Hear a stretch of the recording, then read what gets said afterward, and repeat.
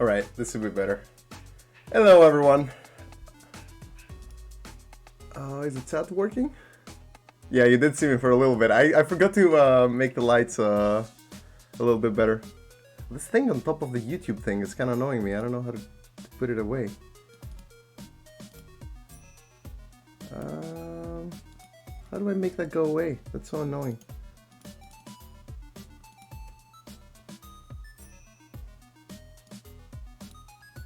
Okay, well, I can't make it go away apparently. This is annoying. Alright, well, let's just jump right into it. I'm gonna get on the Discord server, join my co-hosts as well. And put the music down a little bit. Hello everyone, sorry if I'm not seeing the chat right now. It's like, I really had to rush to get here. Alright, can you hear me? Yep. So, do I have Tristan and Nicole with me? We're here. All right, so you're gonna help me jumpstart this the stream real fast. So welcome everyone to the first Core Experience Tournament from NISEI Online. This is gonna be the second tournament I believe that NISEI does online, or is it the second Core Experience? I'm not sure. Am I not informed? Am I saying the wrong things here already? Oh my god. Anyway, this is a core tournament, which means that the people that are gonna be playing are gonna be using only one set of the core set, which is the system core that NISEI brought out. Unfortunately, because we're a little bit late right now, we're gonna discuss about what cards are in the core set after this round, like go a little bit in depth into it. I have with me Tristan and Nicole right now, who are from the podcast Kitchen Table Netrunner. We're gonna give you a link in a little bit for that. Welcome, Tristan and Nicole. Thank you for joining us. Thank you. Thanks for having us. Hello. Hi. Little correction. I'm from the podcast Noch 15er Minuten, a German podcast, but it's fine. Oh, wait. Aren't you supposed to be like here later? You're Paul, right? Yeah. You were gonna be here at round 2. I was misinformed. Yes. Okay. Well, it's fine. It doesn't matter. Anybody who wants to commentate, everybody's welcome. It's fine. So we're gonna give a link for that as well. Welcome, Paul.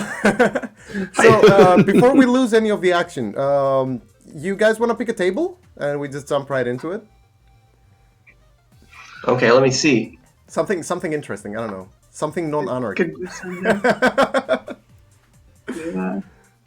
Actually, it's going to be Reina, right? If it's Anarch. Yeah. That's pretty interesting, actually. How about table 24? I see Zinteki versus Reina. All right, let's do it. If someone can pull a Reina deck and win with it, I'm excited to see it. Yeah, I mean... My luck was not so good. Alright, by the way, anybody watching the stream, if you see something weird with the stream that I'm not seeing right now, like maybe we forgot to like do something specific, please do let us know. I'm gonna reload this real fast so that we get a better view on it. I can activate the... Come on. I feel like I'm missing so much action right now. I have to say, I really enjoyed the Eternal tournament, so I'm expecting this tournament to also be a lot of fun. Alright, table 24. Oh, I don't have my plugins. Oh, that's fine. We'll make do. Alright, you already asked them. Thanks, Paul. Yeah, sure. I mean, we don't want to commentate if they're uncomfortable with it. So. I mean, do they really have a choice? Yeah. So we have to explain that because of stream sniping and all these kind of things, we are not allowed to see the player's hands. Yeah. Oh my god, I have to remove the sound. I think we can mention that Craig, Mr. Tea Time, just said that that this is already game 2 of the round because the co-op already won turn 1. Okay, well, oh man, we'll get to see something different then afterwards, right? That's good. Yeah. Wait, so do we have both Tristan and Nicole? Yes, I'm here too. Totally both here. Oh, but you're on like the same mic. Okay, because I was kind of confused. We are on the same mic. It's intimate. Because yeah, I heard like a second voice, and I'm like, where is this coming from? So, tell me, I want to hear your opinions. Like, we are very early in the game still. We've only seen a FAM and a data sucker and a bunch of like hidden cards. So I want to hear your opinion. What are your expectations on this tournament? What do you expect to see from the core experience? You want to go first? I don't know. Yeah. So based on what we've run a core experience event, and so we're expecting to see a lot of Leela and we saw a lot of Spark. So you already have experience with this, like you've already run something. Okay, that's cool. It was not at this level. It was 9 players instead of 60 or however many we have here, but we saw a few patterns. What do you think? But isn't Leela like you can't play Leela today, right?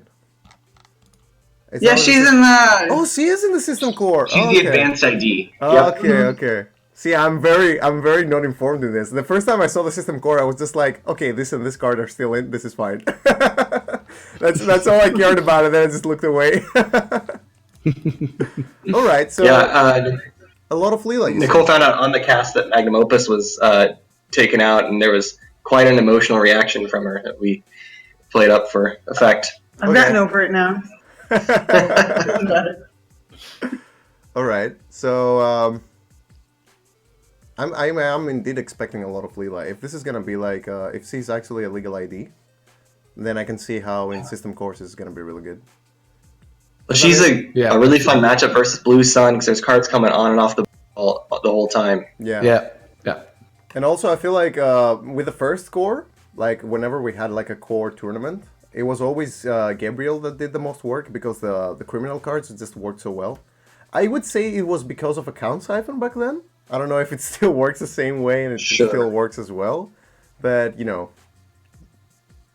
Well, I think the big thing about criminal in this round is that they took out Aurora and Peacock and put in Damara and Abigail, right? So I think that's a huge boost to criminals' ability to get into servers in a legit way. Yeah, they just have an all-around solid breaker suite. That's right. Yeah. By the way, Michael put the podcast link for Kids and Table Netrunner in the link. Please feel free to check that out. You can hear Tristan's and Nicole's voices more there. Paper Trail. We're already up to 5 episodes. We're doing this thing for real. Paper Trail. Yeah, I wanted to ask you, how do you feel about Netrunner? Because Michael told me that you've been playing it for like 9 months now. Oh, it's been a year. It's been since last December. So I remember. You must have been like I remember actually your video. You must have been like through a lot, you know. For somebody that has been playing for 6 years, it was kind of okay to go through these things. But for you being like so new to it and going through these new iterations, like so much new information changing all the time, how do you feel about that? Well, we're taking it slow. We're trying to like integrate the cards at a reasonable pace. So we just did Lunar Cycle this past month, and we'll be talking about our experiences there on a future episode. But we haven't cracked open any of the single faction big boxes or anything like that yet. We're still. Oh, it's overwhelming to learn so many cards all at once. Yeah, that makes sense. Like you're taking it a little bit slowly so that you get to know all the cards. That sounds cool. I wish I could do that back in the day when I started. They just gave me a bunch of cards and they're like, here, learn it. I'll tell you, Constantine, I really enjoyed your video that I think it was a couple months after we started, but your 5 reasons why you should play Netrunner. I thought that was really hey, thanks, man. Well, that was mostly Christian, but yeah. my face is all over it, but yeah, that was mostly Christian. Now you know that it's the talent that gets the credit. No, he just took my face and just put it all over the last part of the video. He's like, it's fine. He didn't even ask me, like. All right. So we see like P has no money right now. Yeah, I was gonna say this is it looks like effective Reina credit denial. Yeah, I mean he already has Mimic and Data Sucker down, so you can just run anything, right? What is it? Is Yagura in the system core? I'm quite curious now. Yeah. Yeah, it is. Okay, so the only thing you're afraid of is basically Yagura, other than all the other sentries, which is Neural Katana, Swordsman, and Tsurugi. So yeah, well, I mean, Yagura is absolutely fine. It's okay. You can face check it. Exactly. So especially when the corp is on 0 credits and you're Reina. Yeah. Right? Like, but I mean, even if the corp does have more money, it's fine to face check it once. It's okay. It's an annoyance. It's still a very, very good ice for 1 credit that you don't want to run through repeatedly. But I think the first face check is not that bad, especially if you are Reina and forced the corp to pay 2 for it instead of 1. So yeah. Yeah, but the thing is, you can definitely be aggressive here. I just saw the sentries here, and all of the 3 sentries that are in System Core are actually sentries that you can actually break with just Mimic, with no Data Sucker. So Data Sucker is basically working as a Desperado for any later, I don't know, like barriers we might see. But I don't think that a PE that plays Paper Trail and Enigma is going to be playing Wall of Thorns anyway. Yeah, but you never know. I mean, I think this PE deck seems a little, I don't know, unconventional to me, especially with Sun Yu. I would rather expect that out of out of RP instead of PE. So you never know. I mean, desperate for money. Like maybe just Sun Yu is just another way to make money in this case because System Core doesn't have enough. Oh, Trick of Light. There you go.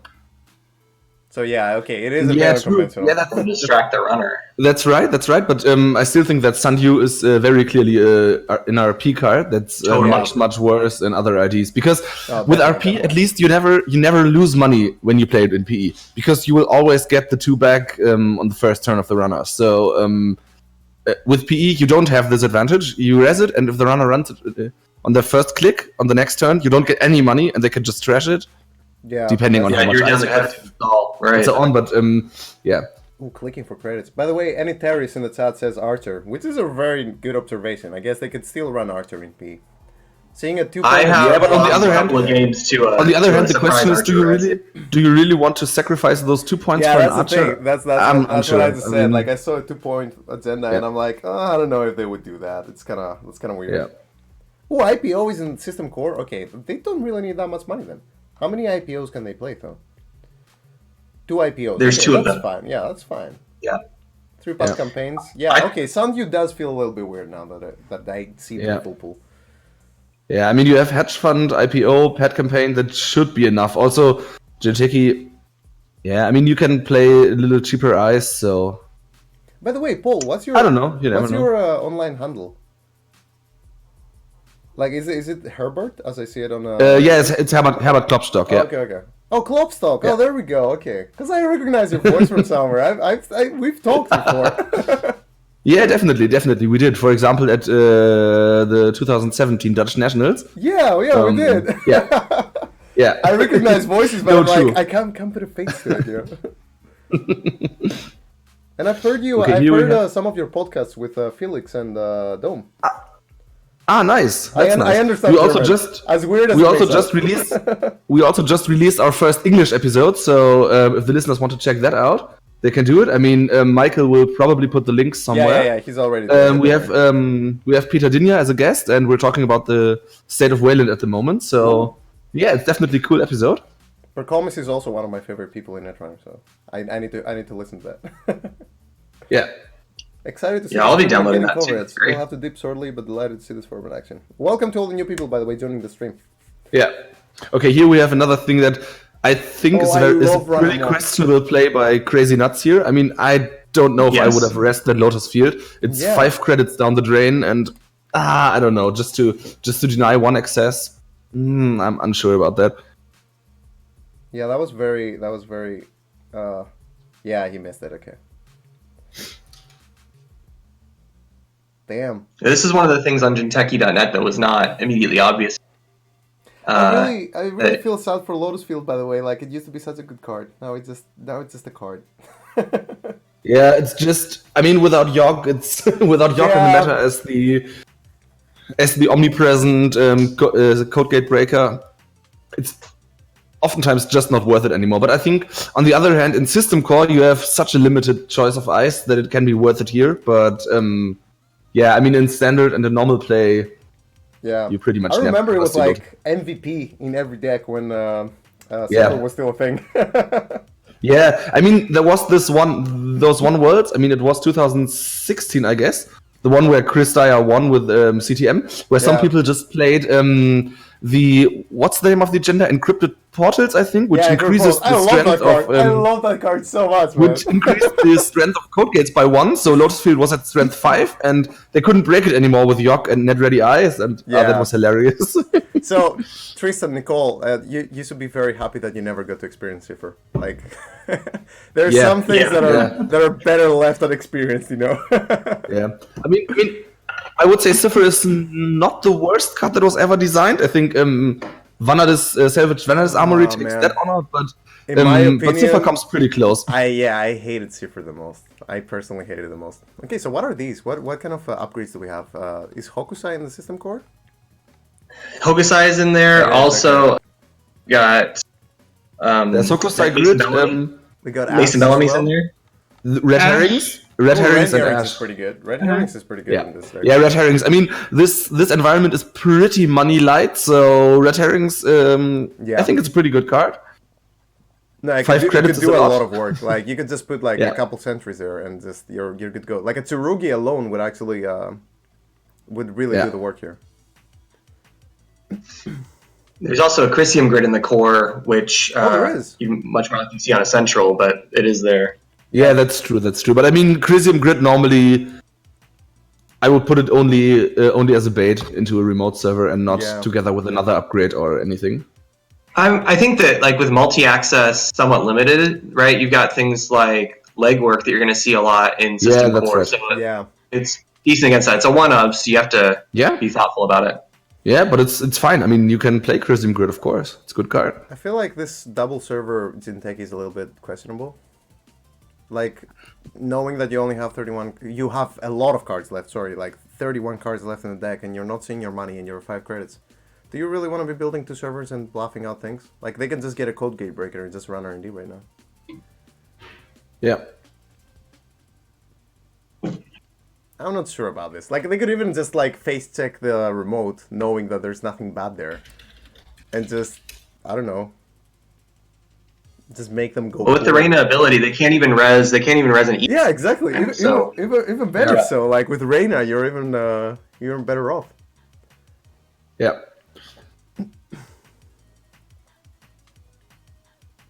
Yeah, I don't know if I would play Personal Evolution over Replicating Perfection, to be honest. If it's only core. There is double Yeah. Fetal AI in there and Philotic, but at the same time... Yeah, but still, I mean, I think I personally would go for Replicating Perfection. Yeah. I like that idea too much. It's just such a nice tax, and yeah, I It's, mean, you I don't have remember- that much. Do you don't remember have the that article much- that came out, like, when Replicated Perfection was doing really well? A guy on Board Games Geek wrote an article called Click Compression. And he Yeah. explained about how, like, Replicating Perfection was, like, taxing the runner in clicks. Like, in a very Yes. special way, like, not just money or cards. It was really, really cool. And, like, I don't know, it's one of the better articles that I've read, like, throughout my experience, like, with Netrunner. It was really, really well written. Yeah, I don't know the article, but that's very true. I mean, Replicating Perfection is a really good idea. It's a little sad for this idea that you can only play 2 Nisei, not 3. But Yeah. Well, still, I mean, it's is still, it sad? still good. I would hate it if I Oh, was a also- runner oh. and they could play 3.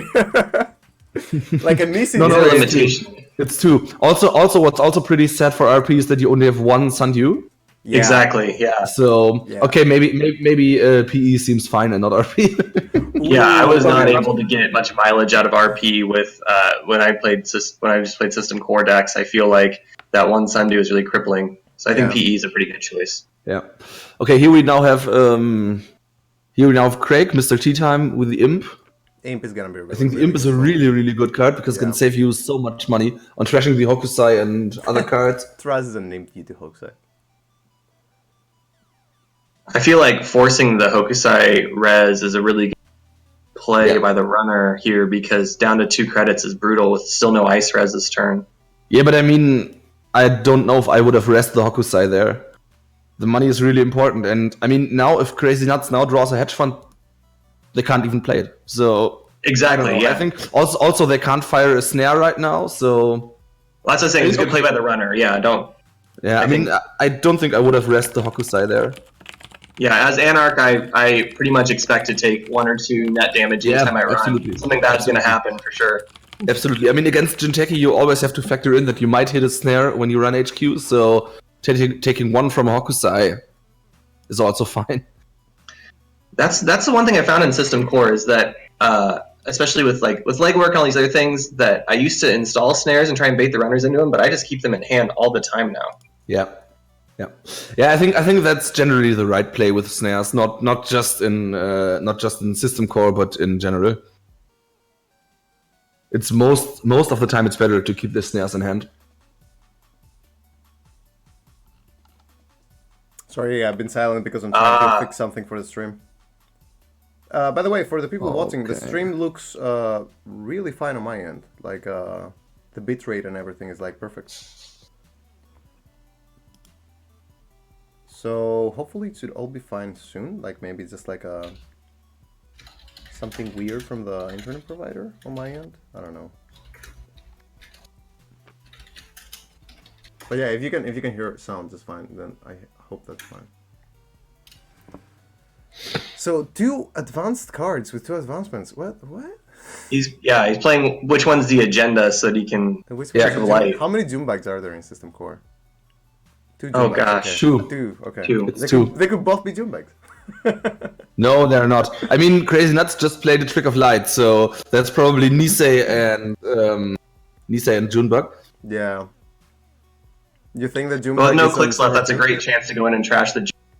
No clicks at 1 credit.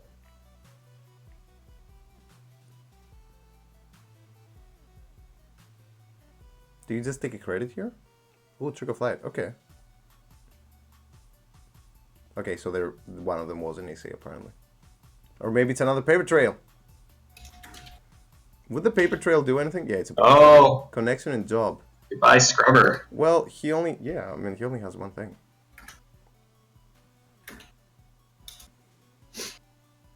Oh, alright, cool. Yeah, thanks for the feedback, guys. Please let me know if you see anything weird with the stream. I'm constantly watching it, but since we're discussing at the same time the games, I might miss something. It's a shame about that Maker's Eye. It's so late in the game to be locked out of R&D by a single enigma. Yeah, and we have also seen an R&D interface actually trust. Well, to be honest, from my experience with Jinteki, you don't really want multi-access as long as you have the manual commandments and the... Oh, I think you do. I think you do. In this environment, you definitely want, because they can only play 2 snares and 2 fiddles. Yeah, and if you run with 5 cards, they have very little money as well, so you can go all in, right? Yeah, and I mean, just run with 5 cards in hand.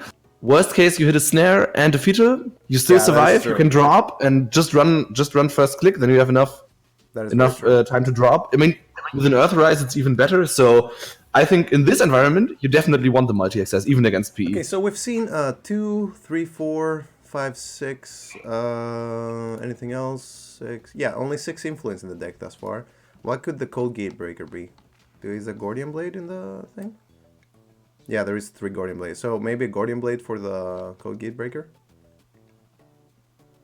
That's what I usually run, even in Anarch, yeah. Or maybe a Force of Nature. Yeah, I hope they're not running Force of Nature. If they are, that might be... I would love it. I would love it. This would be the best game to have picked if they're running Force of Nature. This seems unlikely. I remember... Especially with the... I built some revised core decks with Aurora, and every time I drew it, I'd be like, why do I have this? Yeah, exactly. It's the kind of card you put in there, and then you draw it, and you're like, yeah. I think that's... I really like this play by Mr. Tea Time. Now he defuses the Junebug by trashing it when it's not advanced. So, Crazy Nuts doesn't have an outlet anymore for advancing. And they were both agendas! Oh wow, they were both agendas. Why did you score? Why score the paper trail when you can score the NISEI though? Yeah, must really hate scrubbers. Also, why not take a credit and just leave them there hanging, like just waiting, you know? Because if you have a credit, they're always afraid there might be a Junebug. Why lose 5 credits? I don't get it. Yeah, because he didn't res the red herring. Oh, okay. So he thought it fired anyway. Okay, no.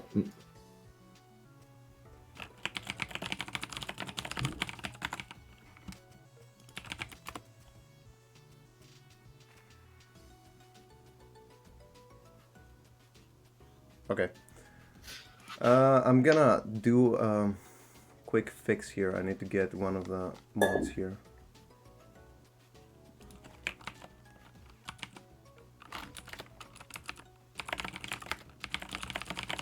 I think I have a way to actually fix the connection a little bit. We can reduce the bitrate on the channel.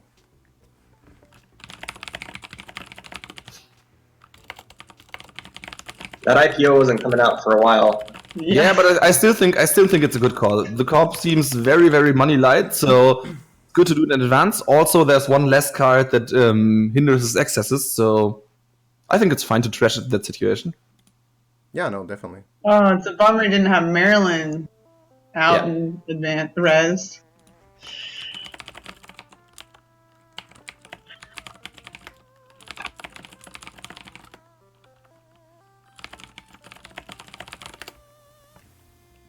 All right. Apparently, the bitrate was at max in our live commentary channel. That's probably one of the reasons why it was kind of affecting the connection too.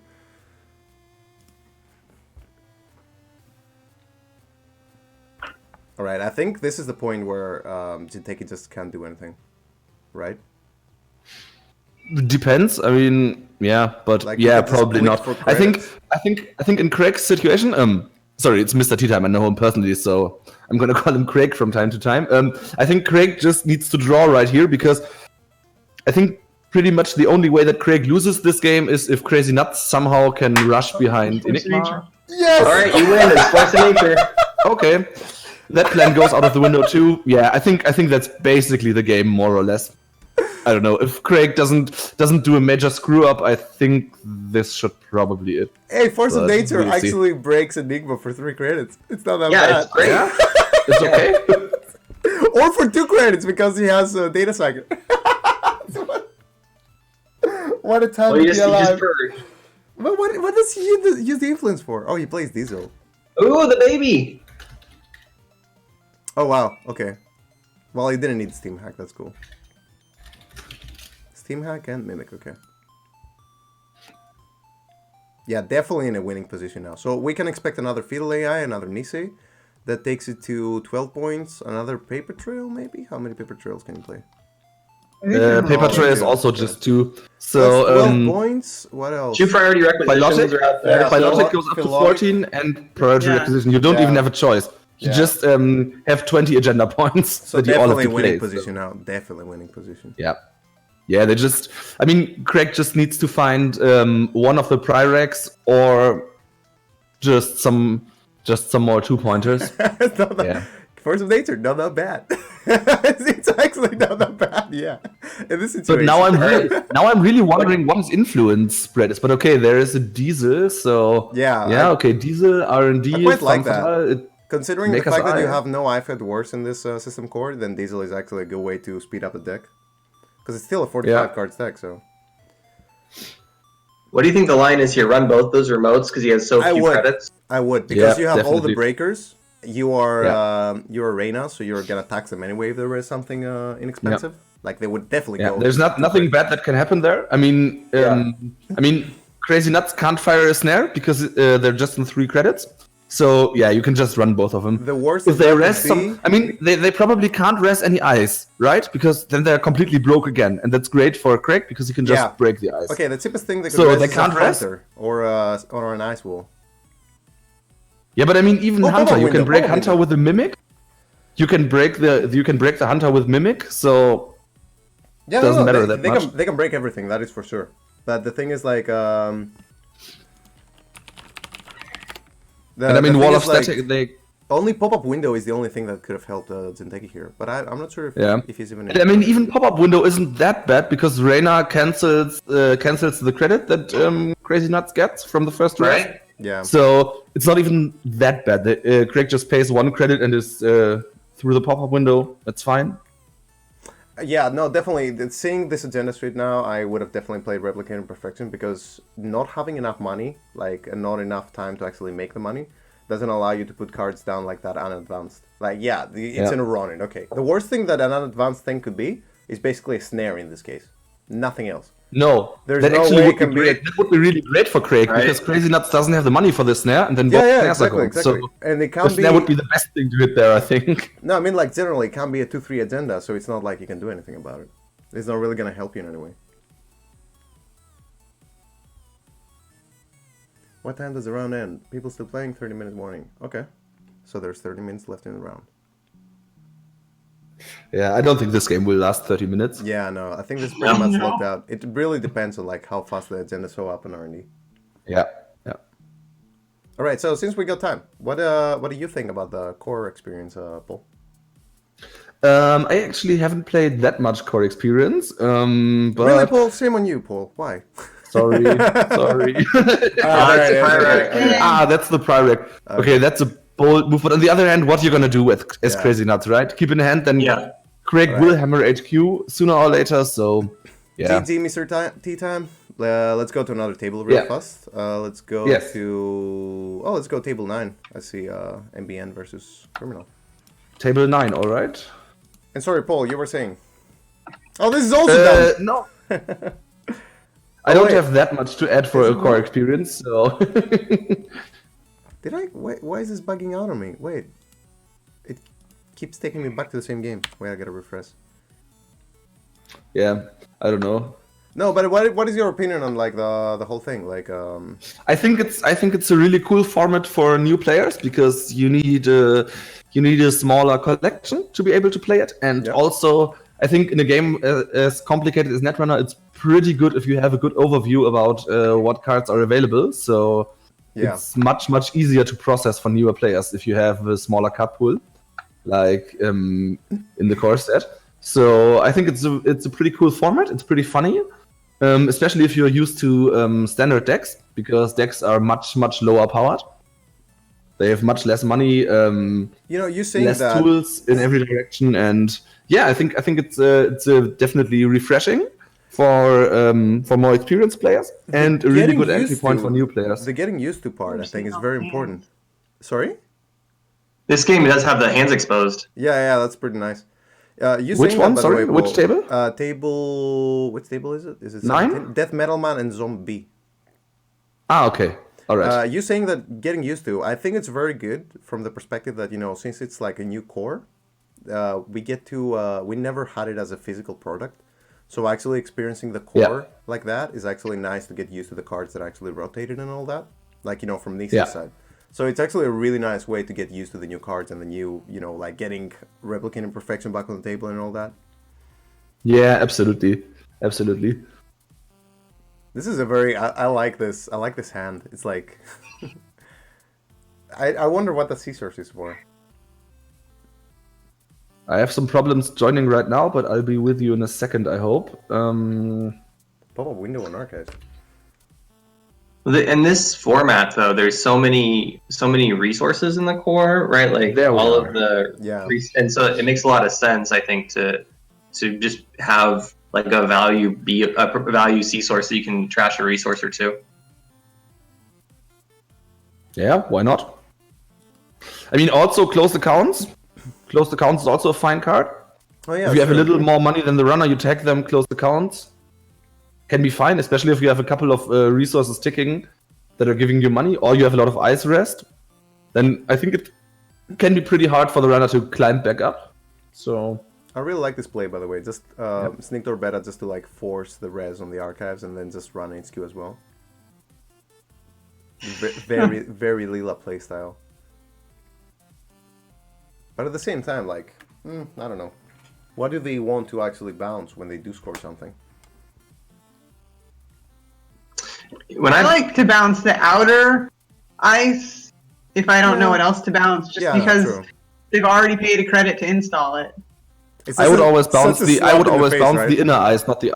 I would always bounce the inner ice, not the outer ice, because normally the corp has a reason why they install the two ice in this order and not the other one. So I like to mess up the order. I always thought of that. I always like, thought of that, Paul, but I disagree, because in most cases when I play Corp, I'm like, oh, I have this piece of ice, let's just put this here. It's not like I have a choice at the start. That's true a lot of times. But if you have a choice, I mean, if you have this Corp hand as a starting hand, let's say, you will always put the Enigma down first and then the Itchy in front of it. So, yes, okay, and then it's much better to bounce the Enigma, so it has to lie in front of the Itchy, because then you can ignore the Itchy. True. If you want. And, I mean, you're right, Kev. Sometimes you do just put down the ice you have and land on suboptimal things, but that's sometimes. Sometimes you do have a plan why you order these that way. So that's why I would always bounce the innermost ice to screw up the plan if there was one. Maybe I just play weird decks with weird ice.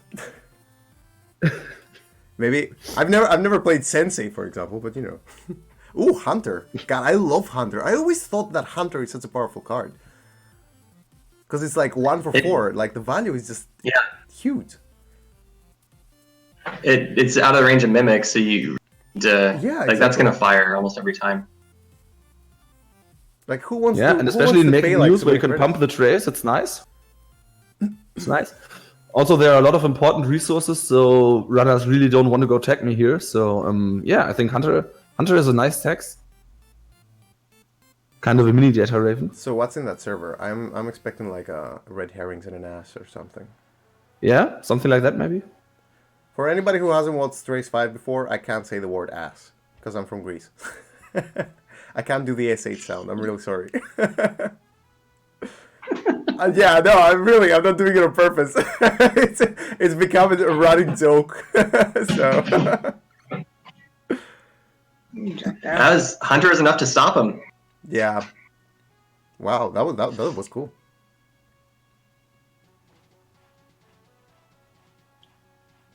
So, since the bill is stolen, he has to keep drawing now to actually find, I guess, another 2-3? Or do you go for the Pyrrhec? I wouldn't go for the Pyrrhec with so little money.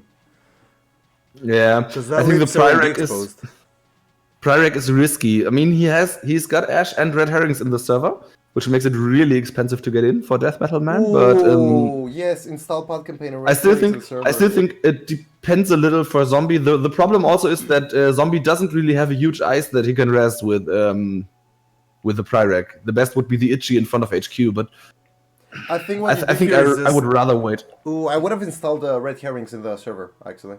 To have 2 Red Herrings and then install the Pyrrhec. That would have been perfect. Because then you know they can't get it. I don't know. I think it's too big of a tempo hit to score the Pyrrhec now, because the problem is if you do install the Pyrrhec, what if you have a total and the Red? No, Enigma and Eli on R&D. Oh, you can see them. Yeah, you sure. can see them. Okay. If they play with open hands, you can see everything. Yeah. I totally forgot that. All right, so do you rest? Okay, I think I would res. I think I would rest the Itchy here. Yeah. This is a pretty good res, actually. Yeah, that's really good. One click left. Yeah, it's gonna mess up their day. Definitely. And you trust Abaneo. Yeah, you trust Abaneo. Yeah. Yeah. Oh my god, he can even fire the trace. Yeah, he can fire the trace, but I wouldn't pump it. I would rather res the pet. Why not? I would definitely do that to trust the scrubber. You can't. Yeah, because you pump it to like trace 4 and then Death Metal Man pastes its 4 and they're not tagged. They're not tagged. They don't have clicks. Making news. Oh, sorry. Yeah. Okay. Yeah, making exactly. news. Yeah, okay. It's perfect. Okay, making news. And you hit the inside zone. And it's perfect. I think I still would only pay the 2 from making news. Yeah, okay. Maybe just that is. I mean, you still definitely want to res the pet campaign, and I mean it's great. Yeah. You do tax them. You do tax them when you do that, so that's cool. It's fine.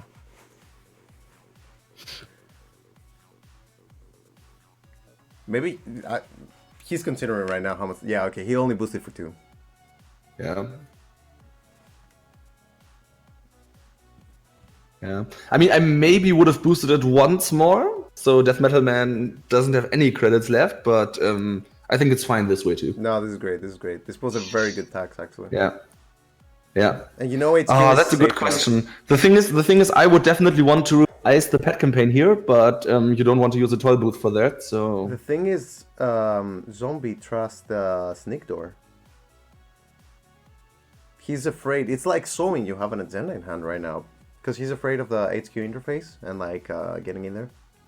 Right. Yeah, but I mean, on the other hand, Death Metal Man has a single credit right now, and if they do run repeatedly through the pop-up window, Zombie has more money, and I mean, he's lacking on money right now. So I think it's okay if Death Metal Man would try to go for exactly. That's for the sneak door right now. I think Abanale would have been a better trust because you kind of want them to actually run there. You know, sure, go through my pop-up window. That's cool.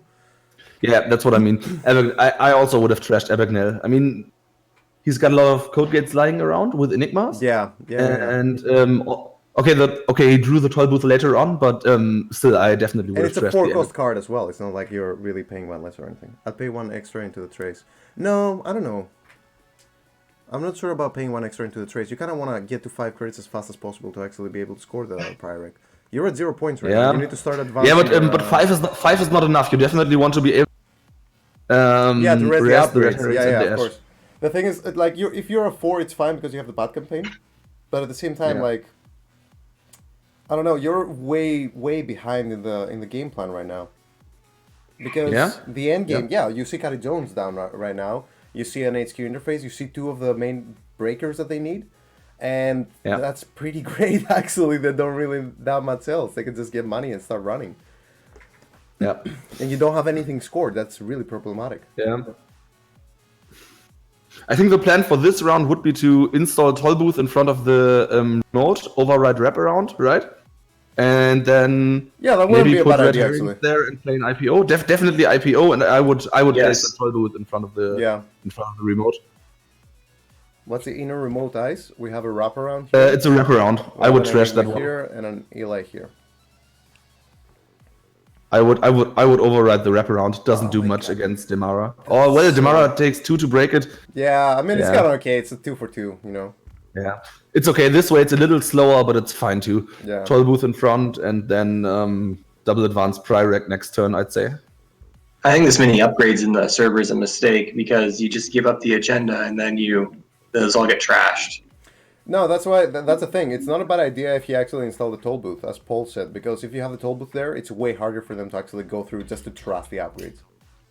Yeah, that's fair. It definitely costs them 3. Yeah. An encounter, and then they have to either pay another 5 to break it with Abagnale or trash Abagnale, which are both really bad options. And also get through the. Oh no! He advances it 3 times.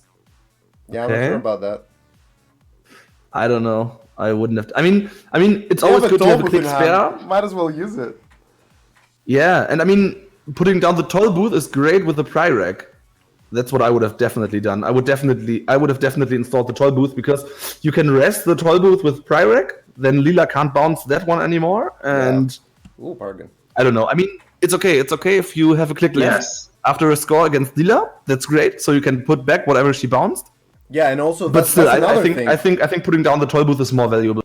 That's also another thing because especially you get your trigger first. Yeah, exactly. Prirec would allow you to res it. Devadis, we were discussing about overriding the wraparound because at that point the core player had just enough credits to actually be able to IPO as well.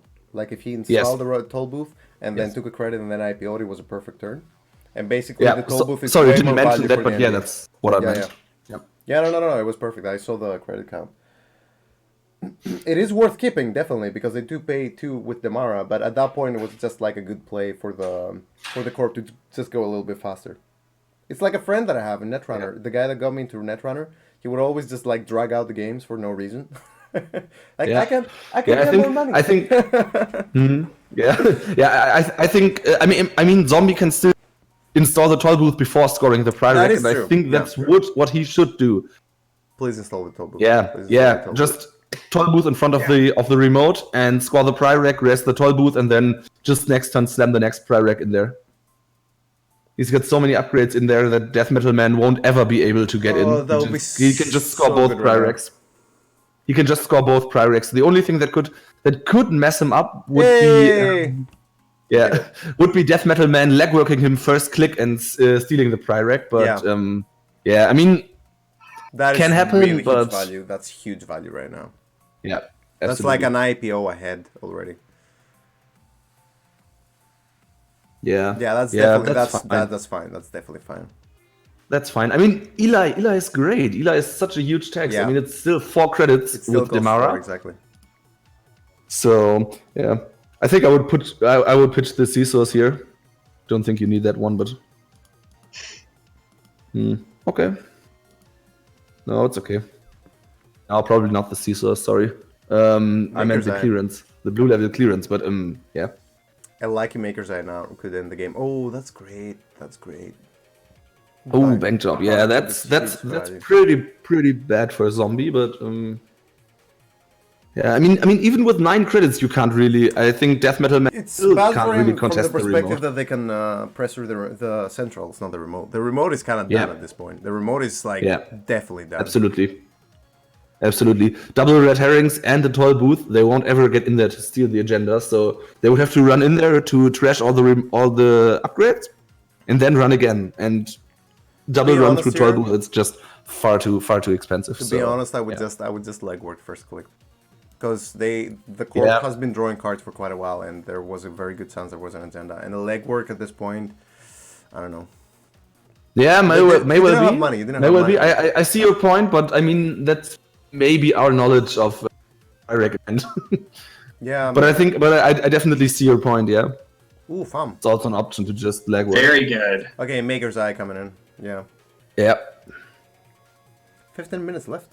And then, when you want it back, you can go ahead and install that on the toll booth. Yeah. I think I would even rest the Eli here. Yeah, you would. Why wouldn't you? Probably. I mean, it's still a 2 credit tax, and Zombie has enough. No, definitely. He's got the pet campaign ticking. Why Anytime you can breaking, res why the are card. you breaking it with What? Damara? What? Okay, that's surprising, I'd say. That you thumb it and then use Demara to break it for twice the cost. Okay. Okay. And he wins anyway, like, it doesn't matter. If he wins now, that's gonna be like the most, like, whatever, man, in the face. Nope. Nothing. Ooh, that's really rough. Bummer. That gives Zombie basically 3 turns of doing whatever he wants.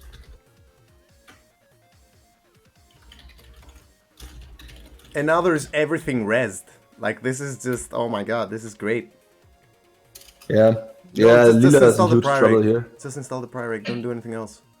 Anything else would just, like, slow down the game right now. Yeah. Just slam down the Prioreg and go for it. No! Oh no, what? Okay. I mean, it's fine. He'll probably still win, but No, I think it's not. this drags out the game too much.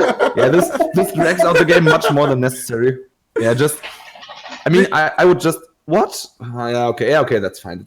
Yeah, okay. But Now this is fine. Since they drew, this is fine. But since they Maker's Eye, you know that you have 2 more turns of like dead cards on top of R&D unless they have another multi-axis. And that's the perfect situation to just to score slam down the Prioreg. Prioreg and score it.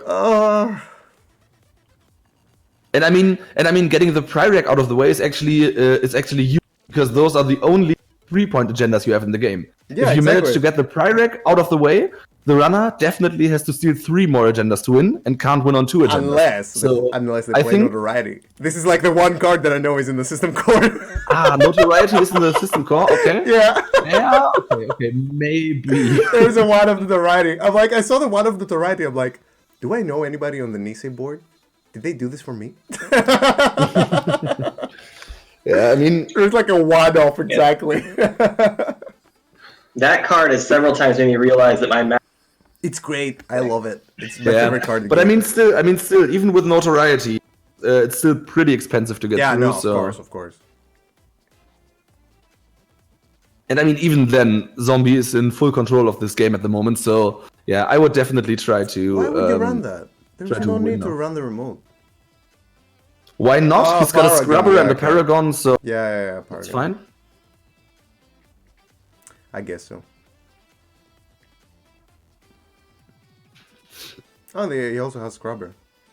I wouldn't use Scrubber on that. This is still making you lose credit, so questionable plays. No, I don't think so. I think it's fine. Death Metal Man does have the legwork, and I think Zombie having bad luck and agendas piling up in HQ is pretty much the only way that Death Metal Man can win now. So there's no I think way it's they're gonna fine pile up. How are they gonna pile up? Well, if Zombie is unlucky and draws a couple of agendas other, then they could pile up, and this way Death Metal Man could win. I think the Daily Data Business Show Raven makes that much more unlikely, but I still don't get what Zombie does here. I mean, Data Raven should have gone. I mean, the runner can take the money off Katie Jones and play a hedge fund. Worst case, something like that. Then they're on 9 credits. That will never ever be enough to get into the remote. And Rodad says, I guess with Sneak Door Notoriety wouldn't be that silly, Lila. That is very true. Yeah. I think you just have to slam the Pyrrhic. I think he had to slam the Pyrrhic 3 turns ago, but every single turn that I mean, now it's too late. I don't know why he's. What is going on? Installing Scrubber without Career. What is going on? Yeah, that's okay. That's okay. Trash the pet campaign, but I mean, then Zombie doesn't get more than 19 credits. That's fine. No, I don't know. I think he should have put Battle Raven or slammed the Pyrrhic last turn instead of doing Headspend. You have enough time to Headspend later. You have like so much ice res. It's not also, like you don't even need the hedge fund. What do you need the money for? You need 5 for the Pyrrhic, 4 more for the upgrades. That's 9 credits, and maybe 2 more for the wraparound. Then you're on 11. All due respect, I'm starting to get more. You're right. It was not out. It was the kindness to you. That's fine. Agendas. I'm still happy it's in there. But I mean, Kev, that's what I meant, Kev. He can now play the Exploder or the Pyrrhic, one of those. Oh no! Why do they explode? I don't know. Why? I mean, He's so unlucky? if he gets in, right? He's not gonna get in though. There's steal no it, way. and he gets the 5 credits, right? So, no, never ever. He never won't gonna ever make it steal either. it. There are 2 red herrings. That's the point. Is you still access it? That's. Wait, no, because the ash will stop you from accessing. Yeah. That's right. Yeah, exactly. Yeah. You want to If have it, was that in just, hand. if it was just red herrings, that would be a pretty decent move. Yeah, true. That's why you want to have the But Exploder. I mean, on the other hand, yeah. Oh no. Oh, he's gonna get that priority. And that's what I mean, now if he now loses the Pyrrhic, I mean, if he's unlucky, he loses the game now, because Zombie steals the Pyrrhic, bounces the Exploder, steals that too, and then the game's over. Oh my god. He gets How 4 could cards. this happen to me? I made some mistakes.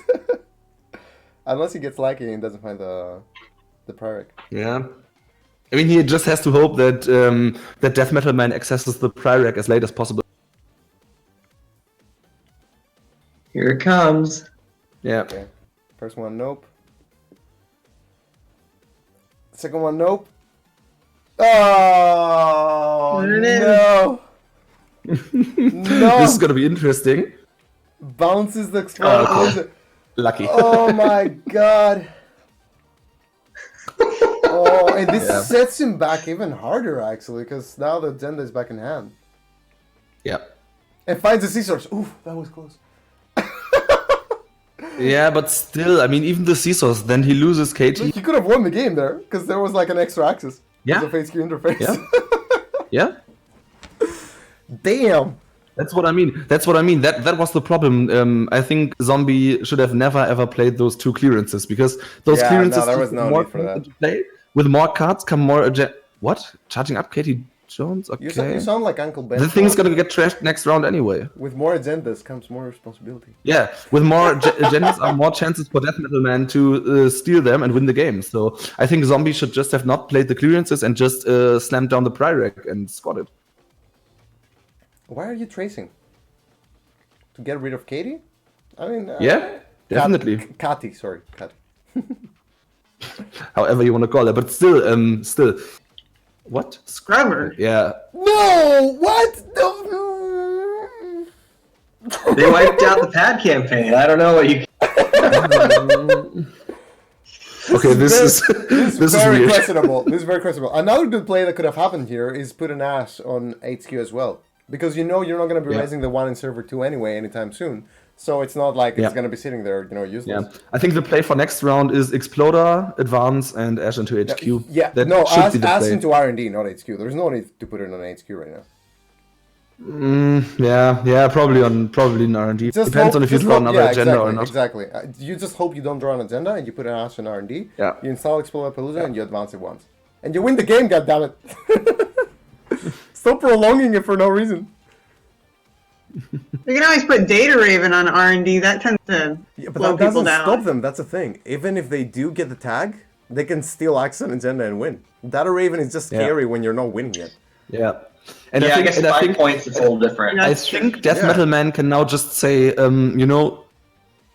screw it, just let Zombie trash the Katie and, take the money off of her, install no more resources, He could be and playing then another just... Maker's Eye for all we know. Okay, let's see the influence. He has 2, 5, 7, 8, 9, 11 influence. No, 12 influence. There's 3 more influence left. There could be another Maker's Eye.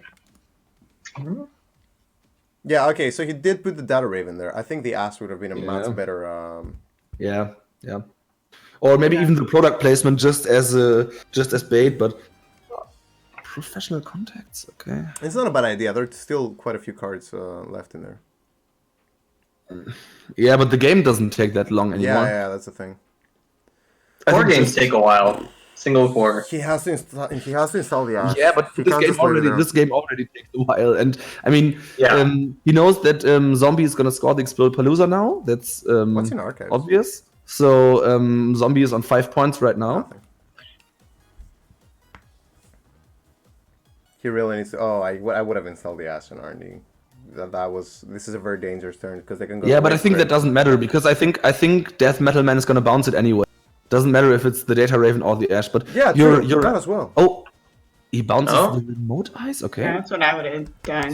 So why? But I mean, you're not gonna get into that remote anyway. Yeah, you're not gonna There's a win for toll that. booth, and there are three upgrades in there, so you're probably not gonna steal anything out of there anyway. So I think you just have to take lucky shots into R&D or HQ and win there as Death Metal Man.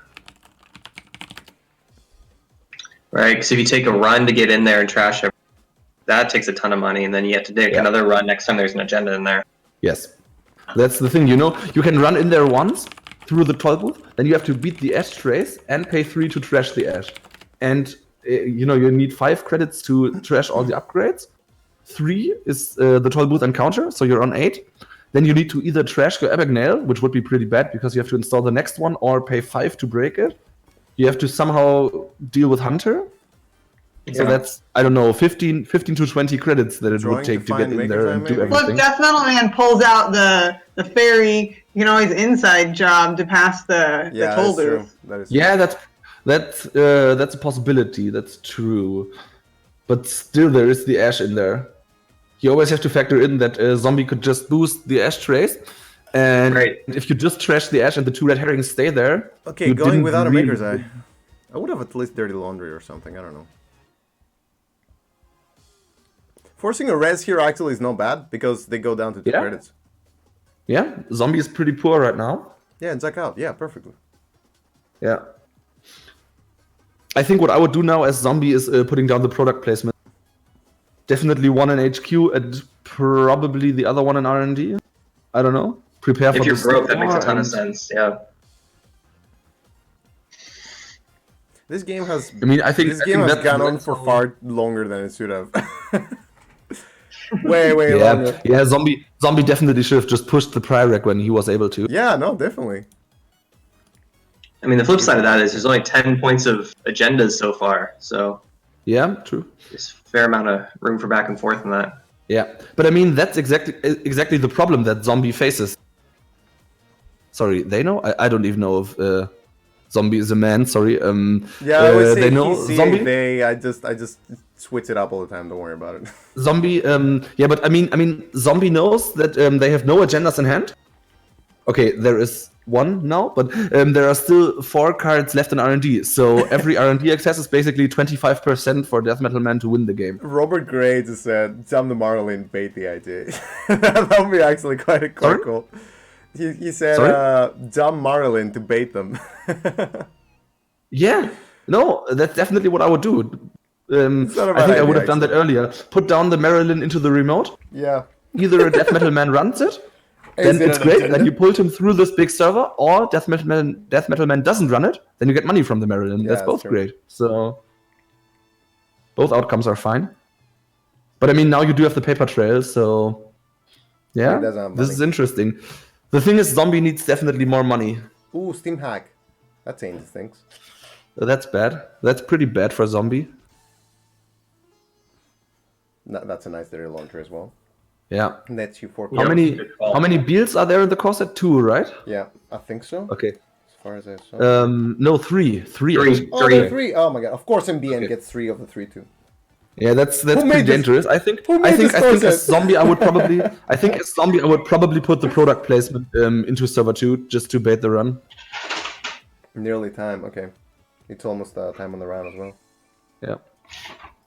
Oh my god, networking. I used to love that card. Networking. That's I used to love that card. yeah. Yeah, I think it's definitely time to put the product placement into server 2 just to bait the run. Do you just put the paper Bait the trail run? and just go like, hey, maybe it's an agenda, maybe it's not. Yeah, but the problem is that you can't score the paper trail. You need to advance the paper trail, and what? Death Metal no. Man muted spectators? What was that? Why don't you put that into your scoring remote? I don't know. I mean, playing it is fine to make some money. That's great and everything, but put it into the scoring remote. You do have ice rest. Why don't you just pull Death Metal Man through all that ice? And Terry says you can also keep jumping product placements. Oh, through their okay. run. Yeah, I think Very that's, good. I was wondering if there's a second Problem. scene.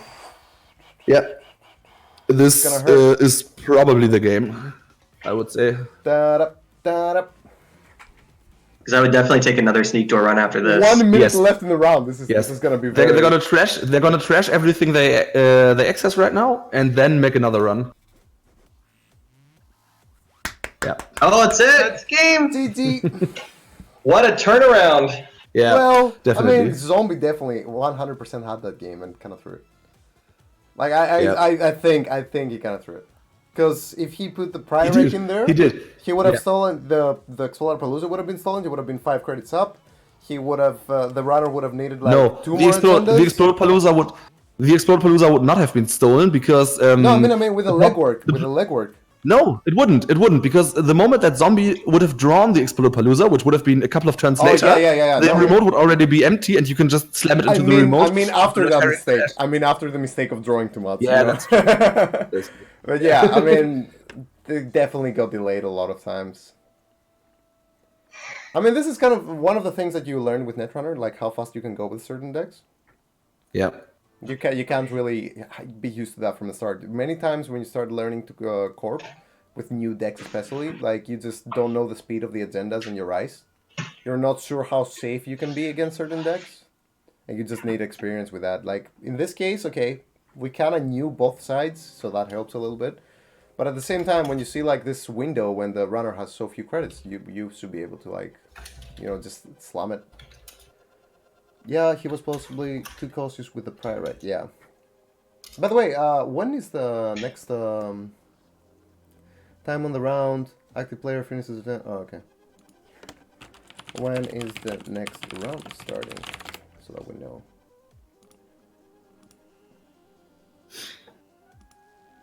I believe I'm gonna have you as co-host in the next rounds as well, right? Sorry? I'm gonna have you as co-hosts in the next rounds as well. I was told that I would commentate this round, and then the round that starts at 6 o'clock, so probably the one after that. Okay. Then Doma will also be here. What about you, Tristan and Nicole? You up for another round? The kids are still sleeping, so. Okay, cool. Yeah. Might have one of us running around or something, but we'll definitely have some kitchen table netrunner presence. That should be fine. All right. Yeah. Perfect. And I mean, on the other hand, if you want, I can also spectate, and I can also commentate the next round. I don't know. You can decide. Wherever you feel like it, it's up to you. Honestly, I don't mind having extra people on the thing. Yeah? As long as No, we're having great. a nice, clear chat, you know. Yeah. No, I'd love to commentate one more round. Why not? All right. So I wanted to look at since the round is over now, until we wait for the next one.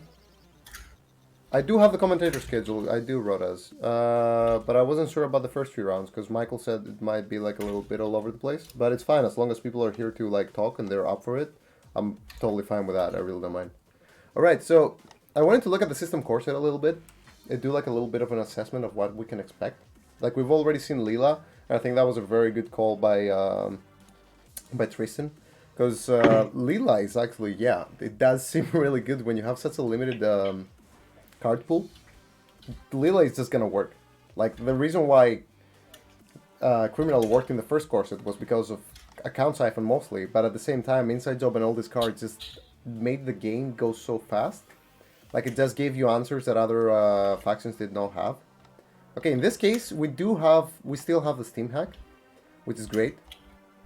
But other than that, like, I don't know, what does Anarch and Saber have that kind of leverages, you know, speed? Run Amok is a great addition, although it's only Yes. one-off.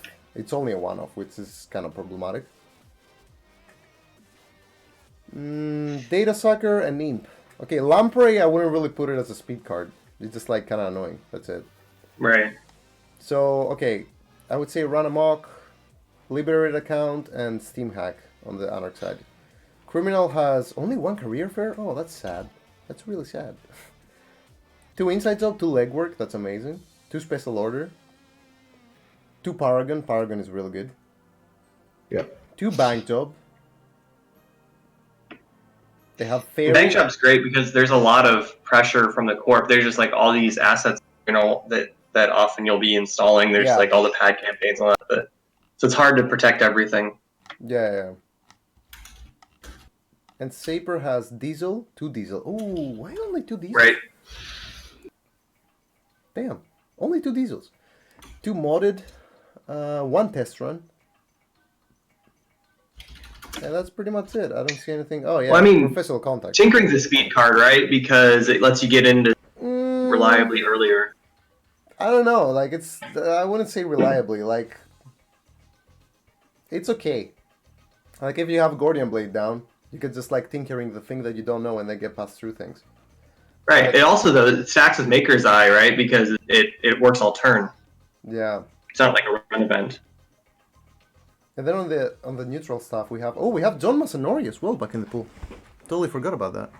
Yeah. Yes. So you can make a run-based event. You accelerate somebody, that's for sure. Yeah.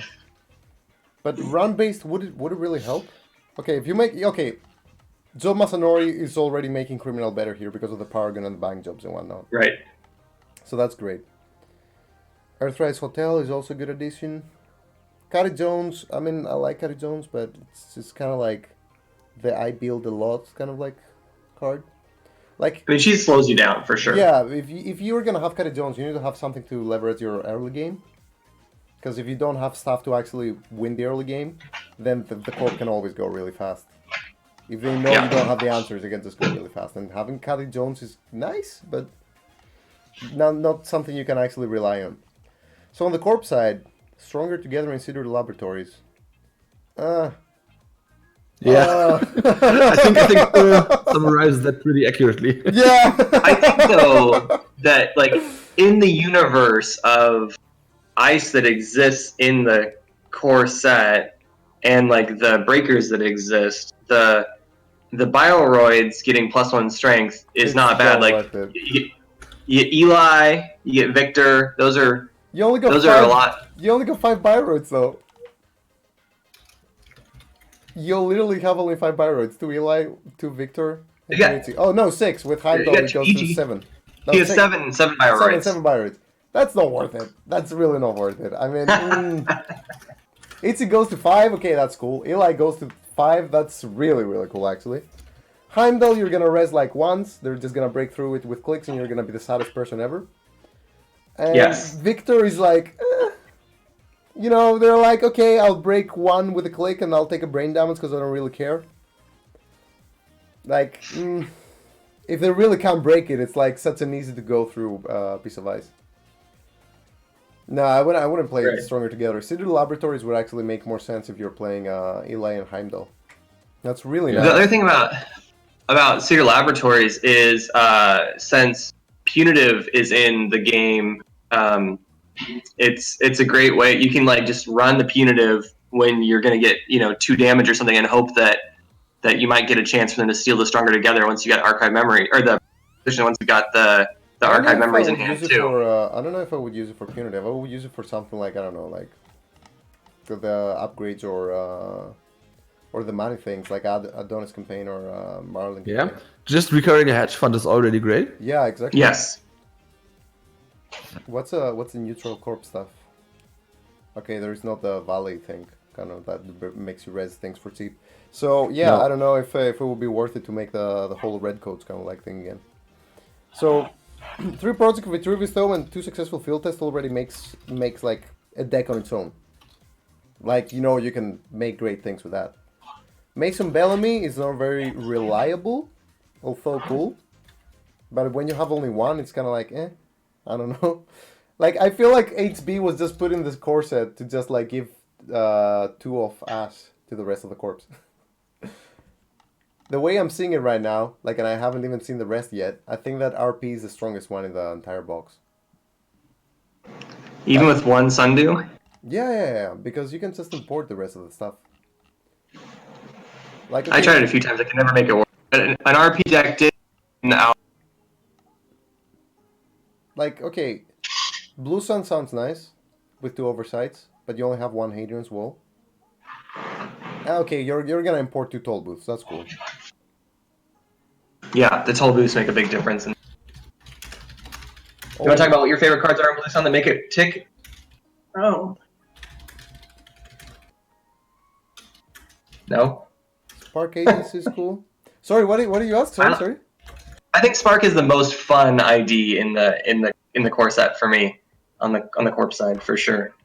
I think that the ability, someone's like clicking for credits up to 5, and you can see they're going to play the sure gamble, and then you just res the product placement. Yeah, but is there enough in the core set though? There's like product placement. There's pod campaign. So there's three pop-up windows, 2 product placement, then the Maryland and the Adonis and the pad campaign. Tons of them. Oh, okay.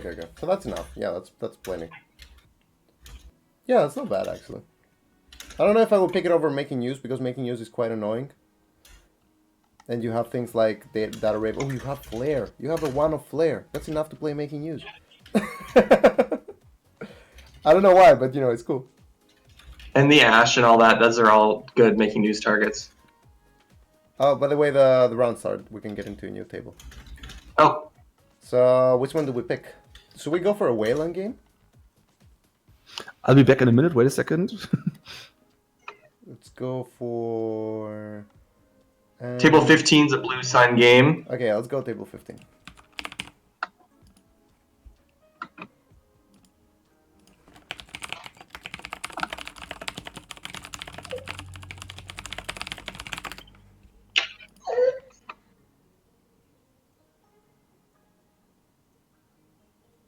It'd be funny if they just said no. Please don't. Alright. So another Reina. I haven't seen Blue Sun in ages as well. But that's mostly because Oversight AI kind of like left the game. So yeah, Caddy Jones here is great. When you get it first turn, yeah, that's amazing. Yes. But that's the thing, you can't really rely on it, and we already saw that they're not relying on it because there's their laundry in the deck as well. Ooh. Well, we've got not only do we have the 2 of Caddy, we've also got the 1 hostage, so that's a little bit more. Look at that. Oh man. I got it. There we go. Oh, that's great. That's great on both sides, actually. There's a Patchwork and a Caddy Jones, and 20 credits on the Blue Sun side. There we go. Just start scoring and win the game. Looking for an inside job?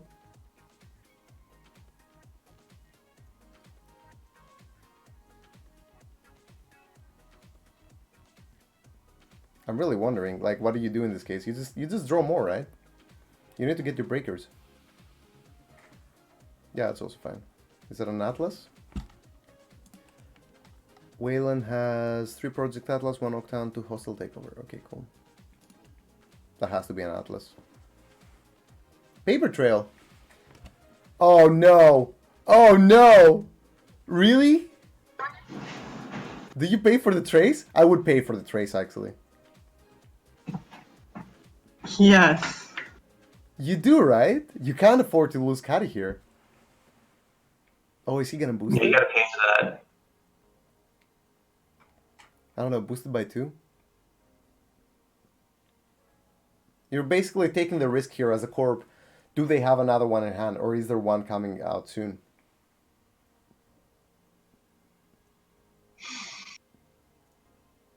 Oh, I mean, even so, you set him behind 3 turns. You gotta kill Caddy. Caddy has to die.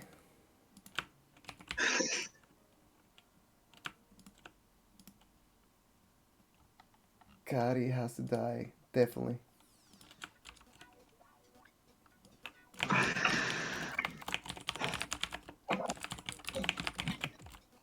Forgot to make a post about that tournament, by the way. So how much was the... Ooh, okay, that went through. Why strength 15? Did you pay one extra? 15. You paid one extra. Oh, one link. Oh, there was one link. Oh, okay. Yeah, sorry. Mine also just had been flair, like a little bit of extra, like a panache. When Nicole plays Blue Sun, she'll often end the game, win or lose, with like 25 credits. So I might as well pour a few extra in. Yeah. If you have the money, why not? Just like so the runner, you can do it. It's a very Wayland way to approach things. There is a farm. No, why would you do? No, I totally disagree with this play. Not until you know what the ice is. Yeah, no, not just that. You could, first of all, you could do that, and second of all, you do it on your first or second click when you have lamprey down, so you can just run and just like get maximum value out of it. Sure, that's a great point too. And they also just farm the remote, not the HQ. I would definitely farm HQ. Why not farm HQ? Also, against Blue Sun, Fem has much less value.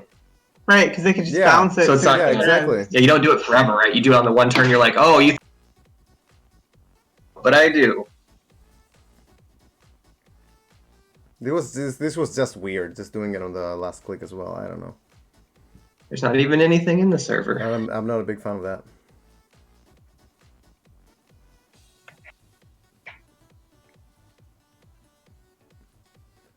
By the way, we need to unmute Rotas, or is Rotas just muted on his own? I don't know. I'm not sure. Oof, already at 3 points.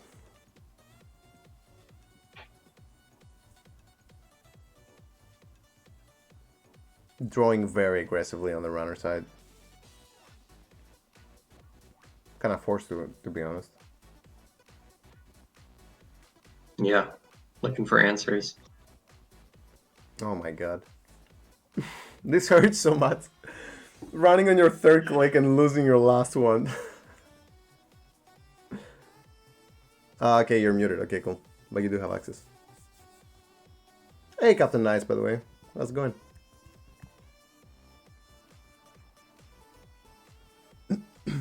Discard special order. Okay, so they either have the Code Gear Breaker or a better answer to it.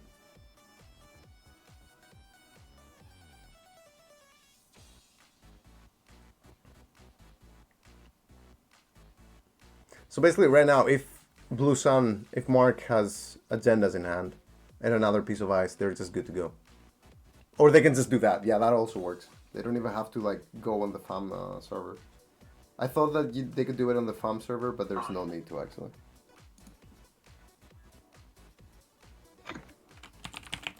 Alright, Paul just notified me, telling me that he's gonna be back for the later round with Doma.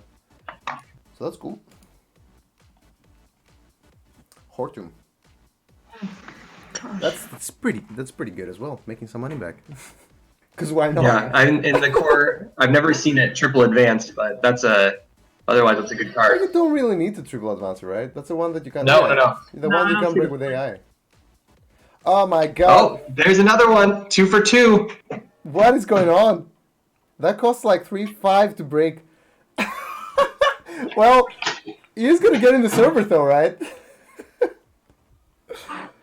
Oh my god. Contra Killer. Ooh. That's a good one. Oh my. That would have been really cool. Well, I think the great thing about it too is that he put it out and then you're distracting the runner from running maybe HQ or R&D. Yeah, no, definitely. Maybe that was his plan all along. To win the same day. There's a lot of force of nature here. Well, people just saw force of nature and like, I'm gonna play it. You know what? Gordian Blade can't even reach how good this card is.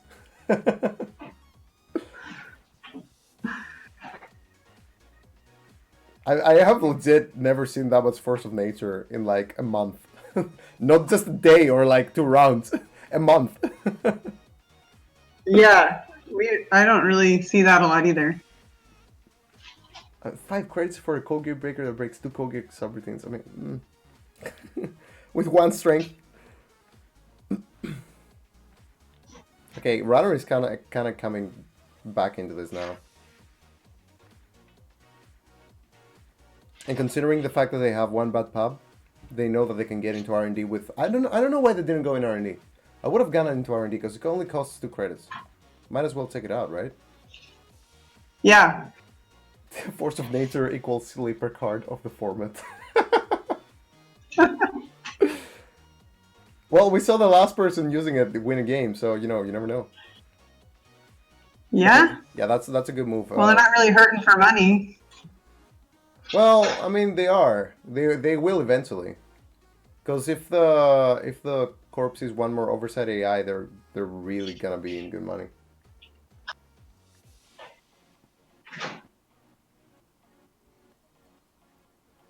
They have 2 oversight AI in the Cost 3 Force credits to it. break Enigma last click. No, it doesn't, because they would have to pay 1 for strength and 2 anyway to break 2 code gates everything. So it doesn't really matter if you run it first click or not. Last click or not.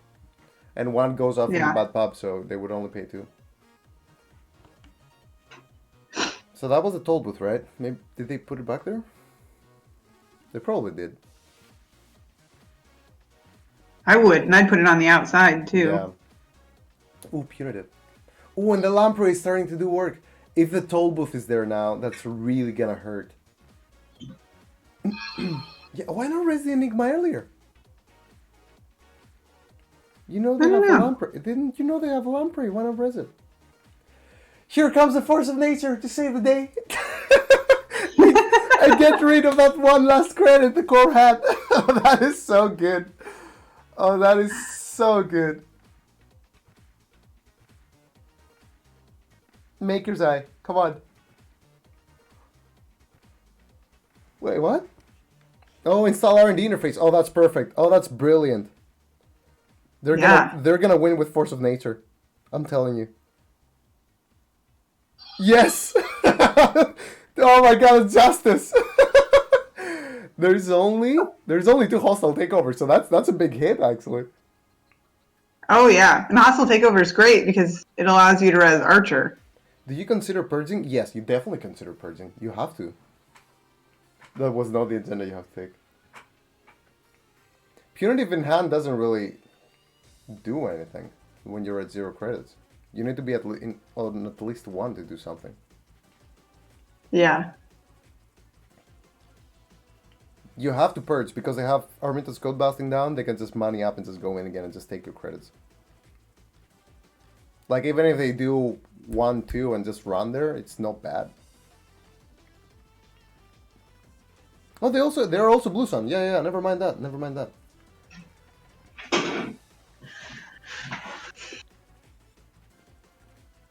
If they have...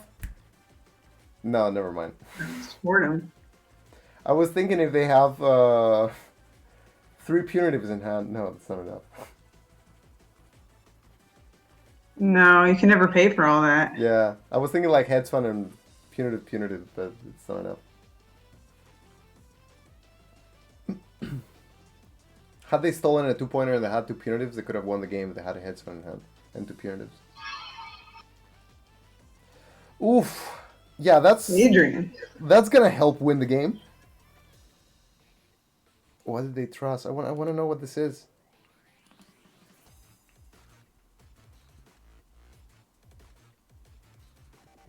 Okay, so yeah, this is... I thought Punitive in Hand was a Smith song.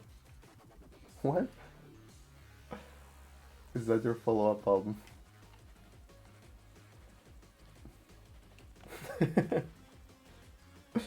If a card isn't even played in draft, you know it's bad. Yeah, it's true. The first thing I do is get myself another decoder.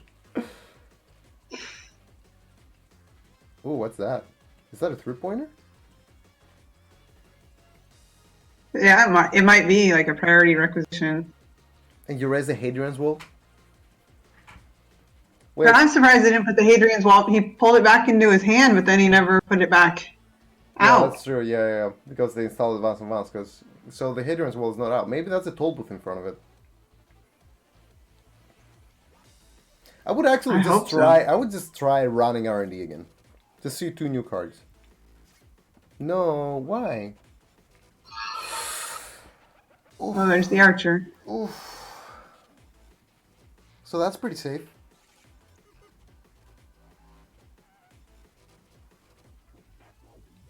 Can they get through with thumb? No. It's a 5. Yeah. It's a 5. Well. No. It's not. That's Sanadu. That's not an ice carver. Ooh. Oh no, that's gonna cost way too much. Bye, thumb. Bye, force of nature. No, force of nature. No. No. Is this bait? Is this bait? Oh my god. So they can actually just install the Hadrian's Wall now somewhere and just wait it out. Like, slowly. Slow roll that Pyrrhec there. Yeah. By the way, Akira, Force of Nature is not a bad card. It's real not. Okay? Stop giving it shit. Is that a toll They booth in seem front to of be RD? making good. It has to be a toll booth in front of... Ooh! But why? Why? Dude, no! This is suboptimal. Why do you need 2 servers with 2 huge red eyes? Just install the Hadrian's Wall and, like, I don't know. Okay, unless they're doing it so that they can bounce him back in hand and get the money for free. That's not a bad idea, because that would speed up the plan of, like, winning the game. I'm okay with that. If they just did it to just have another... Okay, I'm okay with that. I'm okay with that. Okay, Yeah, that's yeah. good. I'm okay with that. Yeah, yeah, Put that I out agree on with like HQ or something. Yeah, exactly. So you can relocate that and you also get the money for it. Same if it wasn't Paper Trail, could have trust Proco. Yeah, it's true. But just Proco, I mean, it wouldn't have done much. Ice Carver, ooh. I love the art on Ice Carver, by the way, the new art. Although the old one was also cool. This kind of reminds me of the Titanic. Oh yeah, I can see that. Yeah, right? Maybe I'm just like a hopeless romantic and I just think of the Titanic every time I see an iceberg, you know? But that's another thing. I'm sure it serves you well. Okay, so just to feel safer, That just could putting that be- back there. I think that would be a bit overkill if it was the Hadrian's Wall. It's probably a toll booth or something smaller. Toll booth Archer remote Yeah. feels good. Yeah, it does. It feels like a pretty much guaranteed win there.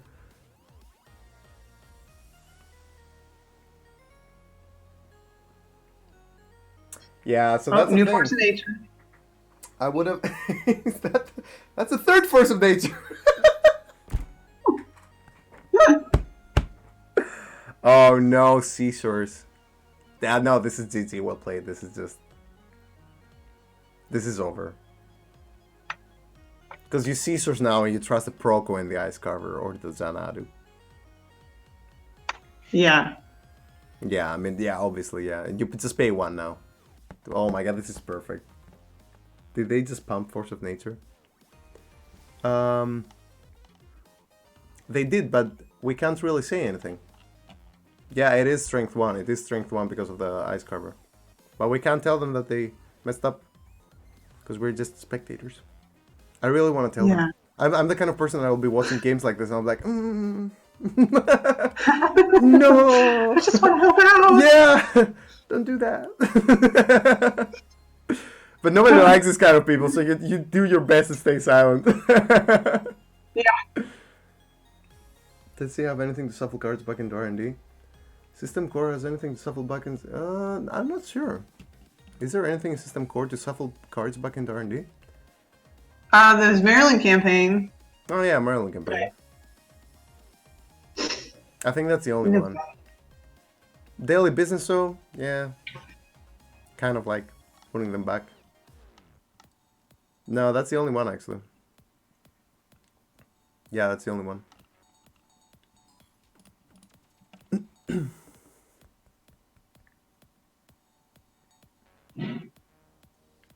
So that has to be an agenda.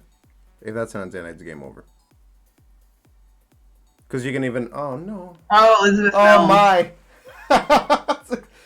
Oh, my God. Well, she's great too, because then you can use her I would have waited though until see if they ran the server, because then you can blue sunner. You reser, they lose the. Yeah, exactly. And then you blue sunner back in your hand, so you got Yeah. her for. Would have been nice bait because they would have been forced to go there. So that was a nice one, Bad Pub. It was a nice thing you had there. Now you don't have it anymore. Yeah. Ooh, advanced.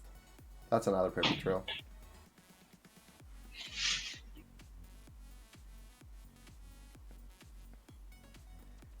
Just run R&D. Run R&D twice, win the game. No, run R&D twice, don't do that. I think they're gonna go in both. Closed accounts, Hortum, Elizabeth Mills. Oh, that's sad. No agendas. No, don't go archives. All right. Yeah. There's nothing in there. Go R&D.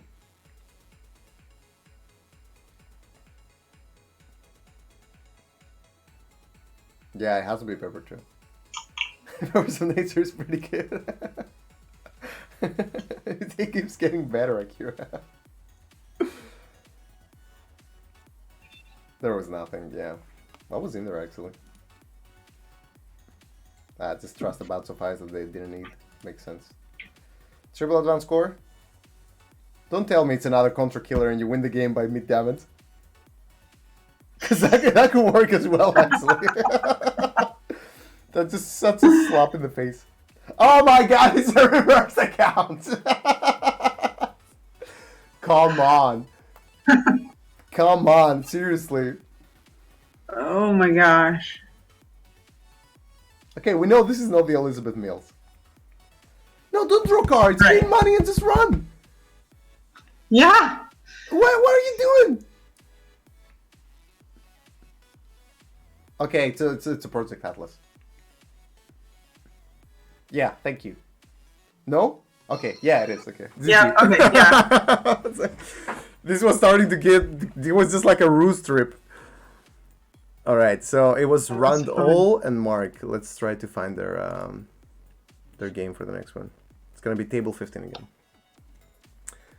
Okay. That was a cool Wayland speed game. It was good. Yeah. It just went fast. It just did what it had to do, right? Just what Blue Sun does great.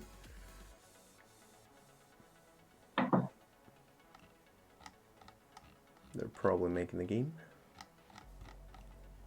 There we go. Yeah, I like how they use the reversed accounts to trick the runner into Yeah, I mean, just running, I can imagine using all their money. I can imagine they kind of had to, because at that Yeah. point, like, if they didn't have the agenda yet, you kind of want to do that. Yeah.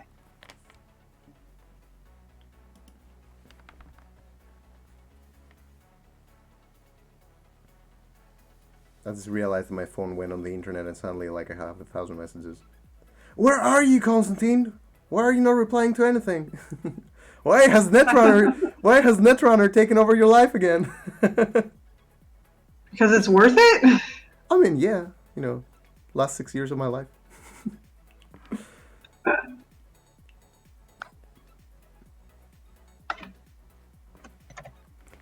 All right. Ooh, stronger together. Let's see.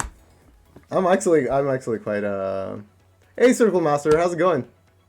A lot of people are like seeing me. Hey, Kelfecil is still alive. I unfortunately haven't been playing much Netrunner. I really like playing up close, and unfortunately the people here are all on vacation or they're not that available for playing. And it's a huge bummer. But, it kind of like put me off a little bit, and I hadn't been playing a lot. But I plan on getting back into it now with a new cycle that is coming out. I'm really excited for that, actually. I really want to see what the people that were playing Netrunner, that were in the community, and were very, so into the game, I want to see what they've made. I'm really, really curious, and I'm very excited for it.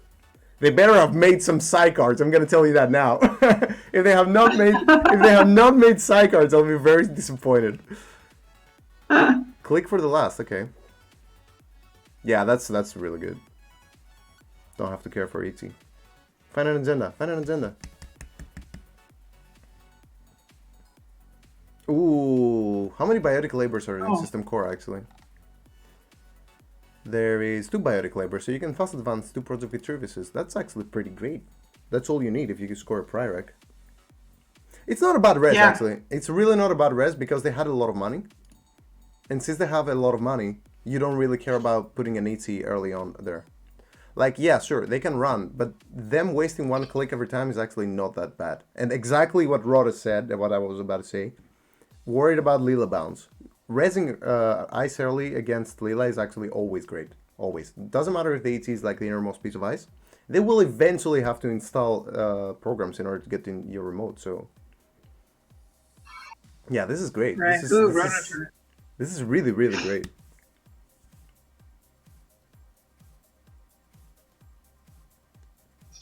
Ooh, fairy. They really want to see what's in there. Yeah. Vitruvius? Adonis. Adonis come in. Ooh. Okay, I gotta give it to the HB player. He has a perfect draw right now. This is a great draw. Getting like... Okay, except for the 80 maybe, but still, getting these Rotor Tower, Adonis campaign, and Pad campaign is like perfect. I wonder what his hand is.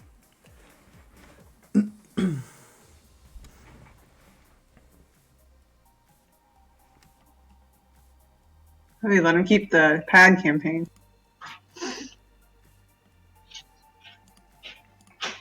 I mean, you kind of want to wait, right?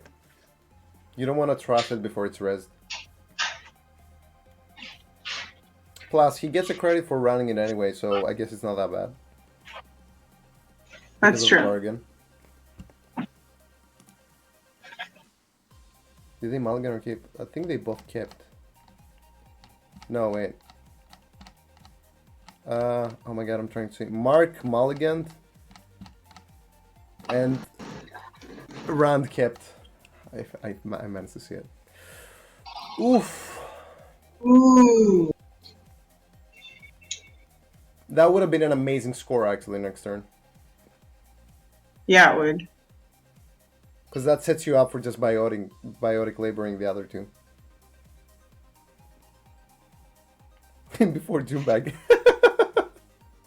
Surprise! Welcome to System Core! Test run. Are they seriously gonna get a fairy or a fum? Oh my god. Maker's Eye. It's gotta be Maker's Eye, right? Yeah, it has to be. What? No, this is No, I'm perfect because you confused. round there, you pay 2, you score the Vitruvius. Please be Vitruvius. No, it's not. Okay. And then you Maker's Eye. Another Adonis. Maker's Eye, come on. Do it. Ooh. Oh, it's just no. Okay. It's a straight run. Okay, it wasn't bad. Maybe just to get in hand. Yeah, just to check that server too. For anybody joining now, by the way. Do I have a link? Do I have a link? I do not have a link. Can you give me a link to your podcast, by the way, real fast? Yes, it's kitchentablenetrunner.podbean.com. Wait, I'm gonna look it up just to have it exactly so that I don't mess it up. It was somewhere here. Oh my god, that's a lot of messages. Sorry if I'm missing some of the messages, by the way, in stream. I am trying to read everything. Where is it? Okay, I'm just gonna Google it. There we go, I found it. Alright, so, for anybody who doesn't know this, my co-hosts right now are Tristan and Nicole, hosts of the podcast Kitchen Table Netrunner. And Hey! there are a couple that have started playing Netrunner about a year ago, and they're talking about their experience with learning the game. And I think you should check it out, because it's really cool. And it's really awesome to have people still, you know, getting into Netrunner. I actually feel like, you know, that's one of the most awesome things to have right now, especially now that the game is kind of like being reborn in a new sense, in a new way, I'd say, I don't know.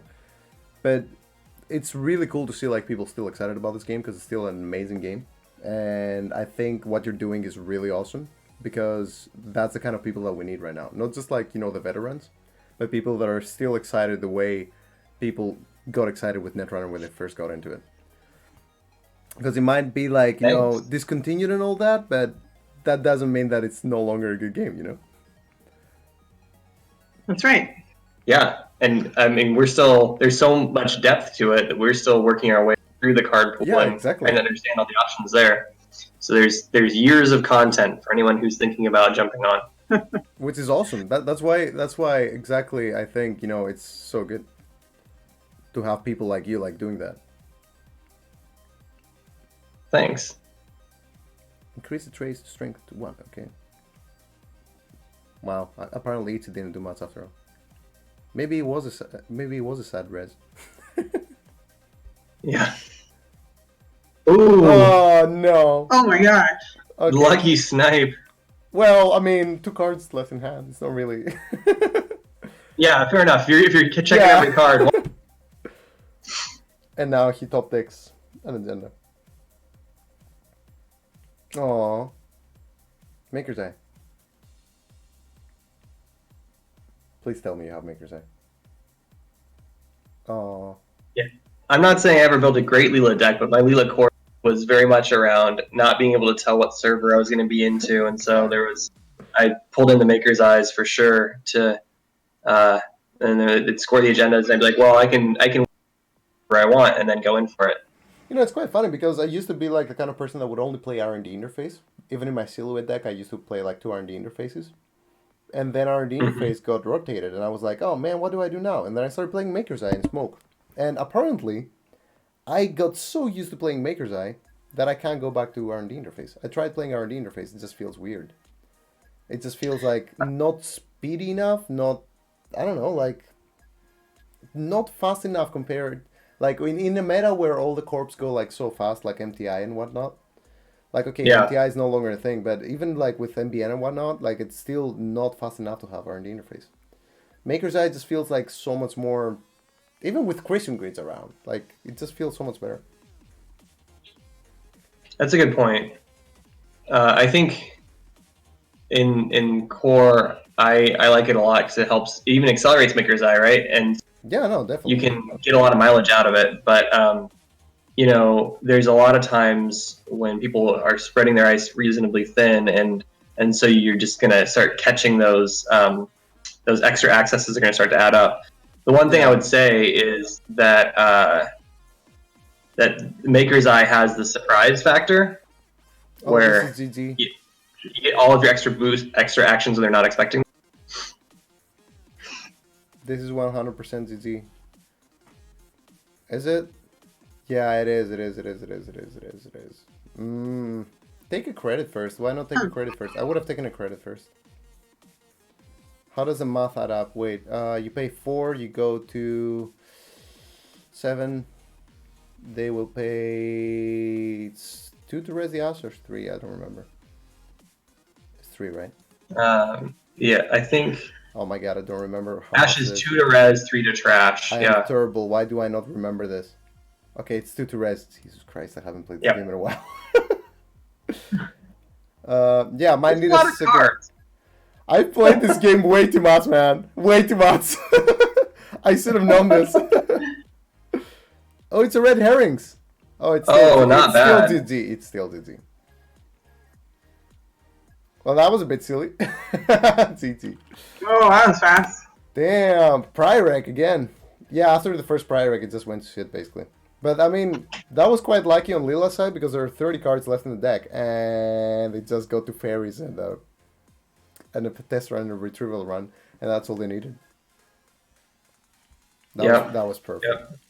All right, let's go to another. Fine with Lila is you don't have to have like a rig out.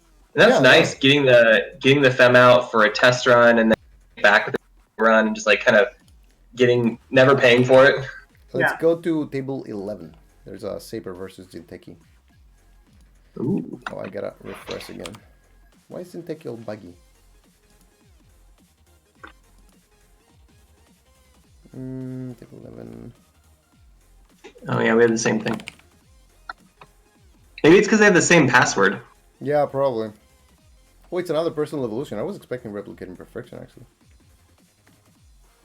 I saw one of the posts on the Discord last night was someone saying, "Well, is everybody going to be on personal evolution? Is that what I have to deal with?" Apparently Because it so. seems like that's the early consensus apparently. How many people do we have, by the way? Wait, I didn't check Cobra AI for that thing. Ooh, 48 active players. Damn. That is spread across 2 days. Oh, Yeah, is it for both days? Oh, I said thought active players, so I think No. that's just today. That's Oh, just okay. today, yeah. that's a lot of people then. Yeah, that's a lot of people. That's really cool. What are the prizes? Prizes winner, quarter one, GNK. It's a GNK, right? Oh, okay. That's cool. So it's like a normal GNK and there's so many people. Oh my god, that's amazing. Well done, NISEI, for organizing this. Absolutely. Tomorrow, we don't know, really. Do we know?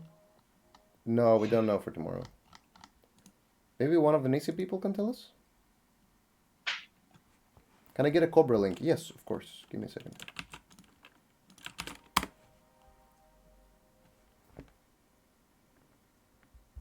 This is a nicely set up Saber. Absolutely. I was playing a kit deck. I was playing as a kit deck last night in Core, and I was frequently memory constrained because I didn't find my Dinosaurus until late, or I couldn't find my mem chip, and so having that one extra memory makes a big difference, and you got back RAM. Yeah. I feel a lot of kind of hurt here, but you don't really care that much.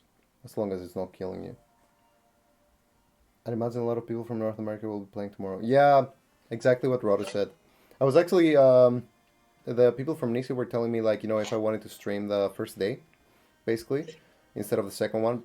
Metropole Grid is going to do it tomorrow because they're on a much better time zone than we are here. Because right now, for me, it's like 5:15. So it's kind of more of a reasonable time to actually stream this.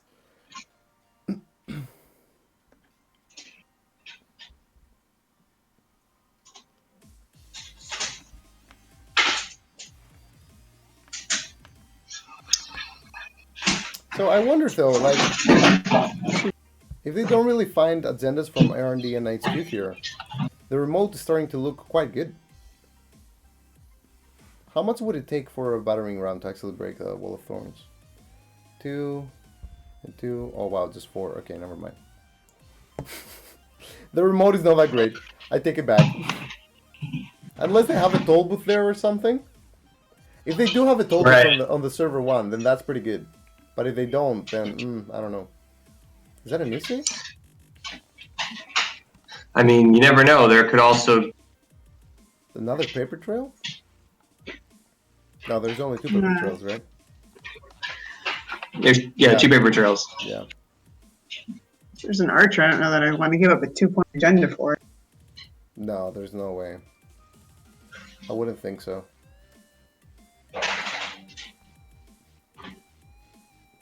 You back in Greece now? I thought you were in the Netherlands. It's kind of complicated. I was gonna go back to the Netherlands, but I found an internship here. Pretty good internship.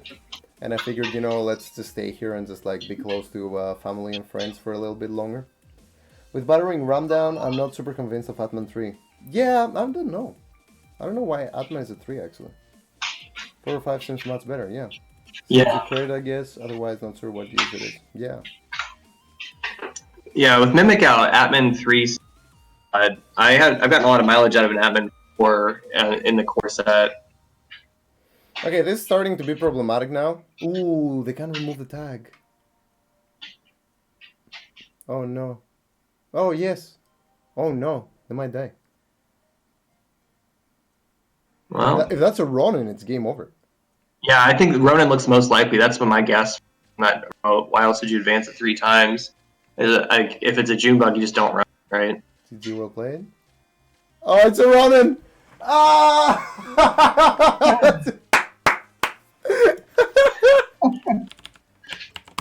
Nice. Damn! Damn! Why didn't he plant the snare? What? He bit the snare, and that's why he was down so many cards. Yeah, and oh no. I did play it. Yep. Oh no.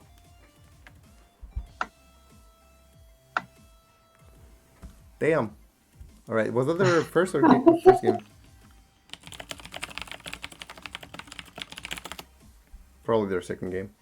25 minutes left, so. Okay, second. All right. That's good. They're going faster. Yeah, let's check out table 10. All right. Wait, I gotta refresh. Hey, it's zombie again. Oh, is it? Yeah. So we kind of know what's going on.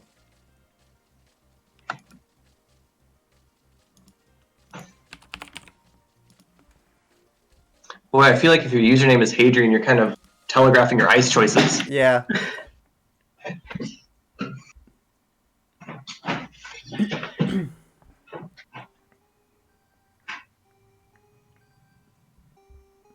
Maybe Zombie watched the stream and now he knows to go faster.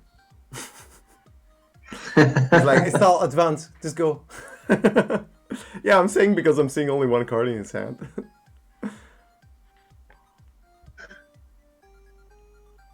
So, MBN making use. Well, how many cards are there to actually use that? 45. No, so how many cards are there that use it?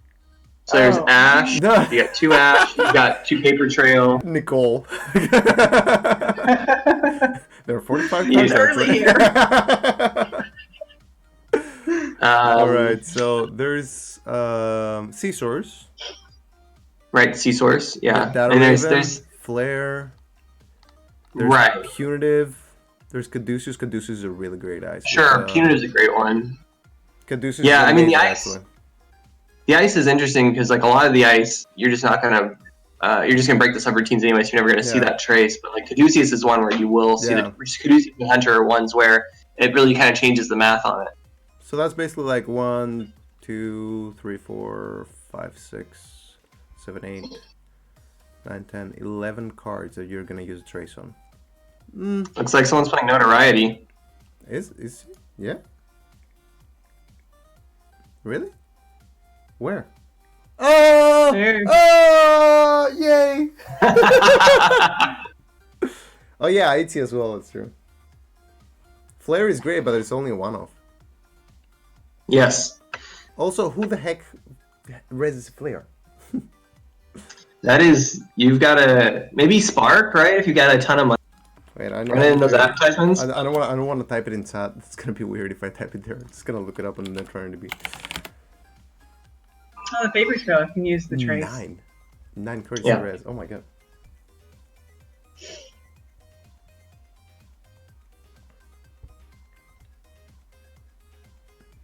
I love how Zombie just said apocalypse. Right. Is this a real? That was the cue. That's why I started paying real close attention. Yeah. And I knew it was probably. Yeah, but one on the righty. I mean, come on, that's weak. Flare's pretty good. Well, with the number of 2-pointers in there, right? So you got 2 Explodapaloozas, 3 Project Beals, 2 Paper Trails, It's one of the only. and BN's disgusting- all 2-pointers. I love how Robert says it's one of the only disgusting sentries that doesn't cost an agenda to res. Right? Yeah. It costs 9 though. Who the heck pays 9? Especially in a core only experience. That's like a lot. It's a lot of money. It's a lot of money. I'd love You gotta be save able your to allowance. perform Yeah.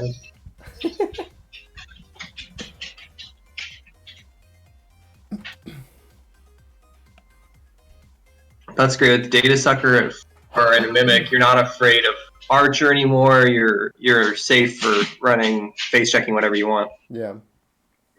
Well, not anything. I mean, Toll Booth still hurts. Not that they're gonna have Toll Booth with 3 credits. But, you know. Sure. But again, I mean, like 3 credits to make the Core Blues 8 isn't that bad. So this is a mistake. Here. This is a big mistake. You don't use liberated accounts when you only have 2 cards in hand. Just draw, get more cards to have more answers. You don't know what you're gonna use the money for. Maybe you will need more time and more cards rather than money. Since you have the money down Yeah. already. Safe from flare. That is true.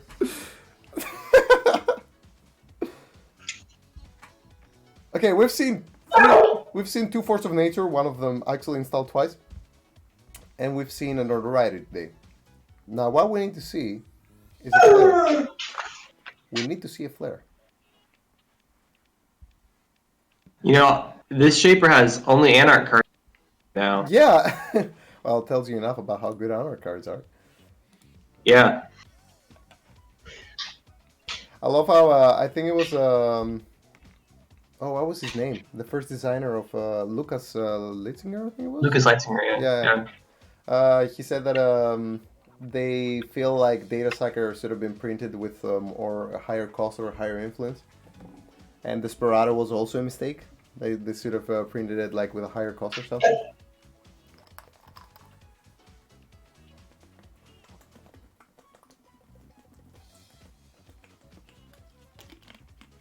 But yeah, you see, like, the runner is drawing cards. Just draw more cards. Don't get money. You're not using the money anyway.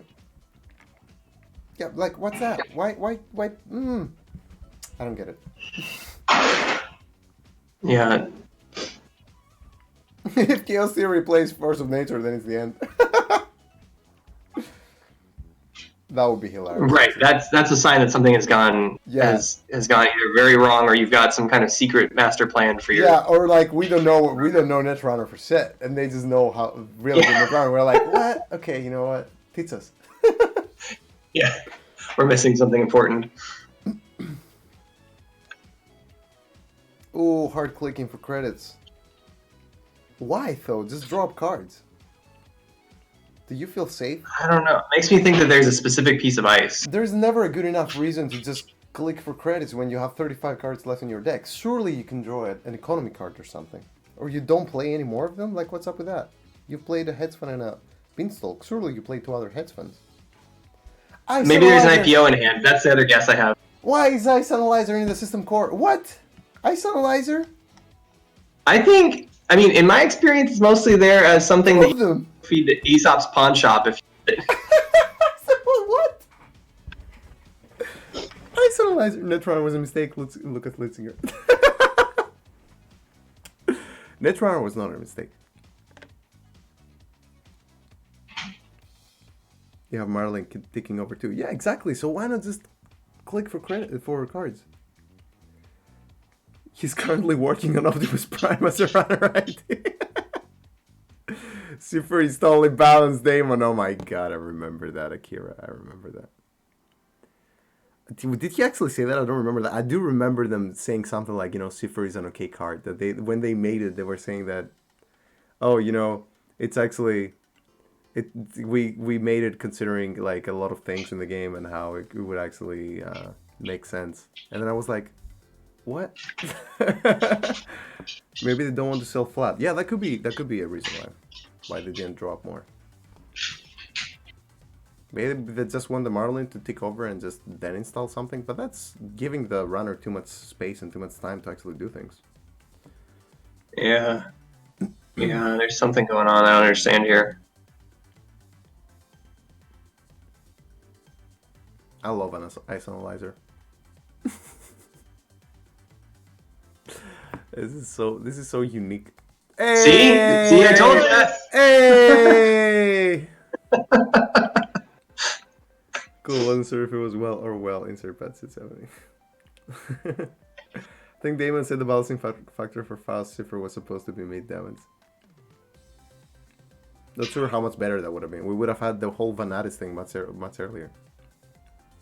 Hey, you can't break it, but Ice Analyzer got a credit, which is like, just like the click you lost just became a credit. It's cool. It's so cool. What's going on? Nice, yeah, that's definitely a well. Well, now are you willing to trash it with that one?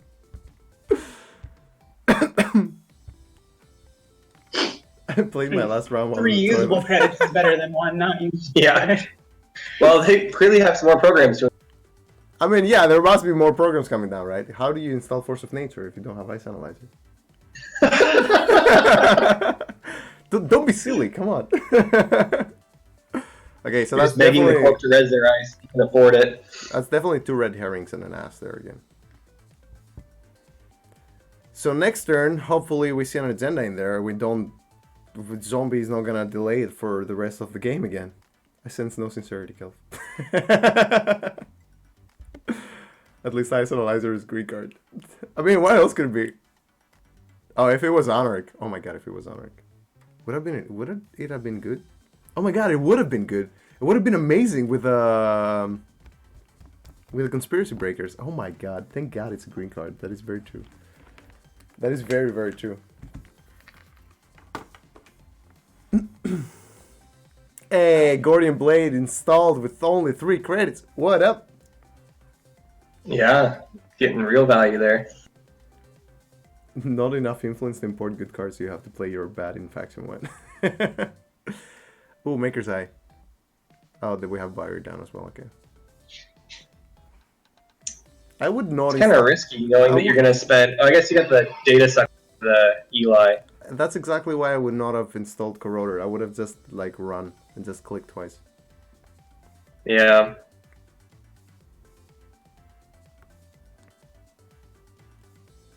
Yeah, I would have definitely done that.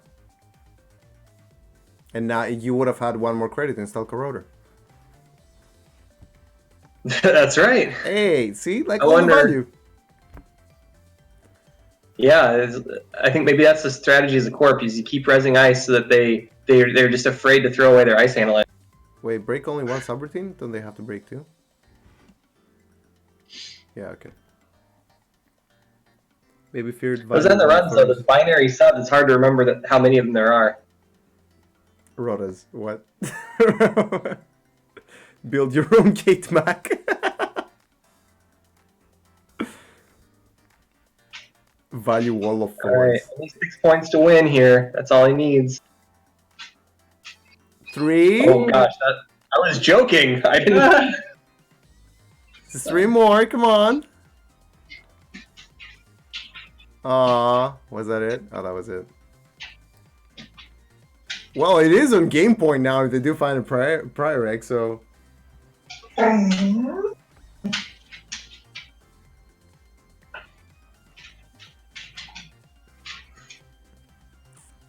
Hey, Zombie decided to start scoring. A little bit late, but you know, is that another paper trail? And now we see the Ice Analyzer Trust. The saddest of Ice Analyzers. Gave 1 credit. Yeah. Considering the fact that you had to draw it, install it, it gave 4 credits in total. Yeah, I guess it's not bad. It's like an infiltration. Well, it's a little bit of burst, but also like at some point in the single core, you're like, well, I guess I need. Right, like it might be like I know Nicole, you felt that way about Data Dealer and Leela. You're like, well, But it's influence, so I have. Chaos Theory, Yeah. I think, would have been my choice of idea as well. Just like for the straightforward, like, you know, build. Like, just build a rig and just go. And it's also for 40 cards, which would make more sense in a card pool that has like a lot of obsolete cards. But I don't know if That's I a would good point. include, Yeah. I don't know if I would include Ice Analyzer, to be honest. Yeah, I guess that's the benefit of Chaos Theory is there's 5 fewer, so you don't need to include Ice Analyzer. I'm gonna do a little experiment after this round. I'm gonna try and build like a 5-minute like Saber deck. So out to everyone watching this on YouTube at a later date. Yeah. Hello, future viewers. Greetings from the past. Sounds very meta. Paper trail? Ooh, Explorer-Palooza. You can afford to lose that. Yep. You kind of want to lose it, actually.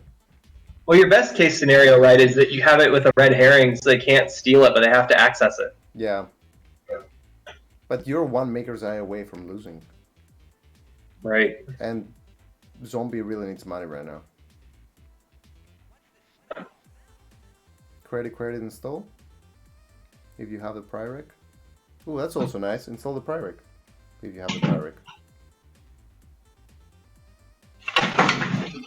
Now race to see who finds a Pyrrhic first. There are just so few payoffs to being in Saber here. Yeah, true.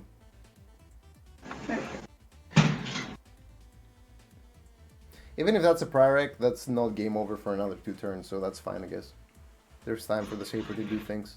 Looking for the R&D interface or another Maker's Eye? How many Maker's Eye are in there? 2. 2? Yeah, there's Okay, 2, so yeah. yeah, that's pretty good. So definitely looking for another Maker's Eye, I'd say. Or a leg. Already I don't got know. through more than half the deck, so hoping you're finding most of your solutions. I would definitely throw in a legwork if possible in a deck like this, Do you try as well, just clearing for the other modes? surprise. I don't think it's worth trying to clear out their moat. I mean, first of all, they would have to res the othermost piece of ice, which is cool, I guess. But after that, like, it's not very unlikely that they can draw another ass and actually just like defend it later. Saber feels like worst runner in 1 core. Really? Okay. I don't know, I would still play Saber, I think. Although you're right. I think I play Saber because of the 40 card deck. That's pretty much it. Because there are no other 40 card runners, right? Kelfecil, Riley, Gabriel, Lila, Quetzal, Reina. Yeah, no, it's the only one. Yeah, and if you like the Exactly, Circle. if you think that the other cards are better, then you can always go with Kit, because Kit has the extra. Yeah. Kit is even weaker, I'd say. So it doesn't have any. Yeah, I mean dropping the 5 cards. Yeah, with lower influence, it's like, I think dropping 5 cards for 2 influence is a pretty good deal in Chaos Theory.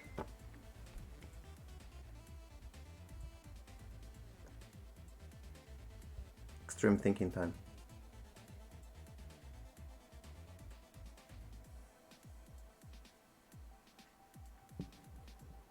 What's he got in that remote? Really doesn't want anyone in there. It's 2 red herrings, 1 ash, and probably an agenda or product placement, or 2 product placements. Right. I'm guessing at least one of those. I had a really tough time getting 45 cards in Kit. Yeah, I'm not surprised. She's missing a lot of her primary tools that make her work so well. Yeah, she's not the best against like a blue sun deck because Yeah, rearrange your ice with all the code gates on the outside. it was a Marling campaign. Really? It was all a lie. That's permission to hit centrals. Yeah, definitely. Especially now that you got Earthrise for draw and Liberated for money. To be fair, you can still hit the remote just to force the res. Worst case scenario, it's an Eli and you just check out. And you made them waste like 3 credits. I'm okay with that. I mean, worst case scenario, it's a flare, right? You gotta watch out for that. Hey! Not enough data sucker tokens. You need another data sucker. But first you need to find MU. Oh no, you do have MU. You need to find another ice analyzer so you can install it for free. Netrunner is all a lie. Netrunner was always a lie. It's all hidden information. You can never trust anybody. Wow, this is starting to sound really deep.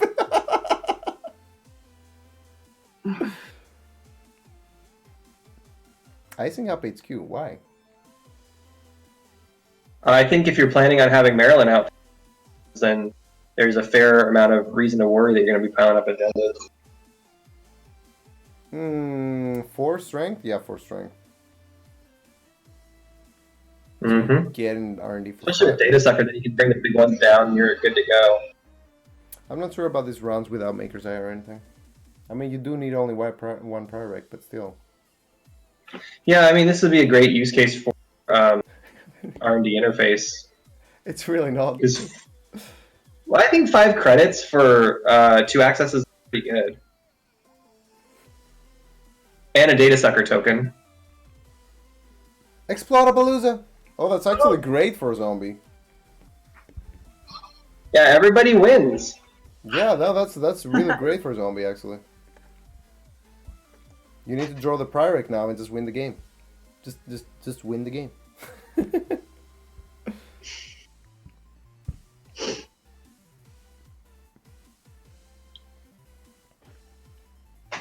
If you wait 3-4 turns for Marlin, you probably lose. Yeah, no, definitely. You do not wait for Yep. Marlin here. You do Yeah, you can't not get wait you for can't get Marlin. tempted to keep. Yeah. 10 minutes left. Install your Force of Nature. God damn it, Akira.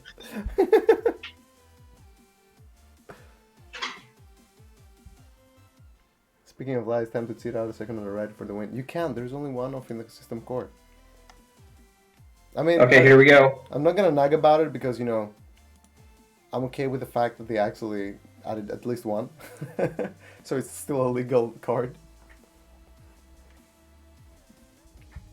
All right, so I guess as the runner, you're hoping for a stim hack here, or I guess that might not even be enough.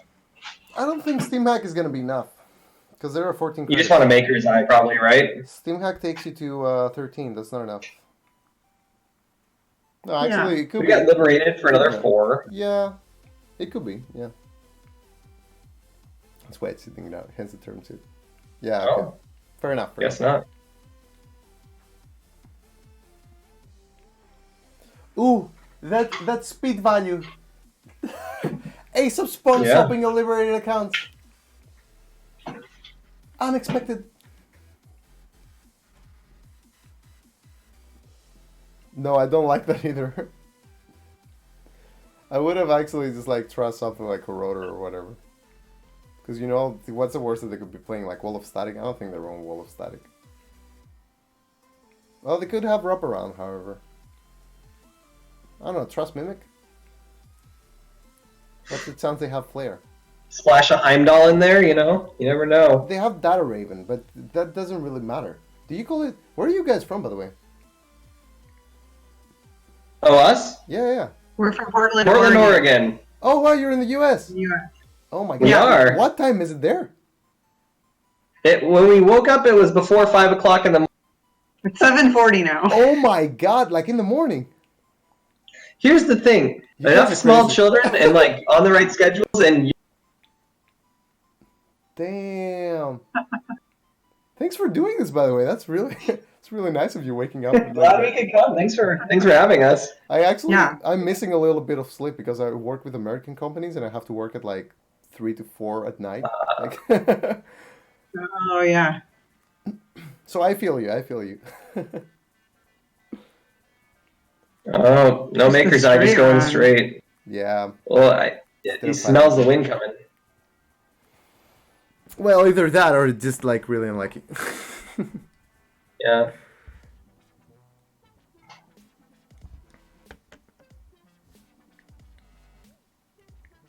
No. It's not there. What do? You take a run on HQ at this point? Maybe it's a paper trail. No, you don't risk it. Maybe it's a paper trail, you know? Maybe it's Yeah. all a lie. Surprised it's a Doom bag. If one of those two cards is an agenda, that's gonna be so sad. Probably would have res the ice if that was the case. Yeah. Caesar's okay. Please tell me the other one is an agenda. I would really love to know.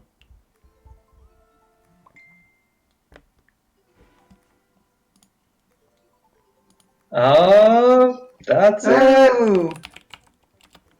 Yeah, it's a Private. Okay, GG, well played. Hey, a res flare! It happened. It was a flare! We've seen it all! Well, you never faced it, but you know, doesn't matter. We've seen a flare. Damn. I want to see the credits actually.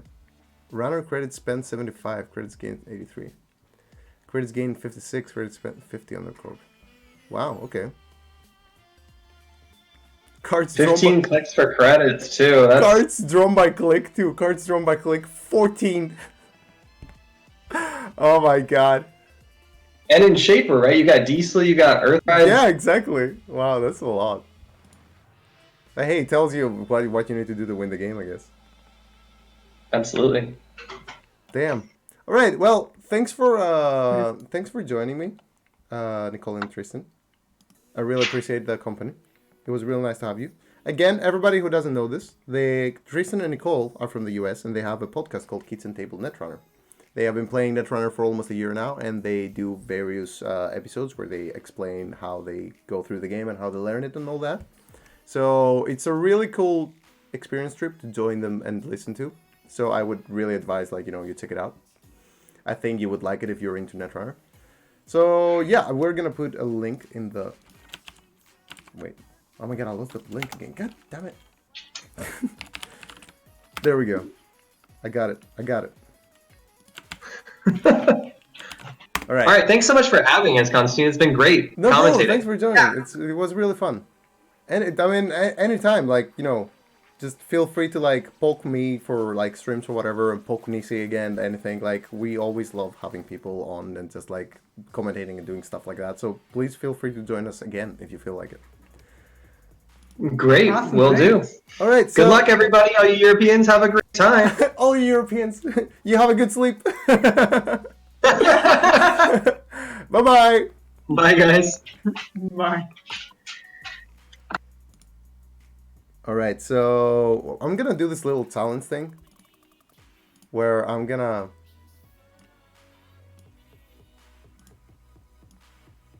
do this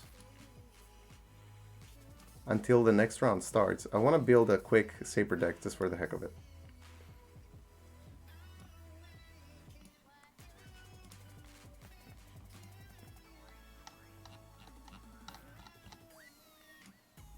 I'm trying to like make this look as good as possible. No, this is it. Yes.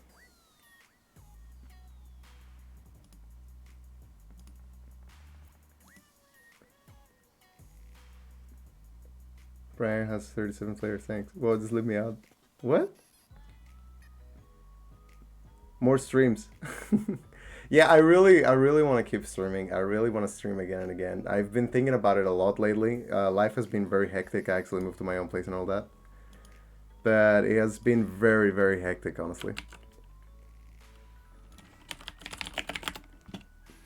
And as I said, like, as I mentioned earlier, it has been very difficult to actually stream when I haven't been playing Netrunner myself. Like, I really still love the game, obviously, but it's been really difficult. Okay, let's go make a new deck while we're waiting for the next... Round 3 is up. Round will formally start at past 50. Okay, we got 4 minutes. Exactly enough time to make the new runner deck. The 5-minute silence. Let's make a... I was gonna say smoke. Chaos Theory. Alright. So. Oh, this doesn't work. I don't like this. It looks weird. I'm gonna have to have the system core list on the other page, on the other screen. Alright, so we do Diesel for sure. We do modded. I like modded. In a 40 card deck, modded is nice. Notoriety for sure. Test run for sure. To have a farm. Let's do a farm now. Let's do Maker's Eye. Tinkering, let's have one for now. Let's do no R&D interface. I'm not feeling the R&D interface. Let's do a Paragon. How much Paragon can we have? We can have 2 Paragon? Yeah, we can have 2 Paragon, that's nice. Let's do Liberated account for some easy money. Because it's stupidly good. Let's do 2 Corroders. Let's do Steam Hack. Let's do Professional Context. No, I'm not feeling the Professional Context. No, let's do Professional Context. No, it's a 40 card deck. Why would you want Professional Context? It's not cool. Let's do an Inside Job just for the heck of it. Let's do Thomas Anori for draw. No, that seems very unreliable. Let's do 1 Earthrise. I feel like 2 Diesels and an Earthrise might be just enough in a 40 card deck. Although I'm the kind of person that would add like way too much draw anyway. Ice Analyzer? No. Gordian Blade. Let's do 2 Gordian Blades. And Atman just for the heck of it. Although I feel like Atman in a core only tournament hasn't been that amazing, like from what we've seen thus far.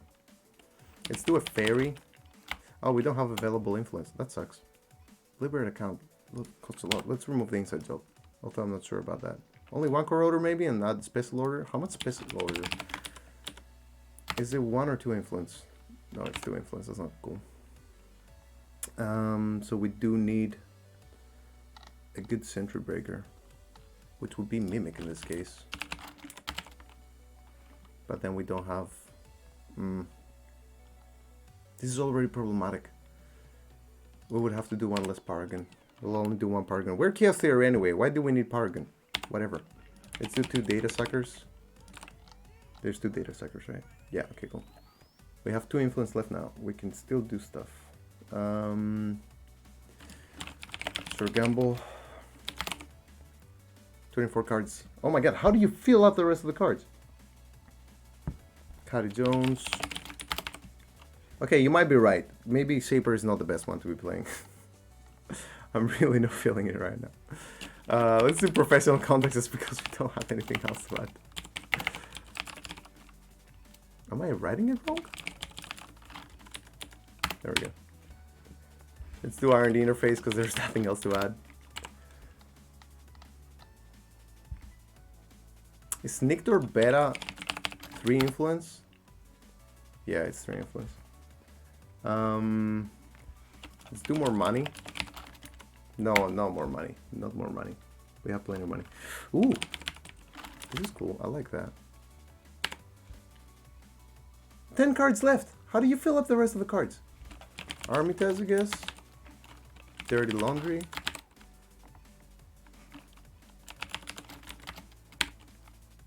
Okay, yeah, okay, I get your point. Yeah. 10 ice analyzers. The best.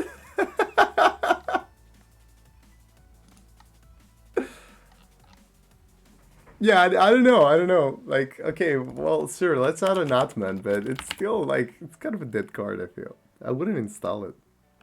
Let's do Ice Analyzer, because, you know, I kind of need it to fill up the deck. Zon Masanori is a dead card. I don't want to play Zon Masanori.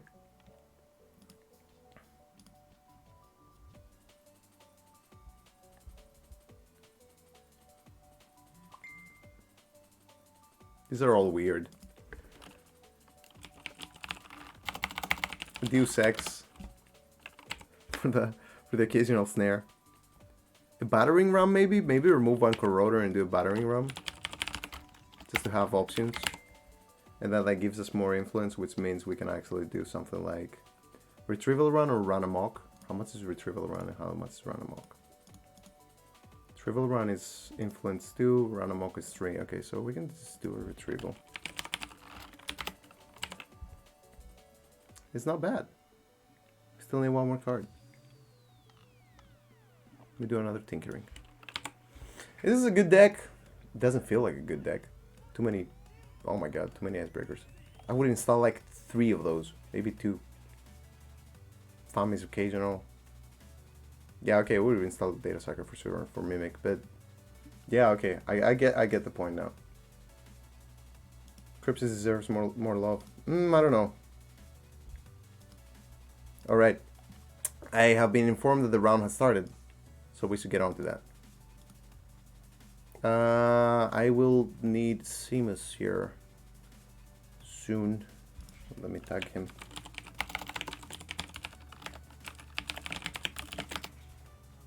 Round start time 2 minutes. Oh, we do have 2 minutes.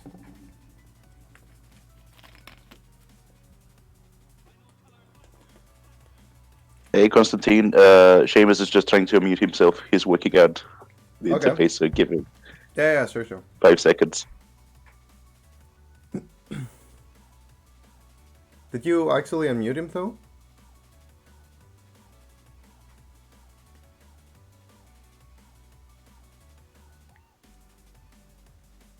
Yeah, nobody has unmuted him.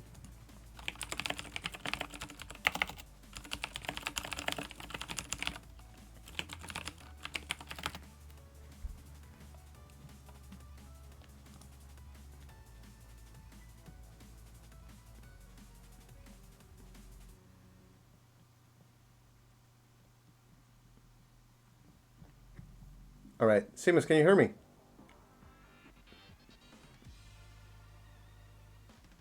Hello? Hello?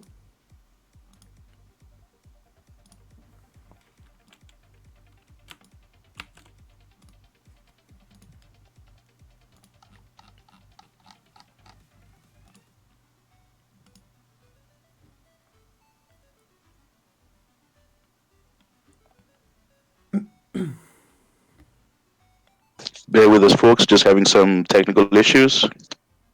All right.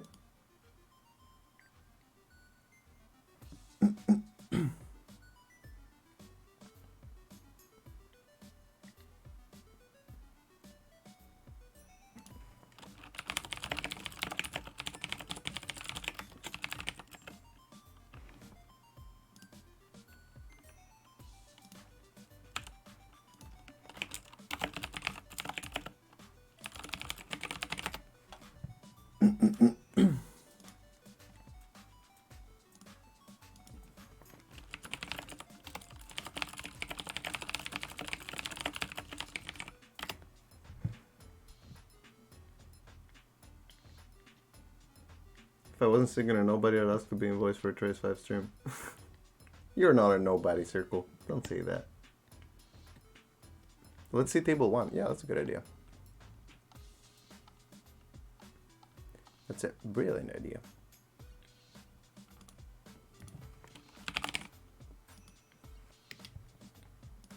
We're waiting on Seamus to figure out his mic and stuff.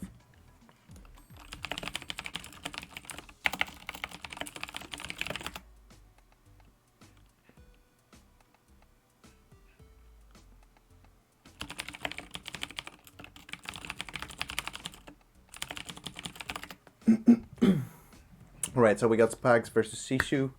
We got a Bluesome versus Lila. Lila being one of the main runners for this tournament, as we discussed earlier. A lot of res dice already, which is pretty great for Wayland. Is that a Charism grid? That could be a Charism grid. That would actually be pretty great.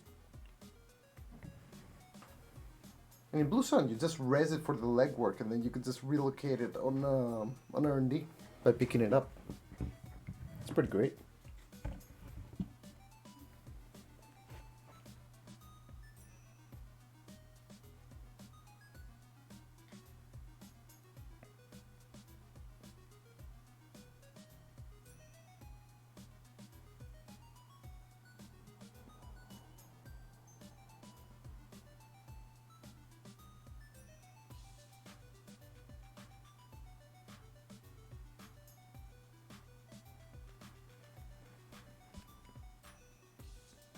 Okay, we're still trying to figure out the co-host kind of like situation.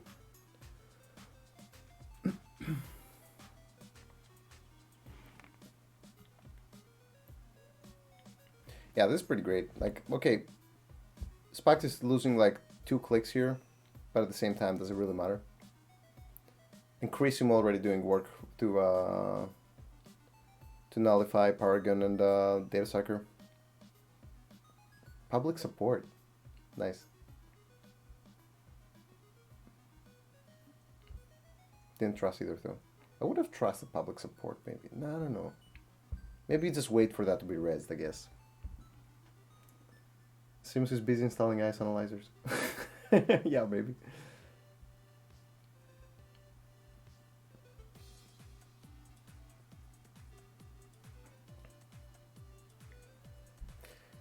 Spax definitely needs to start seeing some icebreakers here. Trust the Crisium though. To be fair, that's a very, very valid move, considering the fact that there is only one Crisium grid in the whole core set. Or reading a Force of Nature.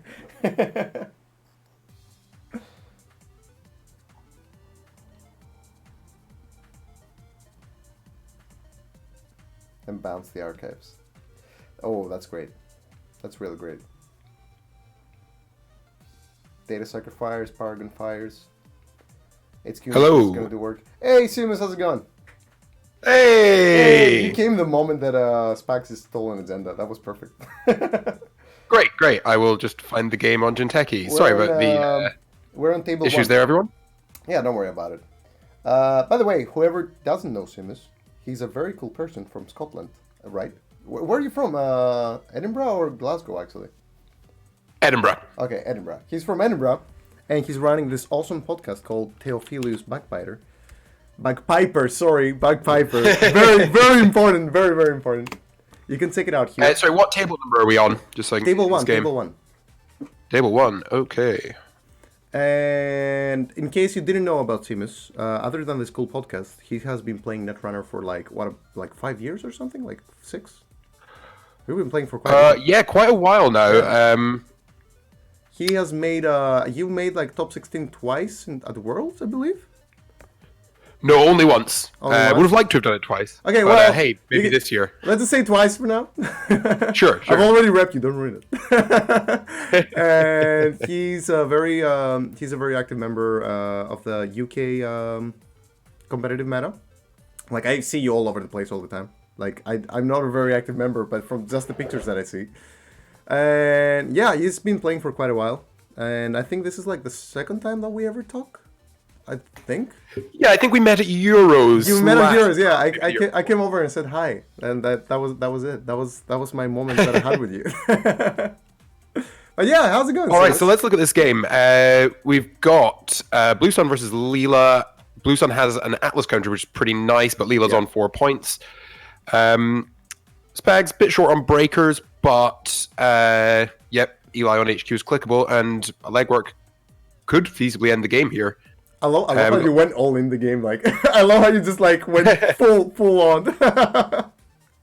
Love doing comms. Yeah. That's it. There we go. Thank you for being here, Simmons. We'll see you in the next one. all right. So they're gonna go for game 2. We just leave. Yeah, that's remember to refresh, by the way. So reasonably good access, as it seems like, from the runner.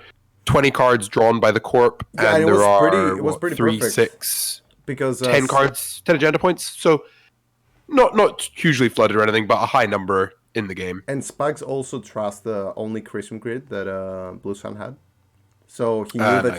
he could go for like all the legworks and Maker's Eyes he wanted. Was Sure. that their first or the second game? I wonder. I'm waiting to. Okay, this is their first. Yeah, okay, it was their first. I don't know. Like this one ended so fast. All right. Remember to refresh your Zinteki, by the way, because there's a little bag with the passworded servers. Oh yeah, I think I've got it. Oh, I've just realised I've outed my Smurf to everyone by logging in. You are you in with your Smurf? I am. So now we all know. Yeah, if anyone's curious. A reference to God Bless You, Mr. Rosewater by Kurt Vonnegut. All my Smurfs are just based on whatever I last read. I don't know what my last Smurf account was called. I think it was called like Tryhard 101 or something like that. And I only played MBNX or something like that. I don't know. All right, so RP versus Gabe, kind of. 2 of the more powerful IDs, I'm told. I've not played much just core set experience. Pad campaign's quite nice there because you don't really need to protect it. But an early Catty Jones is very good for Gabe as well. It's the first one we also see, like both identities, the first ones we see. And as we said earlier, there's only one Sanju in the core. So this is kind of weird for RP, but at the same time, there's still pad campaigns and stuff. So it's not really terrible. Maryland's pretty good as well for one influence. Seamus is a lie. No, he's here. So good to get Mimic down early. Takes the teeth out of most of Jinteki's ice. I guess you still got to worry about Wall of Thorns, but 2 net damage for 8 credits is not terrible. Yeah, exactly. That's what we were saying earlier. Like, all of the sentries are actually just breakable without Data Sucker. So it's actually pretty great. Like, all the Jinteki ones, at least. So you're pretty safe with just taking it down. Nice to be able to bounce off Eli as well to go and check this new remote. Yeah.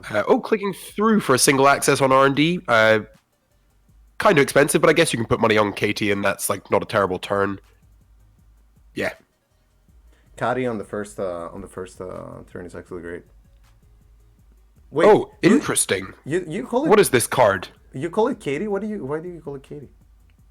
Do you call it Katie? Catty. Yeah, it's Catty. Yeah. Catty. Sure. It was like a big thing back in the day. Spags has installed a card, left it, then double advanced it. So that's either a Jumbag, a Ronin, or I don't know what. Right, but I mean, it's a pretty odd play. You know, if that's an agenda, is it maybe a fetal?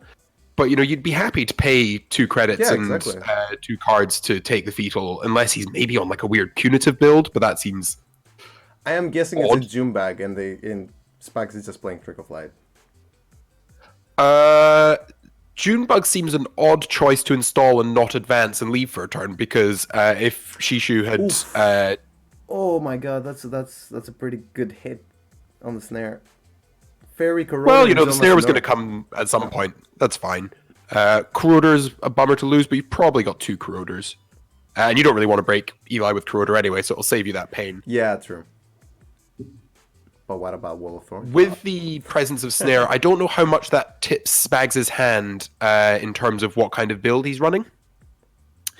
Because you may just have to run Snare because there are no better cards to That's include. what I was thinking, But it may also mean that he's got like a kill backup, or is even running like an exclusively kill win strategy out of RP, which may be a little bit more effective than a scory glaciary one. I just think that, you know, you just, as you said, you run Snare because there are not that many good cards right now. Like in the core alone. It's true, but certainly Spags had a lot of fun with a kill CTM list when that was very much not the conventional thing, and congratulations to him, made top 16 at Worlds. So it wouldn't surprise me to see him doing something a little bit left field with this like punitive and RP stuff, deck. even? Like, Yeah, potentially. That'd be cool, yeah. So we had a fork here where... Why not because clear he's the tagged. tag? Yeah, but why not clear the tag and just... Yeah, I think that might have been a better move. Yeah. The issue you do face, though, I think we saw this in one of the previous streams, is Paper Trail is a real card. So if Shishu had cleared the tag and left all the money on Katie, or Catty, and the advanced card was a Paper Trail, then they would be very far behind. So Yeah, at least that this is way true. they've got some money. This card remains a mystery. I don't know what you leave on 3 advanced. A Ronin seems crazy, but it sort of not looks bad like either, likely. right? It wouldn't be bad either. If it's a NISEI Mark II, No, I'll be like, what? Okay, fine. feel So like just, I think that was the classic fetal AI experience where you draw it and you think, oh yeah, it's great when the runner has let's to just steal put it this, down, yeah. and then you look at the 5 advancements for 2 points and you just think, fuck, I've got to score this. now. Yeah, So I exactly. think Bag's doing his best not to score that 2-pointer. Another early Catty, so that's That is good. pretty good. That's pretty good. Bags has no ice remote, and I'd assume that the new remote in server 3 is just another economy card. Not locked out on barriers, so that's good, with another Corroder coming down. And the Oh, that's backup Caddy, pretty great. Spags is not happy. Two 2 pad- pad campaigns running is very that's- good, and 4 trash is not nothing, particularly without Desperado or Paragon or whatever down. Spags icing a remote here. If he's drawn his Sundew, you'll be very happy. Going for a score. There not bad. are 2 inside jobs and what's the name of the other one? Spearfishing Or test run even? in core. So there's not a huge amount that will keep Shishu out of that server if they have either of those cards. Also, they could be sitting on a decoder, but then they would be pretty low on money. But this looks like a pretty risky score to me. You could also test run if you play. True. Yeah. It would not be terrible, considering he's Gabe and he does want like HQ access. He's very desperate Yeah, about we've it. seen 5 influence so far between the 2 Corroders Yeah. and 2 Mimics. I think you can probably safely bet on... Oh, well, maybe you don't run a second Mimic, actually, because you've got Fairies. Yeah. I think if this is a NISEI and Spags manages to steal it, then... score it, rather, then he is way ahead. Clicking through Eli here is interesting. I hope that means that Ooh. they do have the inside job. I think the one of doesn't look Sun like is I actually expect. quite nice. Lotus Field. Yep, and then... Okay. So Lotus Field's an interesting one. You'd definitely prefer that to be an Enigma. But good news is the 2 pad campaign credits are going to give Spags enough to score at that if it's a NISEI, which it looks like it is. Oh my god. Yeah. Okay, that's perfect. Just money So up, that's money very up good. now and just score the Prioric. Yeah, so Shishu needs to be able to threaten to get into that remote in 2 turns' time. Spags can't score next turn, but theoretically he could jam the turn after if he takes some money How many bank next. jobs are there in the 2, I believe. Right, okay. But there's a plethora of options available, so we're assuming that Shishu runs a decoder. We also know... I can't imagine that you build a criminal deck without both the inside jobs and spear fishing, so that gives another option. Discarding the Fem maybe suggests a retrieval run. I know that that's quite a popular core combo, which would be yet another answer to the Lotus Field. I think Spags... Oh my god. Spags absolutely jamming out the agendas here. I assume, because I mean that certainly looks like a 4-2 score. That's really not a bad idea, actually. If you can just score another Nisei, he will get the path campaign stuff, and having another Nisei counter is not terrible, right? Less agendas. You'd rather not. Like, scoring a 4-2 is still quite a lot of effort and time, but you only have 2 5-3s in the deck. I believe it's 2 Pyrex. Exactly. So you probably have to take what you can get. This isn't bad. It's good to apply some pressure. Ooh, that's perfect. That's like the perfect thing to have there. Okay, pop-up window would have been better, in my opinion, but that's perfect.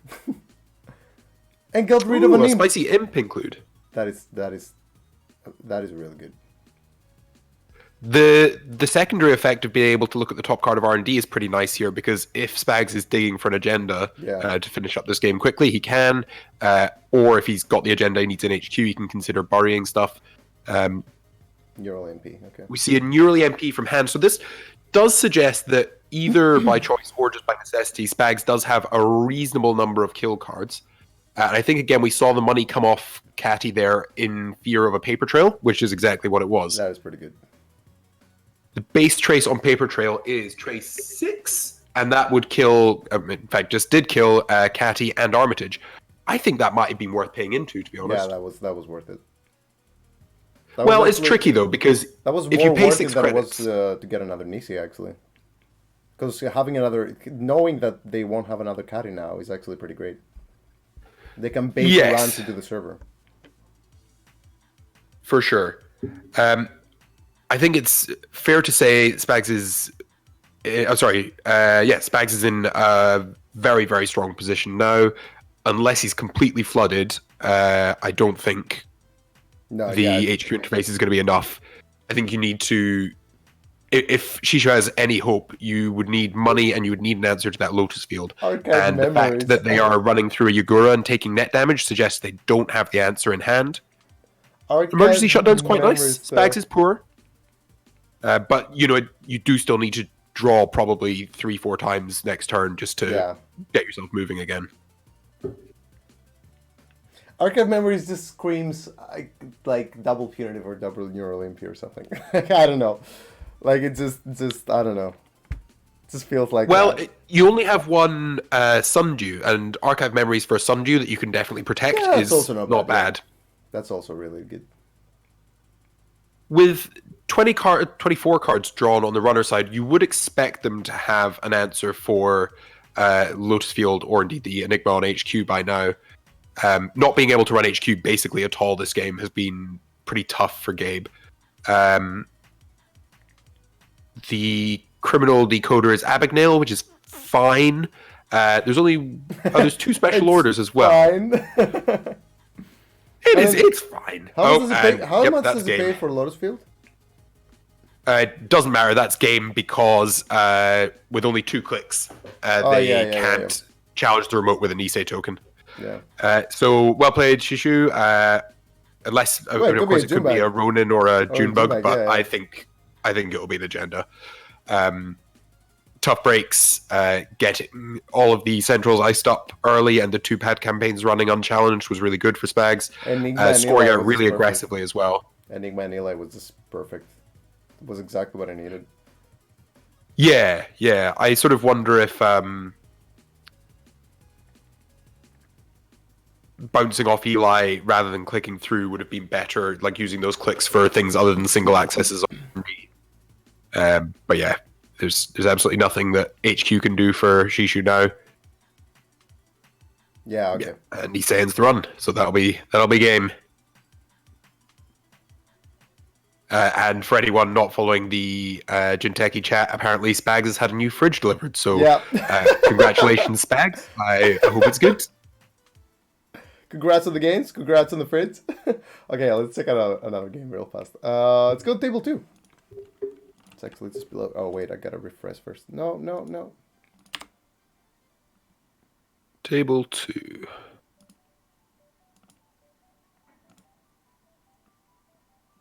There we go.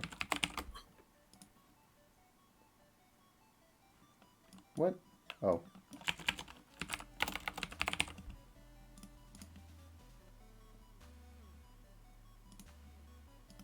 Oh, it's RP versus Lila. And I'm in. Okay, looks early in the game. RP has a decent amount of money running, a couple pieces of res dice, and Leela is struggling for cash, but does have a catty. This dynamic between catty and paper trail is really fun. People who have played a bunch of core stuff mentioned to me that was like a really common sort of back and forth between the runner and the court. But to have seen it both on the stream earlier and in the game we were just watching is pretty cool. We see a reversed accounts in the bin for RP, so that's an interesting influence splash there. I guess sort of without NGO in the card pool, you have to sort of figure out other ways to bait the runner into making bad runs. I like the Marlin campaign inclusion. One influence. Yeah, interesting that there's one in the bin. I wonder if that means that Leela trashed one out of a central, because you'd definitely shuffle it in otherwise. Can I give a shout out to Swifty for driving down to Taunton on his own and not getting lost? Yeah, sure, Rodders. Well, there you go. No. We're not shouting out Swifty. No, absolutely not. No. Okay, I guess we're not. I'm sorry, Rodders. We're not. Sorry, Swifty. Do better. Just clicking up for money. So sad. I suppose you're so poor that you probably don't want to risk drawing and potentially ending up with a handful of cards you can't play but don't want to throw away. But unless you're sitting on an absolutely killer hand, probably do need to get moving in terms of breakers and more econ cards. RP seems to be in such a great spot right now. No agendas at all scored, but such a great spot. So time is theoretically at least against RP because you don't have really, really strong late game stuff in the form of border control or like Excalibur, Batty shenanigans. Yeah, exactly. So, once the runner has 3 breakers down. Just pure money to res a toll booth, though, is just great, right? Yeah, but I mean, if the runner can break a toll booth, then what's your plan B? You still have Ash and stuff. Or Red Herring. You do, but my point is, if the runner manages to get the breakers and the money, you don't have any bullshit, really. You just have blunt force, and blunt force is better for the runner than it is for the corp.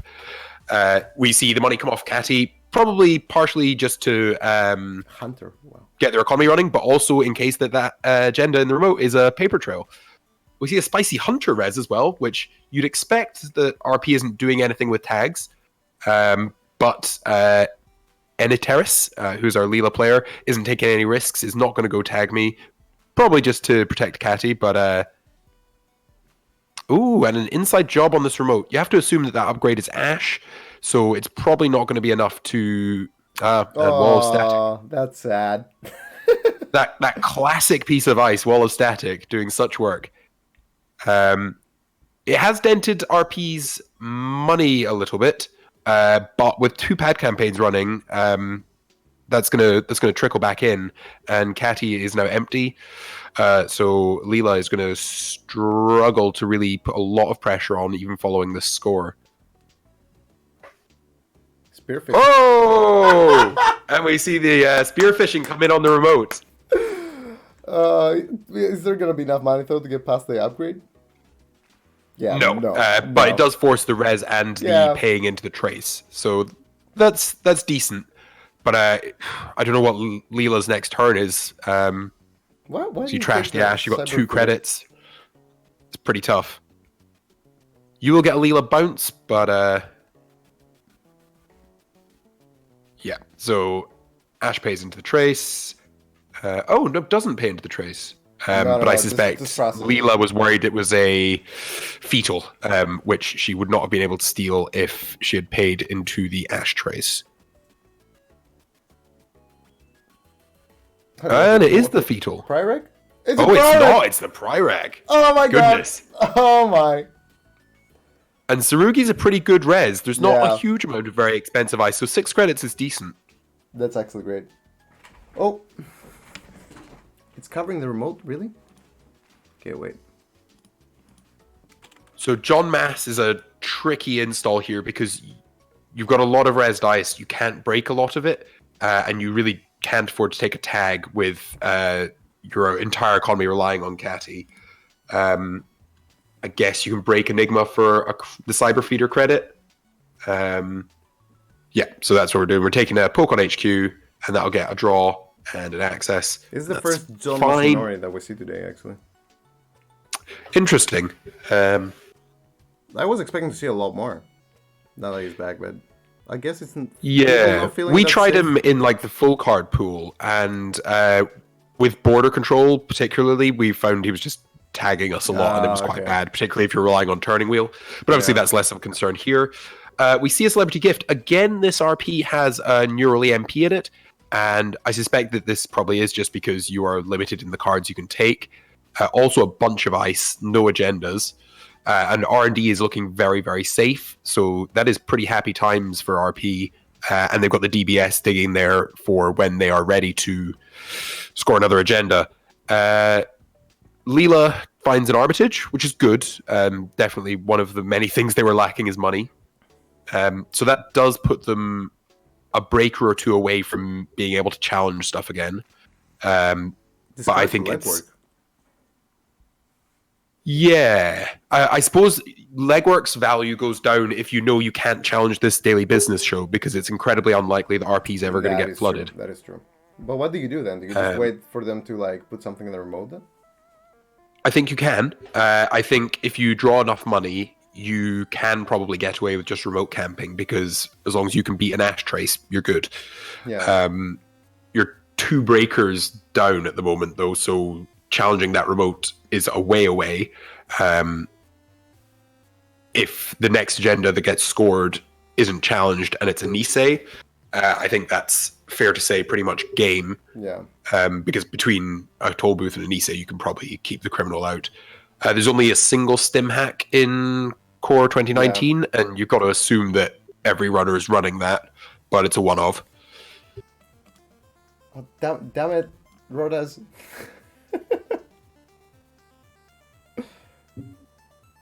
It's not my fault people build like really big servers. Alright, it's a bit better. Thanks for letting me know, though, because I can't really notice it. I have a lot of windows open. Oh, I'm going to sneeze. Oh, no, I'm not. False sneeze. Okay, so we've got a daily business show tick again, and an install advance with a hedge fund. That has to be an Nisei. You've got to assume... I mean, there's only 2 Niseis, so, you know, if you drew the paper trail, you'd score that too. Which is not terrible right now, but... actually. Yeah, no, paper trail's decent. Job. So, do we have enough clicks to get in here? No. So you could install Killer, bounce off Central, run. But you're probably going to be tight on money there. No, you can also bounce off Central and just run, right?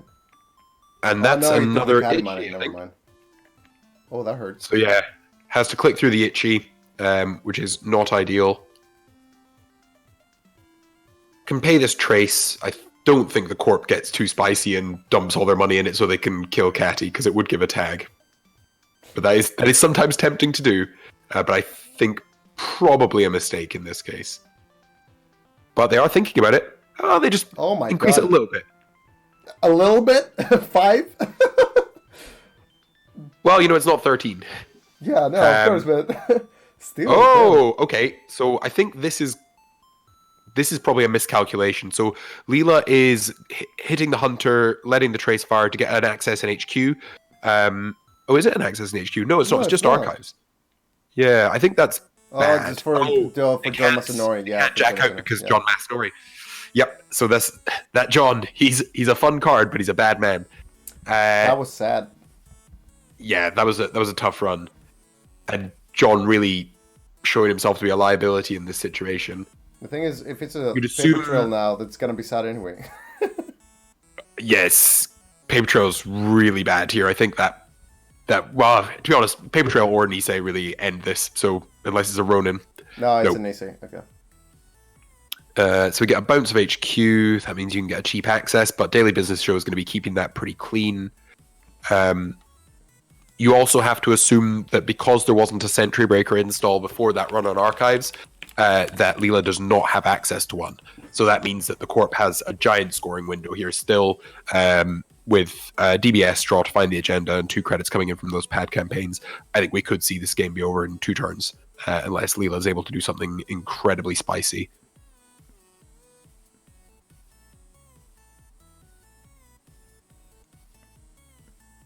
I don't think there's much that the runner can do right now. Like, there's really not. There is not. Yeah. John Mass gets a draw, though, which is nice because, you know, you could feasibly not draw an agenda to win the game next turn, and if the runner gets a couple more, they could potentially get a little bit more set up to challenge the road. The real problem that they're having is they're getting absolutely no value from Leela because R&D is sewn up tight as a drum, and you're just never going to get good accesses on HQ with the Daily Business Show. So your ID is effectively blank, and you really don't get a lot of value from your... There's not that many like criminal cards other than the bypass cards. There's not that many like wacky cards like Account Siphon or something like that to actually give them a really, really big jump ahead.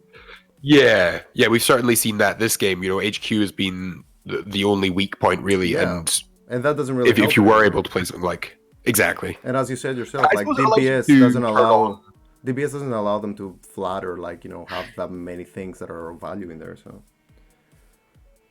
yeah, so it does turn on emergency shutdown, which is quite nice. But with the 2 pad campaigns going and like Leela not rich enough to challenge them, shutting down Abusive Ice is of limited value at the moment. Yeah, we see the Mimic comes down, but that's still not enough to break. It doesn't help.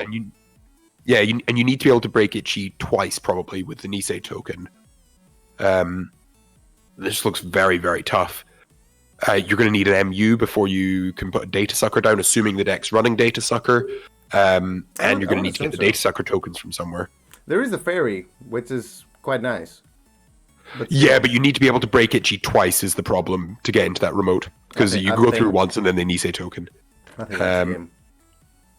So the one option that is available is potentially if they've got a Maker's Eye, they could run R&D and hopefully bounce the agenda out the remote. Yeah, that's also true. Yeah, that would cost them like 4.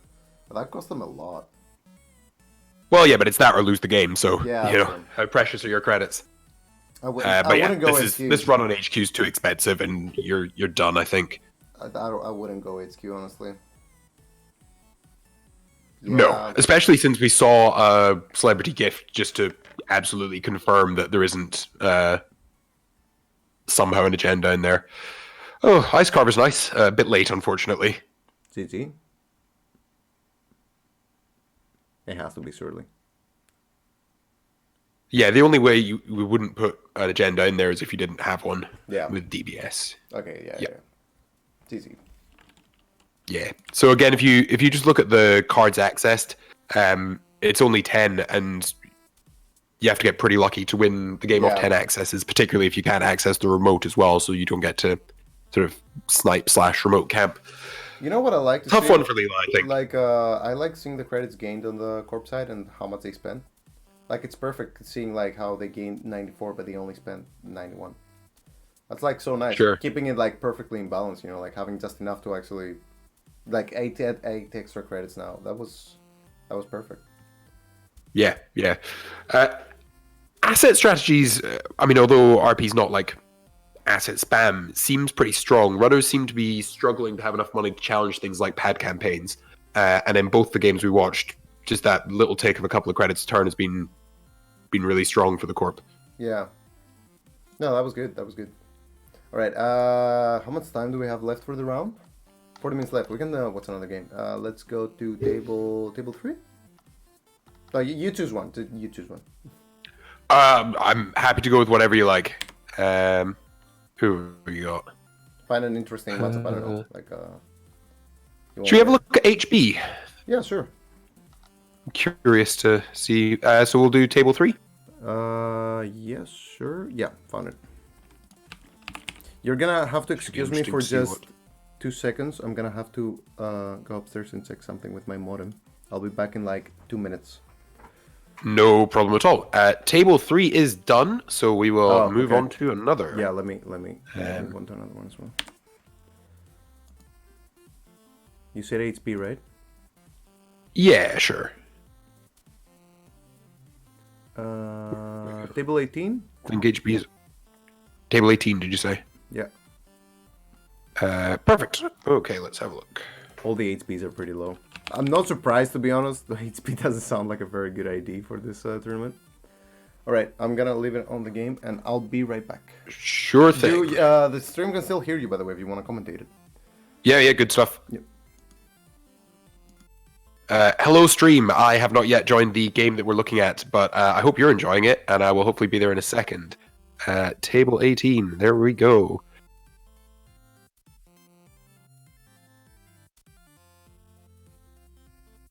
All right, we've got Kelfecil already on 2 points with a big data sucker running. That's nice, but low on money. HB Stronger Together has, I think, lost an aggressive secretary out of centrals. Played a couple of money cards and double iced R&D, presumably signaling that there's nothing in HQ at the moment. Other than being 2 points down, looks to be in a reasonably good position. A couple of pieces of ice, good amount of money. Yeah, and Kelfecil is reasonably far behind tempo-wise. So we got some thinking on the part of our competitors, I think. Just let them know they're on stream.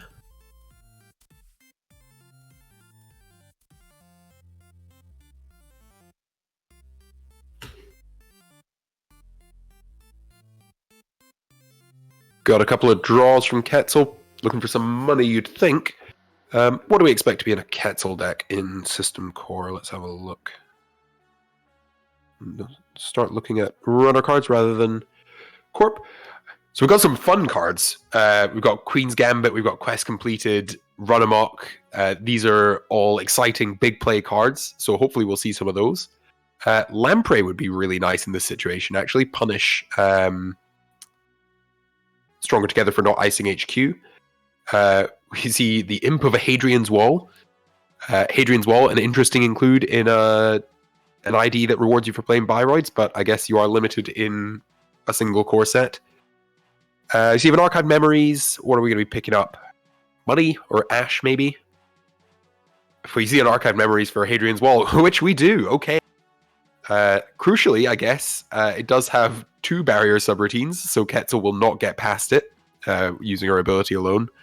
So that's good if you like that kind of thing, I guess.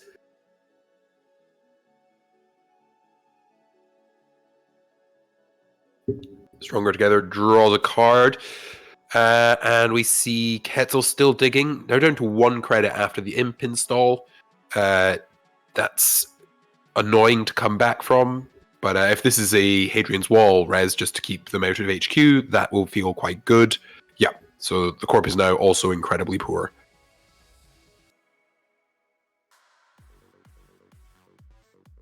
This crucially will, I think, almost certainly allow the runner to hit R&D unchallenged. I don't think there's much you can res for 2 credits in the core set. Hunter, I guess. Is that a Hadrian's Wall? Oh my god. It is a Hadrian's Wall. Damn. The Hadrian's Wall was imped out of hand and then archived memories to pick it back up. Ice Wall, of course. The most obvious thing that you can res for under 2 credits. Interesting to include it in Stronger Together again. Frustrating to have drawn it against Kelfecil. Oh, and that's a bad miss. 3 points in the form of Prior X stolen off the top of R&D. And the Corp's got to be feeling pretty sad about that. Also, crucially found... Was not worth missing out on this at all. Hey, Reality. Sorry, I didn't catch you. Yeah, sorry, I'm just reading the comments on the stream. Oh, okay, sure. Kelfecil also found an Armitage, which is about the only thing that could smoothly bounce them back up in credits. So that's really nice for them. I just find it funny that it's Stronger Together, but there's no Bioroid yet. There's a yeah, indeed, and another non-Bioroid resed. What influence is Hadrian's Wall? Hadrian's Wall is 3 influence. Goodness. Damn.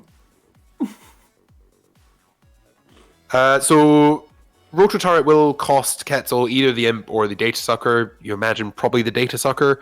I don't think either of those are too bad a hit. Putting the Corp back down onto 0 credits is really good, particularly when you're 5 points up. I mean, being 5 points up is always good, but it means that there's really no risk of the Corp running away with a remote you can't challenge in the near future, which gives you more time to find your breakers, money up. Yeah, I think the thing is, it's early in this game, but I think it's pretty safe to say that the Corp is. I mean, is it early? It's like struggle 5-0. to do much better. Yes, indeed. It's 5-0, and there's like no matter how much ice there is on the centrals, the Corp has 0 credits right now. Like you just money up and you eventually find something in R&D. Apologies for the gross noises on my end. We don't hear that much, so worry. You're doing a Damn, I've outed myself. Yeah, yeah, you're doing a pretty good job at concealing. You just really outed yourself. Well, that's why I've not got my camera on. I'm just dripping snot out of every orifice. Are you sick or? Yeah. I was ill yesterday, but then I got very drunk yesterday, so that's cured most of it. Okay. You can't be ill and hungover at the same time. I was supposed to be at Cork for a Cote event actually this weekend, but I ended up not going. Fair enough. Bunch of other that's friends of mine are actually not going as well because they got sick. It's like that time of the year. Yeah. Well, I was got sick in Barcelona actually for where I was there for the very fun and well run BCom. Oh yeah, how was that? My own Vesper. It was very good. Yeah, it was really, really good, and pleased to see Mark retain his title, and Mark also won? that he did. Yeah, That is awesome. That is awesome. So yeah, congratulations to him. Congratulations to Mark, indeed. I haven't seen him. The Corp is moneyed up a bit. We've got hedge fund played going up to 9 credits, so that's nice. Got a corroder down on the runner side, which is fine. Just need a mimic now, and you just win the game. Well, not from HQ, but yeah. Getting a mimic down would be a real pain for the Corp, because then you'd be getting into R&D for a single credit, and like on 5 points, you can kind of afford to take single accesses, particularly with no remote to have to think about challenging. But you'd have to assume that the Corp is in a position to build a remote now. I think you're probably more looking at getting an Adonis or a Marilyn in there rather than trying to score off 9 credits. But certainly you need to do something. Otherwise, you're going to end up with 5 agendas in hand, and Kelfecil's going to finally break that second sub on the Hadrian's Wall. How much does that cost? Okay, let's say you break it with Quetzal, the first one, and the other one is going to be like 5, 6. Yeah, okay. 6 credits to get past Hadrian's.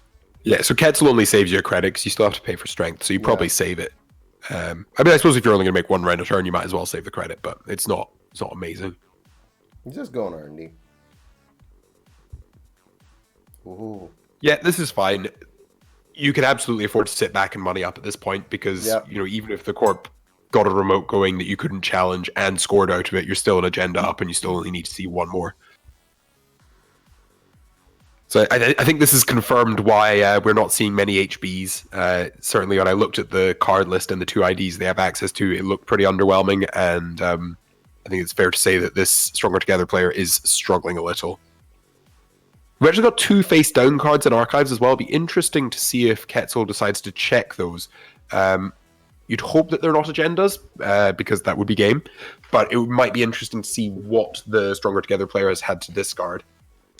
The thing is, like, I don't know, like, ETF at least had something, it gave speed through installing things just gaining credit. And you could I mean, fundamentally, ETF's one of the best IDs that was ever printed, and Stronger Together is one of the worst IDs that was ever printed. Other than that, though, other than that. Yeah, other than that, they're very comparable.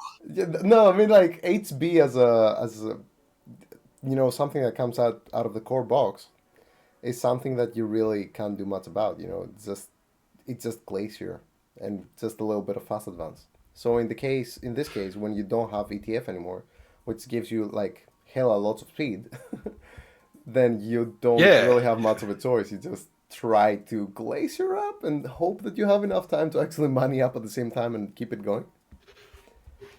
Yeah, so we just saw a pad campaign get trashed there. bit of a power play there by the runner. Unresed even. You could have waited, but nope, that's going in the bin, which is fair. They have a decent chunk of money, so I think the HB player has just caught up with the commentary and is agreeing that they are struggling. Soldier on. We're all rooting for you.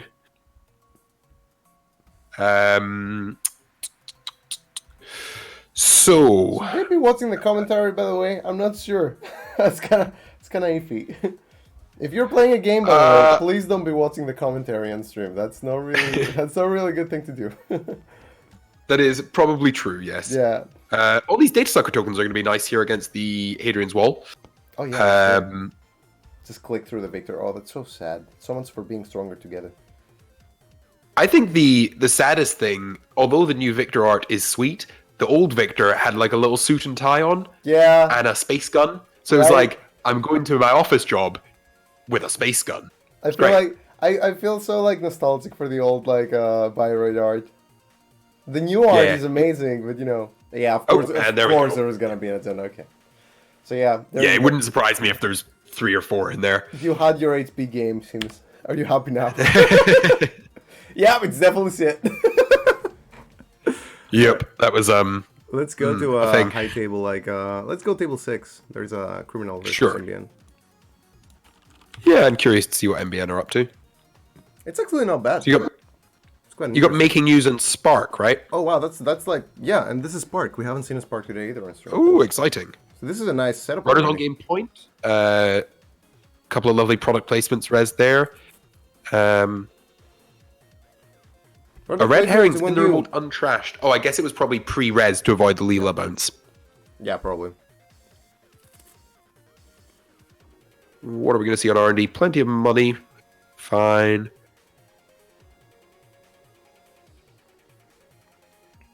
Get around to Monday. It's easy. That's how it works, Akira. Kind of how it works, but not exactly.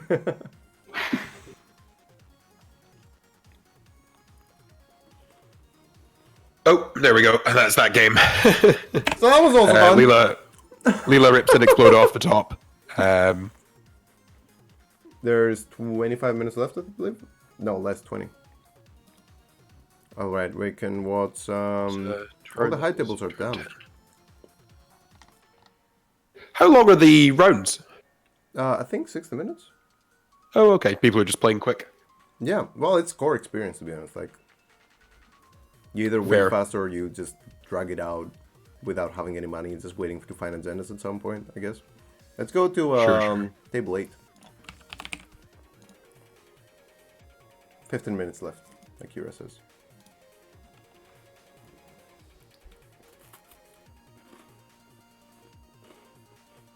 You'll excuse me my eating on stream, by the way. I'm trying to like go a long day today. Okay, so Blue Sun versus Kelfecil. That's quite a rig Kelfecil has installed, including an Abigail. Is that less influence than a Gordian Blade? Yeah, it is 1 less. Okay, so I guess that's why you play that. But yeah, you've got an Ice Carver down, you've got Catty and Xanadu. This is all really good.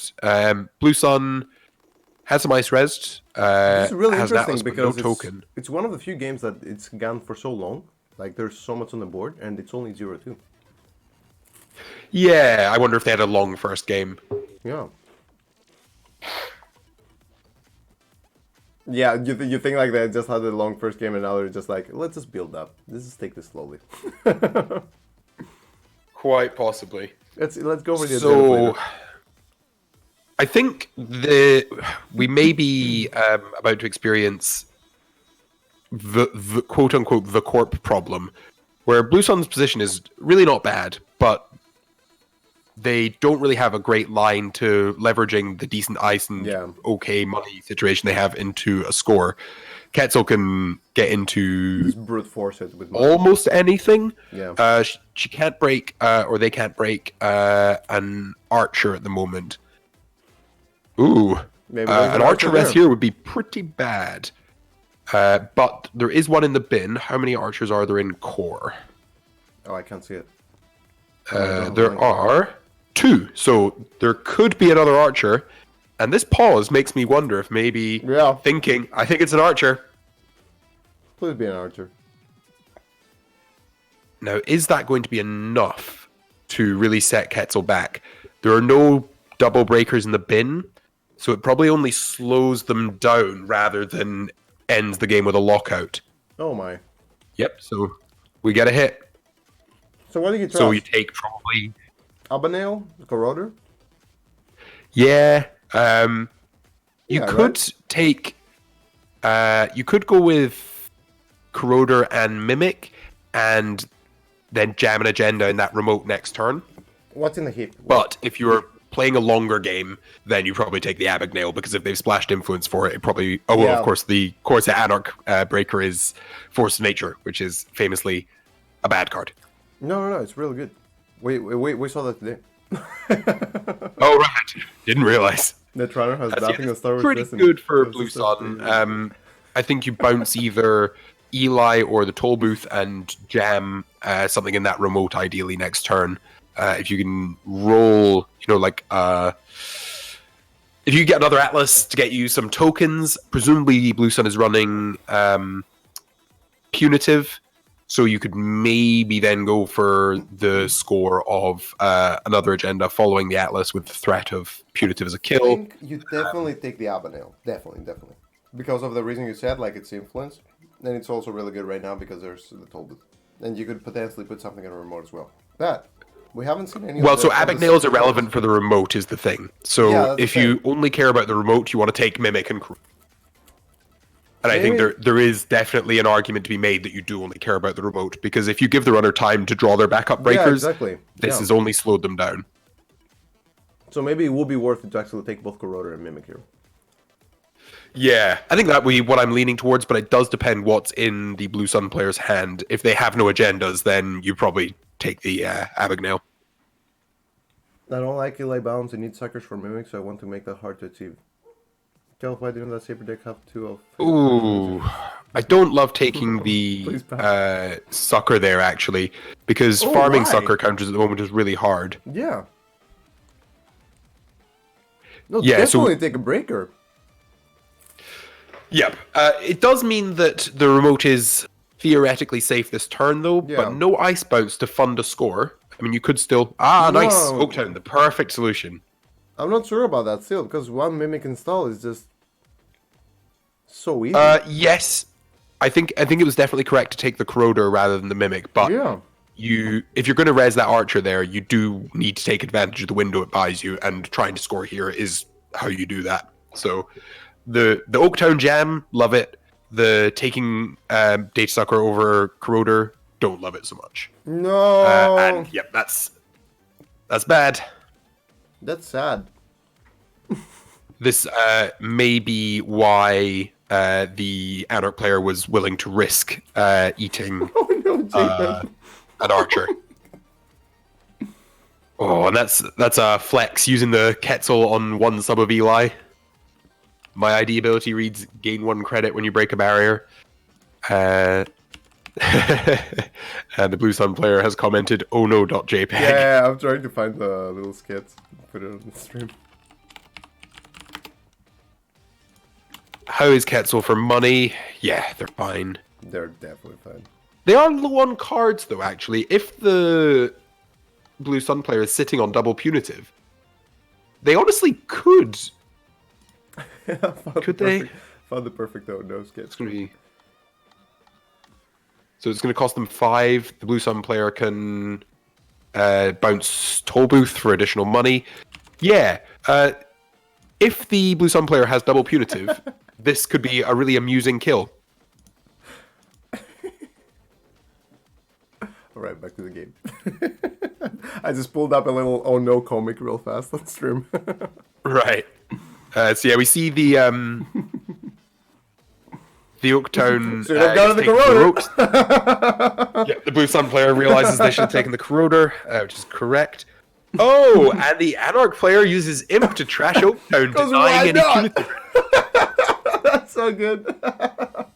Yeah, that's a classic play. Oh my god! Back in the days of mid-seasons, just keep imping the agendas and then go and take them when you got 7. Hey, he could have actually won, actually.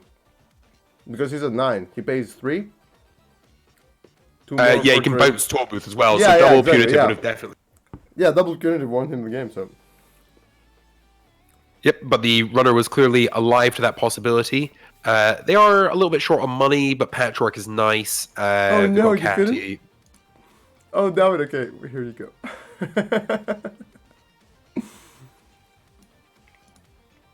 Blue Sun player is thinking. I think they may struggle to sort of do anything from this position. The runner is going to money up. They've put something in the remote, possibly an Adonis to bounce back and forth with Blue Sun's ability. That's fine, but they really do need to have something to do with that money. Or maybe it is punitive. I mean, scoring an Atlas with no tokens here is pretty bad. I know, like, it only but puts you on 2 points. You want to get rid of the agendas, right? The R&D density is getting pretty low.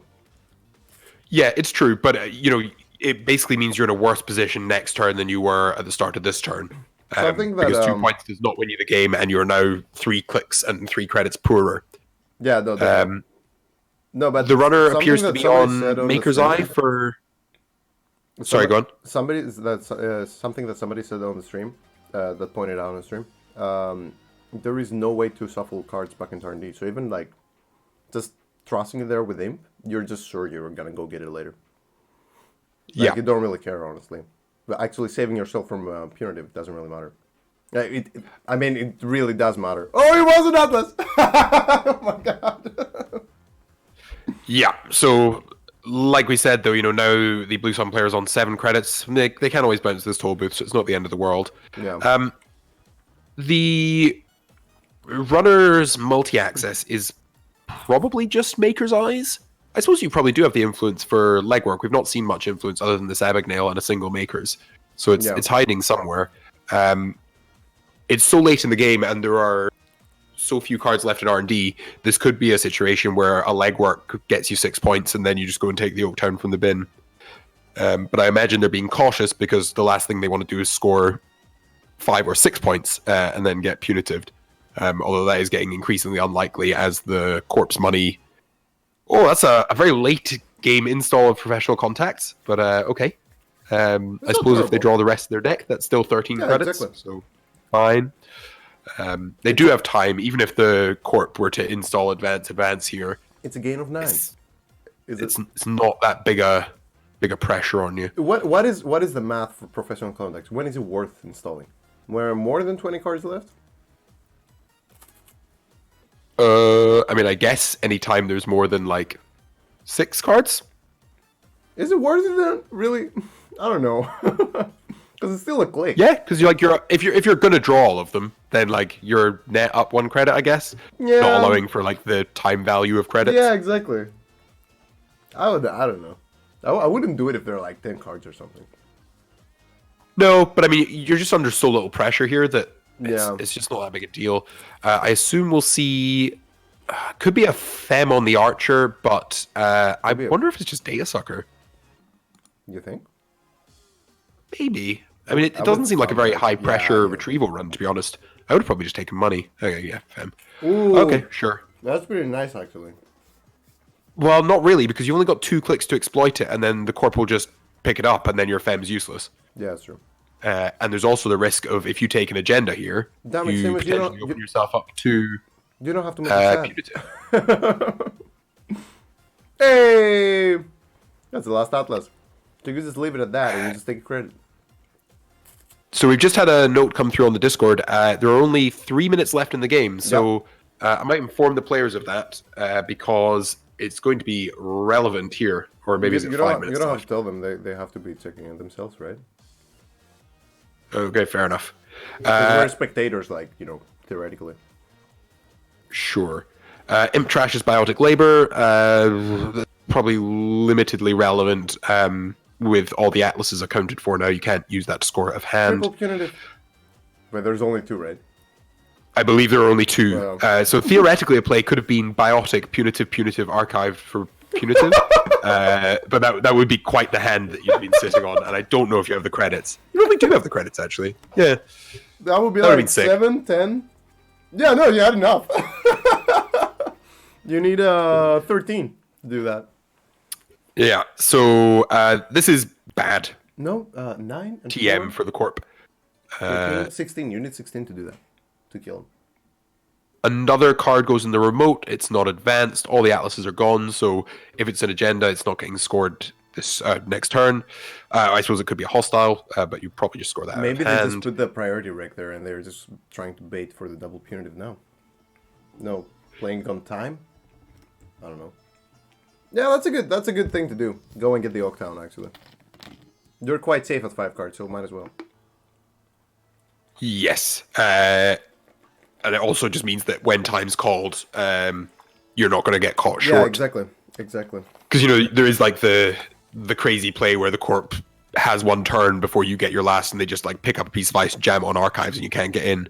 And that costs you the win rather than the draw. Yeah. But yeah, I think this is pretty done, but for the crying, I think Blue Sun has struggled a bit to keep their tempo up.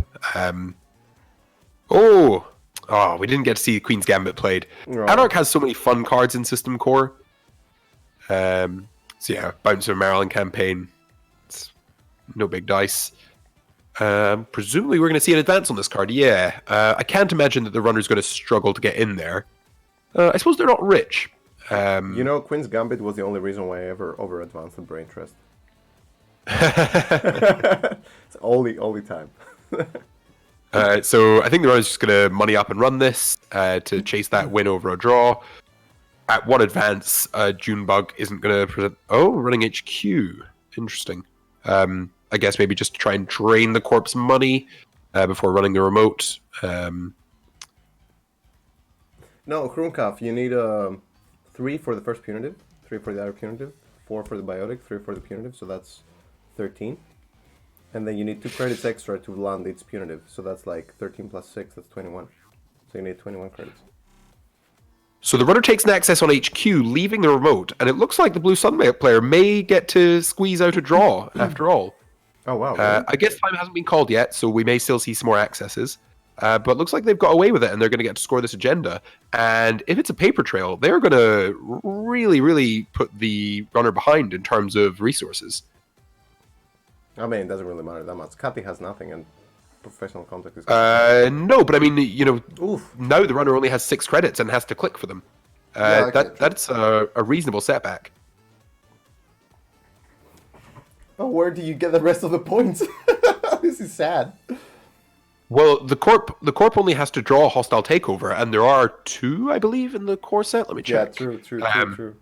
Oh, man. Yeah, so there are 2 hostile takeovers. There's only 13 cards left in R&D. The runner can't access R&D. Nope. So it's expensive to get into HQ. And even if they do, they might not get anything. And if the Corp sees a hostile takeover, that is game. And Blue Sun has turned it around, which is Siki Project a surprise. Was so worth it. That's so worth it. I think Paper Trail has been the real star of all of the games that we've looked at. I really like the synergy between like Paper Trail and all the job and connections that are in the system core. Yeah, it's a really fun... It reminds me of the data packs, how they had like a card and then like an anti-card for it? Yeah. And the theme we see the Corp drawing, we too. see them installing in the remote. You'd think just the Marilyn. Maybe it's a pirate. Let's see what influence we have spent. Ash is 2, Rototurret is 3, Biotic puts us up to 7. I wonder what that ice is there. Yeah, I want to see what 8, 9 for Tollbooth, 10 for Rototurret. So there's 5 influence unaccounted for. It's a reasonable amount floating around. The runner gambling that this is something worth checking, so assuming it's not the Marilyn. It's just You'd think that the Corp wouldn't put an agenda here because HQ is pretty so. darn safe behind that Tollbooth. But the runner's going for it. So, if this is the Maryland campaign, which seems at least reasonably likely, the runner may even struggle to challenge slightly reformatted remote next turn, meaning that the Corp's scoring options go way up. Rotta says biotic paper trail, maybe. Could be, yeah, it could. How many biotics are there? There's 2, isn't there? Yeah, there's 2 in the system core. And what are we going to see? What are we going to see? It's almost time, by the way. Yes. The stim hack has not been played, so there's still the risk that pops up. Say if the Corp tries to take advantage of this potential scoring window next turn. Was it a paper trail? Such tense moments. No, Yeah, it's the Maryland campaign. And it's time on the round. And that's time. Okay, so what did the Corp do last turn? They drew a card, and then they drew 2 cards. Then that's the Corp. Drew a card, installed a card, played hedge fund. The fact that they stopped drawing may indicate that they drew the hostile, which would be a heartbreaking final turn for the runner. Have they got it? Have they got it? A dramatic pause on the part of the Blue Sun player. No media install, so looks like a no. No! Purge of virus counters. Sad times. Sad times. The civilized way of wasting 3 clicks when you've not got a way to win. No hostile takeover. So that's a bummer for the Corp. Yeah. Both hostiles in the bottom 10 cards. Damn. It's a tie, it's not possible. Damn. Alright, well, we'll see how... Criminal is still good, apparently. Well played to both our competitors there. Yeah, Blue Sun managed to squeeze out just enough points to draw that game. Was so worth it there. Alright. Yes, indeed. Are you going to join us for the next round, Seamus, or are you... I'm not, I'm afraid. I'm going to go and celebrate a slightly belated burn supper. Okay. All right, thank you for joining us, Seamus. Once again... Thank you so much for having me. Good luck, everyone, in the next round. If you want to catch Seamus on his podcast, Theophilus Bagpiper, I will be putting the link in the stream again. Oh yes, I should say, I promise we are going to start releasing episodes again. There's been a little bit of a break whilst... we sorted live stuff, but we are still playing Netrunner. We are still intending to record and release episodes. I love how we need to remind people, we're still playing Netrunner. Nobody said we're quitting. Stop saying we quit, okay? It's still a thing. Thank you for joining us, Seamus. It was really nice having you. Have a good time. Cheers, man. Good to speak to you. Bye-bye. Bye. All right. Next round is gonna be in... I'm gonna ask Kira real fast.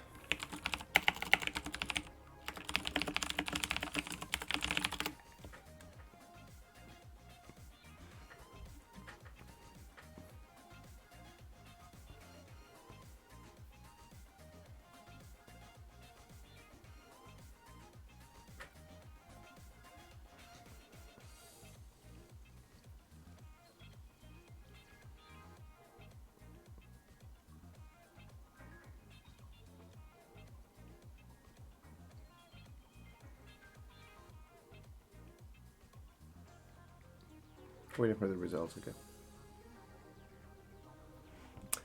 So we're gonna take a small break until then.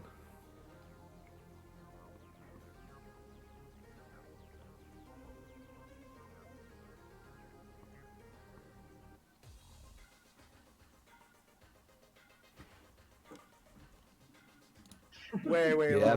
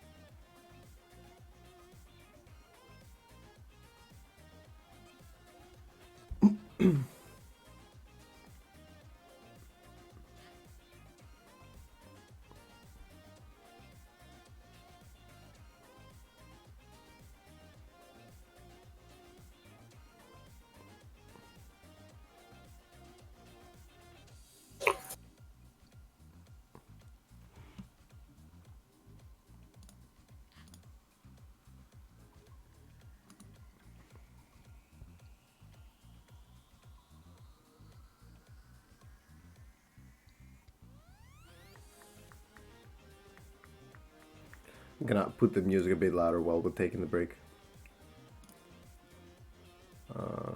We should be starting soon, though, from what I was just told. So, see ya in a bit.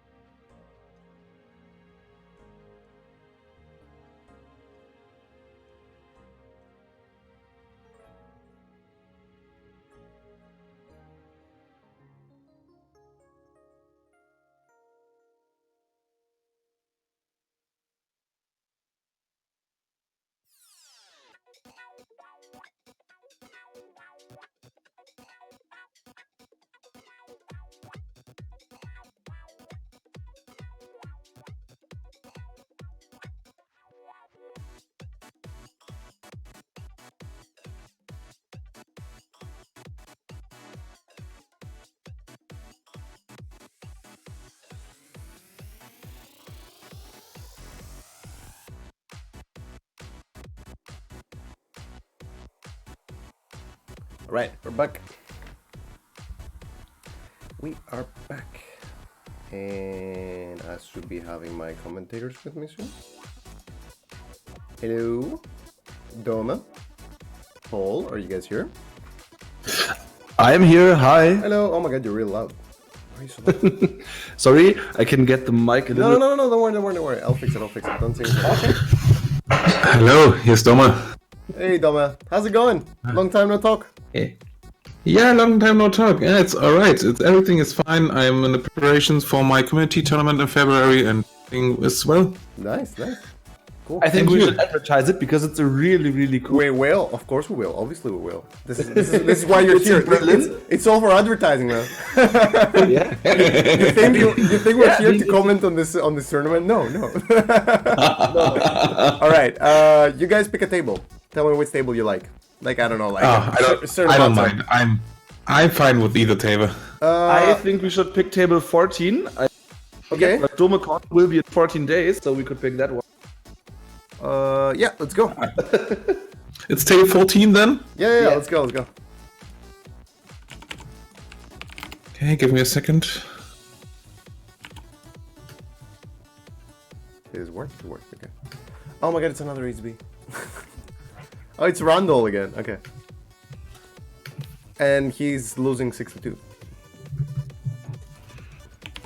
Okay. I feel like we're giving this guy so much bad luck. Kelfecil's out. Circle, we've sold out a long time ago. Okay. So, okay, we joined the game. Okay, it's turn 7 now, and the corp is already 2-6 down. That doesn't look too good. Okay. It's fine. Yeah, I think we talked a little bit about HP, and I don't know. Is it just? Am I wrong, or is it? No, you're not wrong. Likely the worst. It is the worst, I think. I'm pretty sure it's the worst. I think it's like we just watched another game as well, and Seamus was just saying about how you can just like at some point just brute force it, and it really does feel like that. Like there is no much you can do about it. At some point, the runner is just gonna have money and they can just go in and take stuff. Which is basically Netrunner in a nutshell, if you think about it. It just make money and get servers. Yeah, the problem is are the upgrades, right? This is why we don't sell Netrunner and other people sell Netrunner. If it was up to me, it would be like, yeah, it's just a game when you make money and you get in servers and take stuff. Yeah, it's basically like that. That's basically Netrunner, right? Yeah. It's whoever makes money faster. It's like real life, man. Oh, there was a misinstall, I guess. Yeah. Yep. So is Vesperius like a fanboy of Vesper, or? I don't know, maybe. I have no idea. I also thought of that, but I think Vespa is also playing in the tournament, and he's just called Vespa and has his typical red avatar, right? Yeah, I know. Wait, I'm asking him on Discord. Okay. Vesper, is Vesperius you or a clone? Netrunner is basically Monopoly. Yeah. Oh wow. So Liberated comes down I think and tries to push down the... I think that's the most insulting thing I've ever heard about Netrunner. Yeah. Yeah, it probably is. That's right. Welcome to Monopoly Cyberpunk Edition. Yeah. Oh wow, what's that? Yeah. And Vesperius is the one who already has all. Randall, I don't know. Maybe he has the power plant and a couple of train stations or something. Yeah. That doesn't look too good. I was gonna say like what's up with like the advanced upgrade, but then I realized it was a Queen's Gambit, and I was like, what? Yeah. That's unfortunately not a bio. Unfortunately. Unfortunately, not the 32 years. Oh man. Or a defense that would have been great. Yeah. Oh, there we go. There is a way to shuffle things back into R&D in the core. You have Vitruvius. Well, not in the R&D, but in the hand at least, you know. Yeah, it's at least into the hand. Yeah, you at also least. have. Yeah, and archive But numbers. it's true what Seamus said. You have no way to get those things back into R&D. I mean, the agendas are still there, and yeah, you can get them out of archives. That's true, but you won't get them out of play. Right, run on this remote. Oh, Eli at 5 strength. That's Eli. That's pretty good. That's your boy, Dommel. keeps him out. Wow. Eli for president. Stronger together, Eli. Yeah. Is that gonna be? Oh wow! Hey, with 2 cards in hand, come on, install all of them. Oh, yes. Wait a second, is that even... Oh, it is legal, okay. Where's the all of moon them. pop? Yeah. Where's your moon before scoring this? Yes, damn it. I think you guys are in the wrong tournament. Yeah. Sorry. Wait, what's the other? So thing? you get at least a value install from successful filters. Yes. Okay. It's something. It's at least something. You get 1 install and 1 credit. Yeah, it's... Someone Queen's Gambited my Atlas before I still lost. Wow. That is so sad, Ronald. Data Raven. Data Raven is interesting. Data Raven is Well, really interesting. Does he has anything to punish attacks? No, but still, you gotta put something in the deck where you only have bad eyes, you know? Yeah. Yes. Yeah. Also, maybe closed account. I think should really remove the tag. Yeah. Just for the off chance of having a closed account.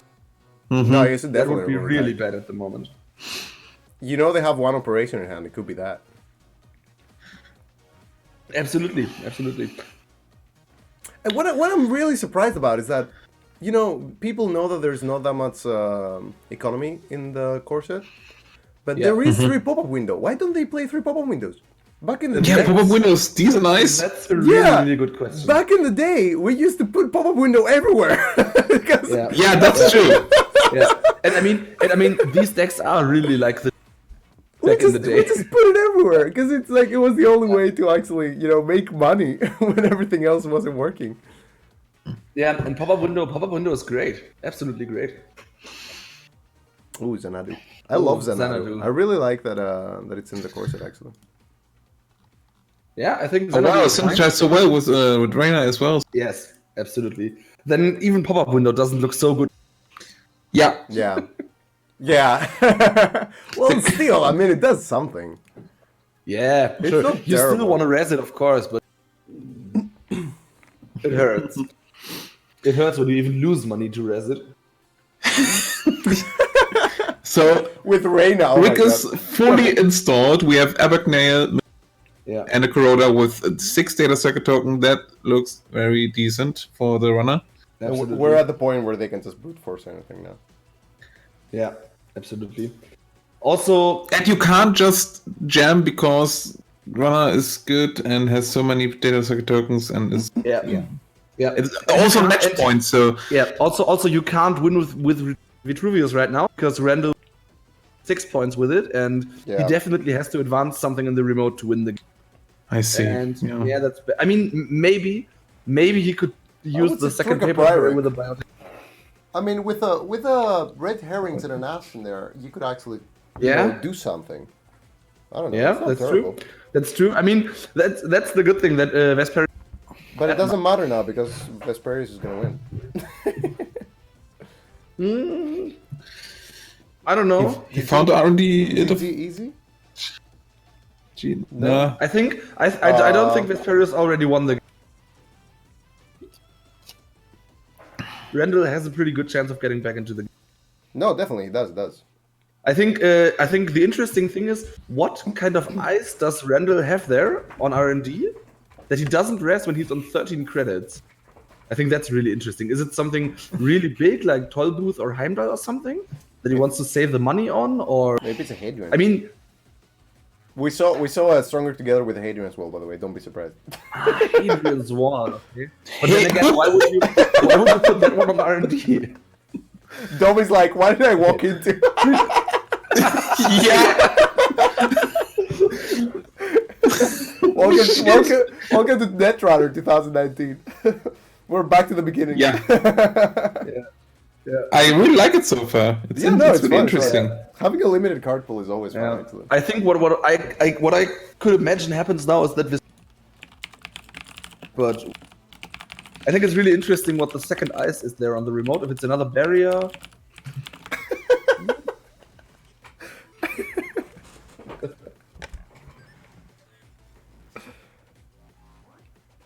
Oh, we forgot to ask them if they're okay with commentating their game. I guess they'll be fine. It's fine. Yeah, they are. As it seems, they are. Also, Okay, a joke. Let's say a priest, a blind, and a deaf man walk into a bar. Nice, secure. I don't know, sorry. Oh wow. You just have to entertain them with a joke. Who's in you commentators? Ooh, So, Kathy. Yeah, I Kati, guess yeah. He does have the time to put a cat down. Okay. He has something for the late game as well. Yeah, that case. Please Bionic again. Please Bionic again. No. No! Oh, come on. That would have been amazing. Ooh, that's really nice. That's If really nice. If you did double Bionic there and won the game, I would be like, okay. Like that was, Yeah. that would have been perfect. No, but that's been that's perfect. really great for Randall. Yeah, what a good play. It was. Yeah. Yeah, As soon as it comes that's down. really, really good. So, needs to find another biotic individuals, and that's it. Look at this nice mirrored agenda pool. I think he can maybe he can even push something. Depends a little on the upgrades in there, but that seems pretty taxing for Vesperius, and he doesn't You have. can just dump like stuff now there, and the runner needs to run. Yep, That sounds Yeah. very. that's what I that do sounds- like, because That sounds I very obvious. That's why he's called a runner, but still. Yeah. But I I think think- he has the same plan. He was like, okay, everything right now has to be advanced to win the game, and he was just waiting for the advanced Yeah. card, right? yeah. But now he's got the problem that Randall may May have the third Vitruvius. Biotic and Vitruvius in hand and just. Yeah, that's why he's running HQ, I think. Yeah. Which got him to 2 credits, by the way. If he doesn't find something now, it's gonna be. Oh my god! Oh, come on! Come on! Oh, wow. What a tight game. Wow! In the end, was very well played from Randall at all. Yeah. Another Bionic Yeah. just won the game, by the way, because Pub Campaign would have taken him Yes. to 7. Yeah. Yes. Yeah. Well that's played by what I meant. both. Yeah. Oh wow. Well played. That was pretty good. Tino Ari. Yeah. Oh my god. Oh man.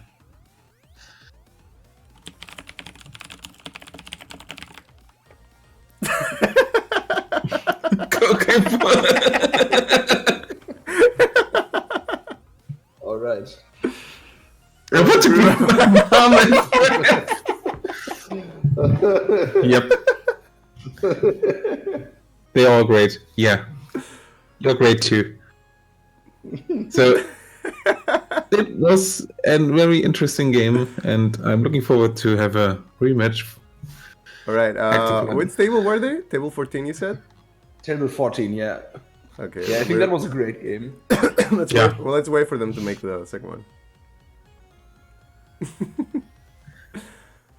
Oh man! So if you guys made a deck for this tournament, what IDs would you have picked? Oh, that's an interesting question. I would go for Gabe. No, not Gabe. Maybe Reina and RP. Yeah, RP I don't think know, is I like think- the safest choice. I think. I think Yeah. RP is a good choice. I also think making. Yeah, deck making that, use is also saw good. 2 Yeah. rounds ago, I like that deck. I mean, Beal is really good. You have the pop-up window. I think I would don't have done know, Spark actually, not even making use. I feel like Spark like is very legit, like for just forcing the credits to be lost. My idea would have been Force of Nature.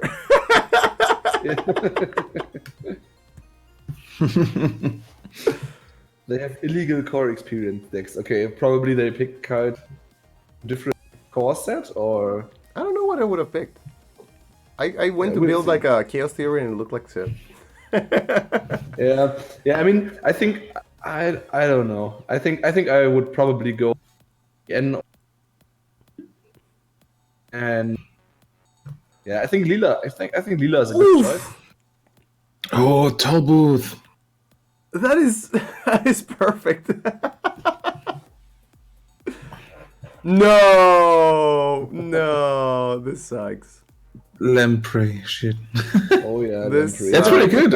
I like Lamprey a lot. But that Uh, means that they can't Yeah. bounce the toll booth now and protect the agenda if that was an agenda behind there, unless they have 2 Yeah. pieces of ice. Oh, that's sad. If he has Ice Wall in hand, that's perfect. But if he doesn't, Yeah. that Lamprey was the most well played Lamprey I've ever seen. That's like exactly the one credit to mess him up. Correct. Oh, gaining credits with the clicks. Oh no. Drawing a card with clicks. Oh no. This is like basic Netrunner all over again. What? No, you don't do that. No. You have to protect. You have to protect HQ against lamp. No, don't use Liberated account. You have 4 clicks to go to HQ. Yeah. No. just go into HQ. Okay. I mean, maybe Vesperius just read Randall perfect. Yeah, I mean, Knew that Randall wouldn't run it anyway, but he's not that kind of guy. He wouldn't go and take all my credits when he can. You know, I was saying in the last game, I'm the kind of person that, you know, when he sees, no, my God, no! I'm the kind of person that when he sees like stuff like that, I'm like, I can't. I need to say something, you know, but I really can't right now. What was that? You could have taken 4 credits. No. yeah. You could also play Armitage Code Busting. I am so sad. No. Yeah, that's Not even running our HQ. Why? no. I think that's actually okay. Because on servers No, that it's are not. that It's are Blue not Sun. as They're gonna take it back anyway. It doesn't matter. yeah, maybe I don't know. I think running R&D first.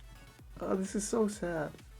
I like Kadusha not too much against trainers since he has a link. She has a link, but it's still decent. Takes a bit. Yeah, it's one of the better eyes. I think it's okay from Randall. Yeah, Yeah.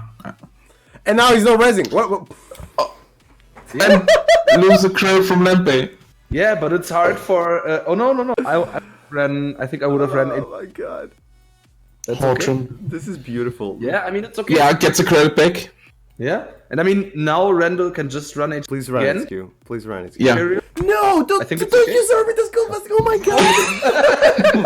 God. Well, I think I probably would have ran HQ there. But...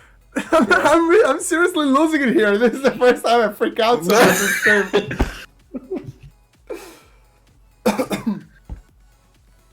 Yeah, that's what you get. Yeah. That's a paper trade. Yeah. No crits, so you can't lose any crits. Oh my God. Oh man.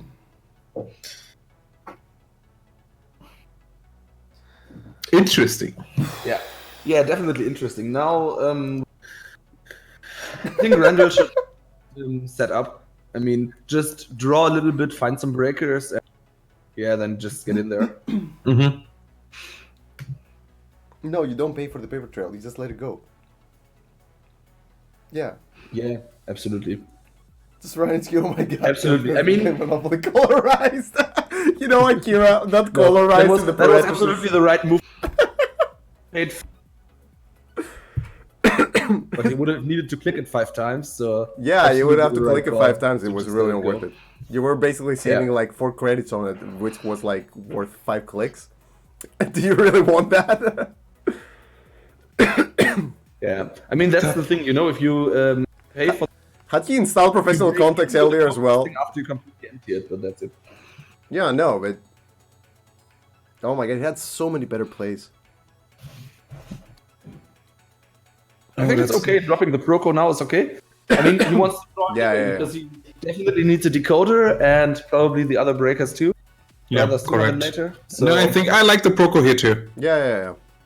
Also, I mean, Proco is a card. If you do play it, you definitely want to drop it as early as possible. Fine. I mean, unfortunately, he's not able. There's no remote at the moment, so Yeah. Also, we know there's an oversight AI in a toll booth, so it's not like the corp is gonna have money problems now. yeah. I don't like dropping the. It's I mean, It's the like thing is, saying it's here, really I'm gonna retrieve really run soon. expensive against blue Thunder. Yeah, right. That's definitely the sign for I have a Yeah. It's definitely the time for a retrieval run, but I don't think that's gonna happen. He didn't run when there was no ice. Why would you run with a farm on it? Yeah. That's a good point. Oh my God. Rondell, the game is not about making money. It's about making the corp lose money. Well, What's the point of playing Xanadu when you don't run? Yeah. I don't know. Zanadu does nothing to Blue Sun. That's the thing. Well, it does. Of course, it does. Well, Oh no! Sorry. it doesn't. Doesn't. Yeah, no. I mean, a little. I mean, it does a little bit. You know. I mean, Yeah, okay, Blue Sun but doesn't still. count every single ice they rest. But So he's no rezzing. yeah. Just run again.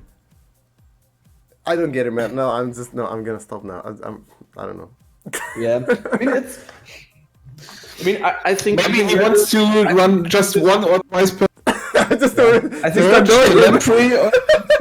Just to spite I think him. it's a little strange what Randall does here. I think he should either be really aggressive, just run HQ every single click more or less, or he should be completely focusing on setting Yeah, up. exactly. Yeah. Like, So, I mean, I think he's choosing a pretty weird line right. Just does a little bit of both, and I don't know. I just like it more if he just is focusing on one of those things. That's an ice wall, by the way. And that stops the lamprey. Yeah, why did he rest the last 2 times? that's the thing. But you know, that's the thing. Just rest the ice wall. Why did he rest the last 2 times? He just lost 2 credits for no reason. Oh my god. Okay, he installed the corroder, but still, like, I don't get it. This game is beyond me. It's like, what the hell is going on? What is going on?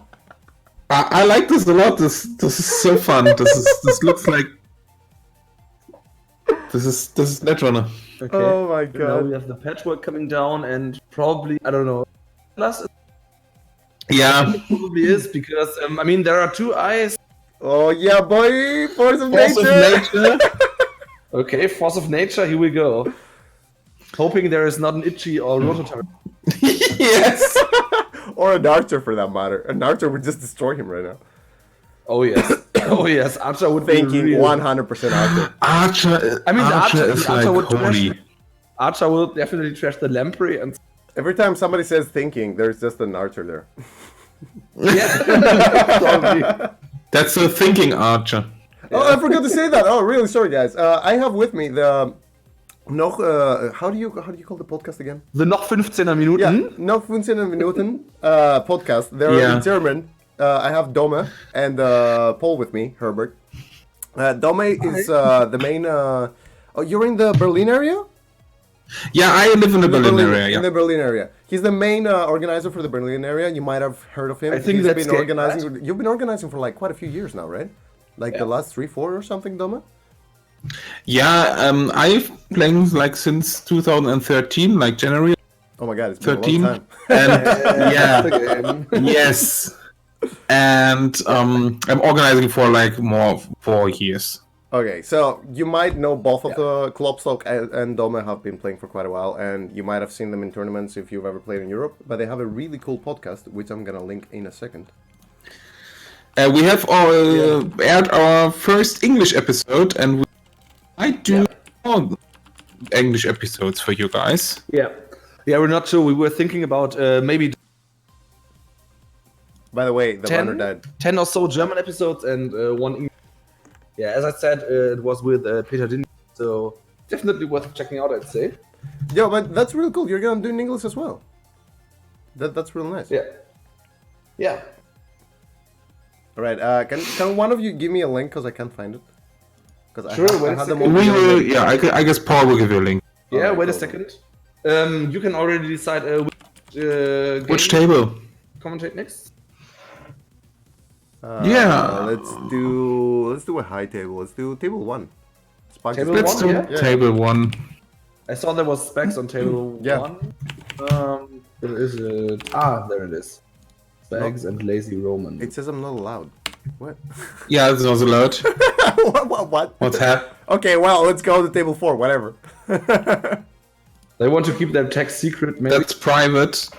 40 minutes left and they already finished both the games. Damn. I am in the game. Do you really think it's... I am in...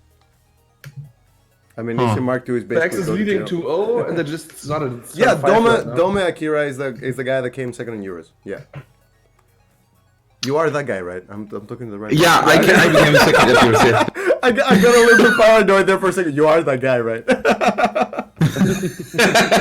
I laughed so much when Christian put like the song at every Euros. The freestyler, right? Yeah, freestyler, yeah. And it took me a second. I was like, why are you putting the freestyler in every video? Because at the top of my dome. It's Australia from the top of my dome. Yeah, that was so good. All right, guys. So this is the link if you want to check out the podcast from the guys. It's really, really nice. And I don't understand amazing German, but I did listen to the episode that you did with Felix, where you were also rapping. Yeah, that was great. That was really cool. That was great. Okay, I'm sorry. Which table are you on now? Table 7, 4. Right? Ah, table 4. Okay, Yeah. sorry. Yeah, I'm on my way.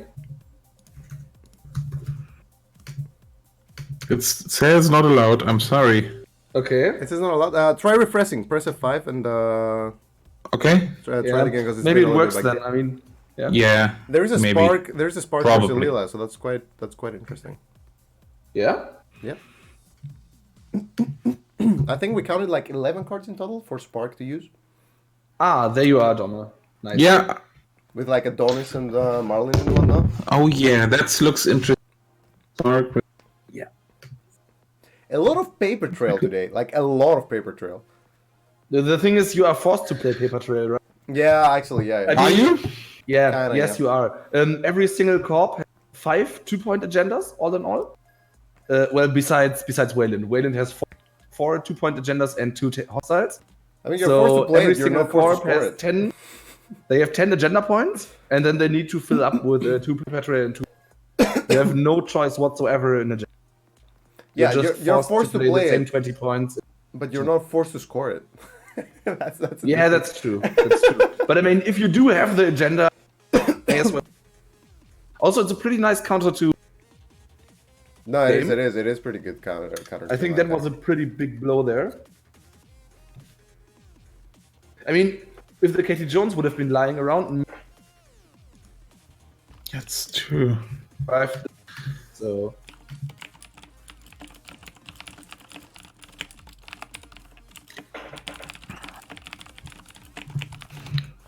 people messaging me like they lost track of me. Are you alive? What is this Netrunner thing? Are you back on drugs? It's basically Monopoly, right? Already spoke about that. Are you taking Netrunner again?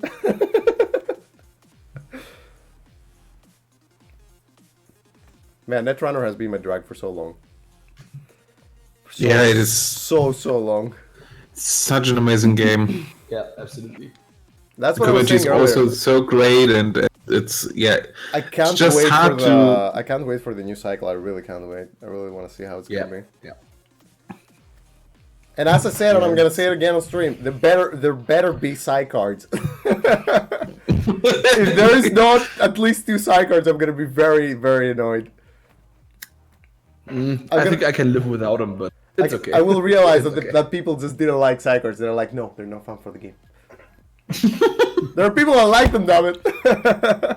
It was like when they were talking to Damon at one of the I don't remember the name of the podcast. Holy Seiko is in it.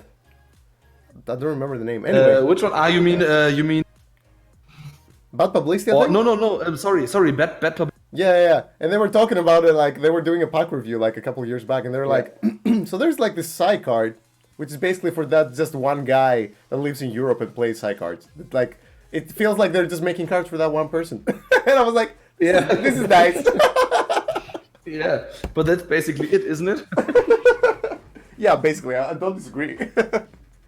Ooh, yeah, Oh, that's Maker's Eye. That's Wow. Yeah, And Could game. be big. yeah. This could be the classic Lila unraveling. Look pretty solid. Yep. Thomas and Norris trap consoles are trap to him. All consoles. The conversation in the chat is just great. And he misses. Okay, Yes. okay, that's pretty bad, but still, I Yeah. mean, That's really sad actually. yeah. And Spark knows Yeah. that they have 3 turns. And I to mean, just do stuff now Peeves has to hope that Paper there is trail. not a Paper trail. the- Oh my god! Oh my Oh. god! MVP. Seriously, MVP. Yeah, Paper Trail is really good. Board wipe. Yeah, I think maybe it would have been better. So That's huge. So Peeves has one more turn to. I mean, what is he gonna do on R&D? Play another Maker's Eye? Top 2 cards. Yeah, he played the Maker's Eye. I mean, but I think Yeah. that was the risky play by Peeves there, because if you miss the Maker's Eye, as they did, then yeah, the Azenda gets scored. And, the paper trail hits them hard. I mean, that was pretty likely that it was a paper. It could have been the second exploder, but yeah, it was very likely it was a paper trail. That's true. Could have been a Beal waiting to be overscored. Yeah. I don't think you would put No, that. of course not. I'm kidding. Come on. just behind the wraparound to go. Yeah. Beer or no beer. Yeah. Maybe it's an over-advanced 2-pack in Spark. And then there's the aggressive secretary or something. Oh my god. Oh yeah. I think aggressive secretary should be pretty. Yeah, aggressive secretary should be great. Every time I've seen an aggressive I secretary mean, fire, there is no runner recursion as far as I see it. Oh, sorry. But why test not, run is why not basically run the archives only. with that? To see what the cards are. Yeah. Trust. I think running archives would be better. Yeah, because Because you know I what's an think he R&D. knows the card. Yeah, exactly. Yeah. Questionable plays all over. Yeah. Yeah. Archives would be better to see. I mean, it's highly likely that. Still, why not get the information if you can for free? So. That's I like Spark. probably be- I like this. I think it should be good. Yeah, it's very interesting. Thinking about it, I think Spark may actually. I think it's a little bit better than making use actually. Yeah, but they're both pretty good. I think I would. Yeah, I think with Beer? Pet Campaign and Maryland, it's good. Yeah, I mean, Beal is extremely good. Beal is basically a global that you can also. You're cutting out, by the way, Herbert. Herbert, go to your user settings, go to the voice and video, scroll down, sure. and pull down your input sensitivity to the left, Okay. Yeah. Sure. so that you don't cut out.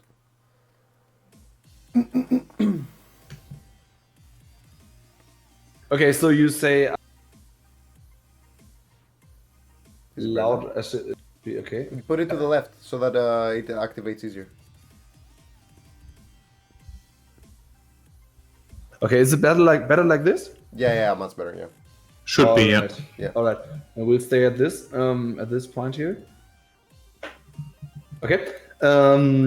Yeah, what I wanted to say is that I think that in the end, it's really, really good agendas. Project Beal is really, really nice. Yeah, Basically, as you basically said, global it's, food. yeah. And then you have product placement, which is okay. Red herrings is great. You don't pay influence for pop-up window and toll booth. Those are both really great.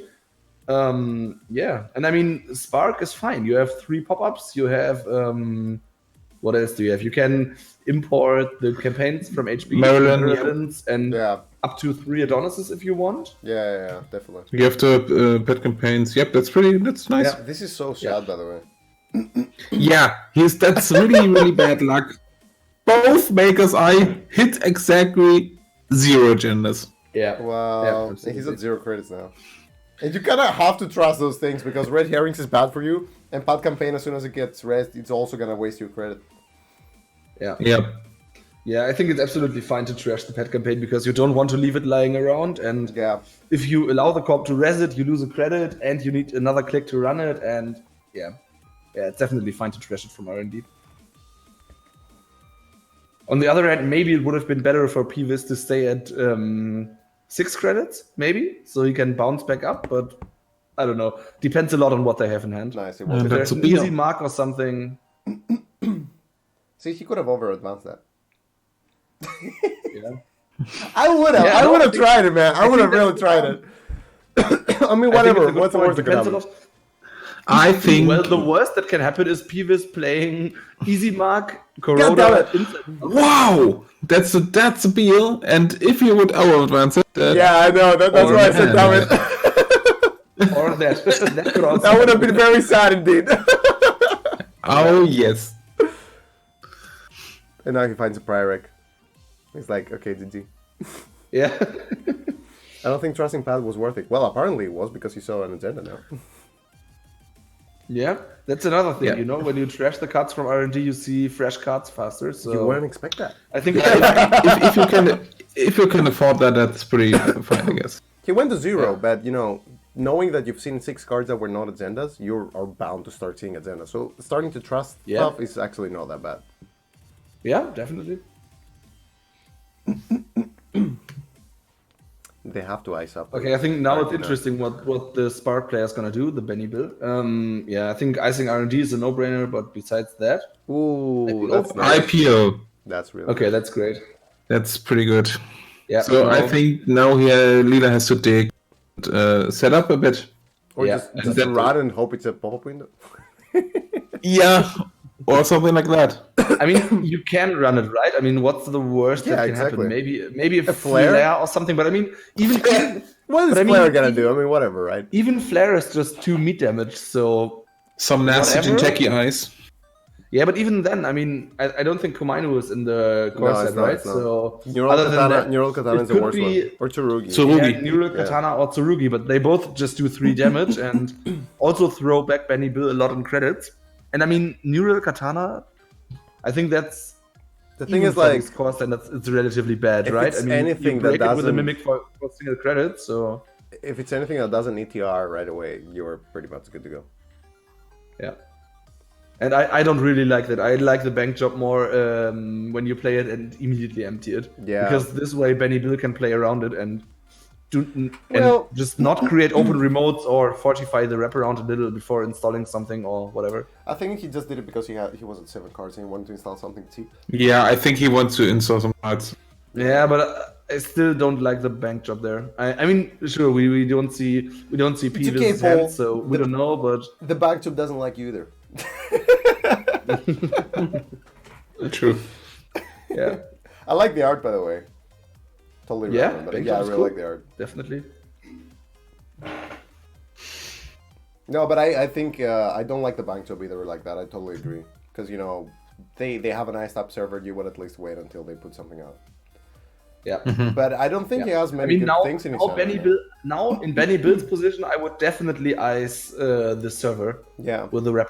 Because you can get in there pretty easily with just a Corroder and get the bank job money. Now, if Benny Bill just puts another ice in front of there, it gets much harder to get the money from the bank job. Okay, he's icing R&D. Okay, yeah, that's fine too. Yeah. I'm guessing one of those must be a pop-up window. I mean, there's definitely pop-up windows, right? It's Spark agency. Yeah, probably. But didn't he have a toll booth, or am I confusing that with the last game? I probably am, right? Because why would Spark do as anything? But no, that was it's infection, right? Yeah. Yeah. I mean, Spark will definitely have 2 toll booths. So. You think? Yeah, at least one. Why wouldn't you? I mean, why wouldn't you? Sure, but I don't know about 2. Toll booth is a really good ice.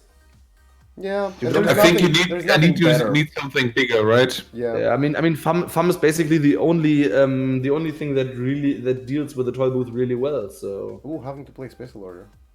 Well, Corroder definitely, right? Yeah, I think that Corroder or. Yeah, the legwork for the win. Yeah, we've seen that before, right? Had another click before, so amped up and then Corroder and then something like that. What up? Crazy. Core experience, whatever, man. Yeah. I also don't like that play because now he telegraphs that he has the Corroder and can run into HQ. I don't like that you either. Have to special order. I think you have to special order first or second click and then do something with a breaker immediately before the corp has the chance. Somebody said in the chat as well, like, we've seen a lot of last click breaker installs, which is very weird. I don't agree with that. Yeah, absolutely. 100% agree. I mean, against some decks, that's okay. Again, but that's much more in standard. When you play against something like Nti or Replicating Perfection with NISEI counters and Biovault and that stuff, you may not have enough clicks in your next turn to install the breaker and run. But that's not the case here in Core Experience. Yeah, it's totally different. Yeah. I think here it's also here. I think in this situation it would be the correct play to play the special order on the next turn. Click 1. I think this is a safe score right now because 4 clicks, 6 credits. Even if this is an Enigma, for example, it's absolutely pretty safe because you can't afford to install both and run both. I would disagree because there is Inside Job, right? You could put down the Corroder and break the wraparound. That's 3 credits, and Inside Job, it's 5. So... Okay, it's not too safe, but in his. I can understand totally the install in advance. Yeah, here. absolutely. I also don't think it's bad, but I don't think it's 100% safe. But No, I mean, no. the inside job is gonna hit at one point or another. Yeah. So I think it's okay to just bait it now. And maybe he wants to force inside job too. And so yeah, or Benny Bill is brilliant, and this is an aggressive secretary that crashes the Corona. yes. That would be such an amazing. And you're And way too far ahead, man. Corona play. Way too far ahead. If that is indeed true, if that is what it did, then I'll be like, okay, this is great. Oh, pop-up window is very nice. Yeah, absolutely. it's really great. 2 credit tax. Yeah. And it's gonna be an. I'm feeling like an Eli behind it.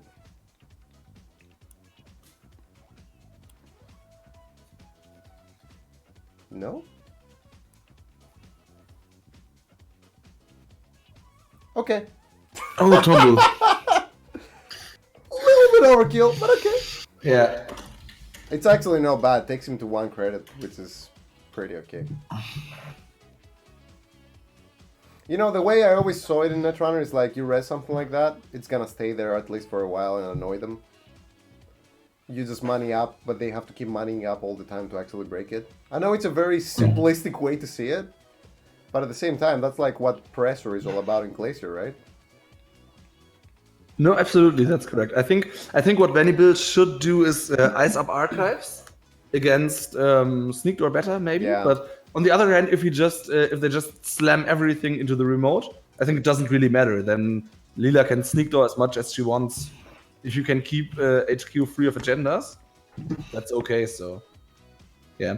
But I still think the toll booth res is a little weird because now Benny Bill probably doesn't have enough money to score the agenda in server 1. I think it's good because... Oh no, this inside job. Oh no, I think this is... It could have been something bad though on RD. He might it works out, but I think I absolutely do not like this play from P-Wiz. I think he definitely should have taken a credit before, so he can break the wraparound.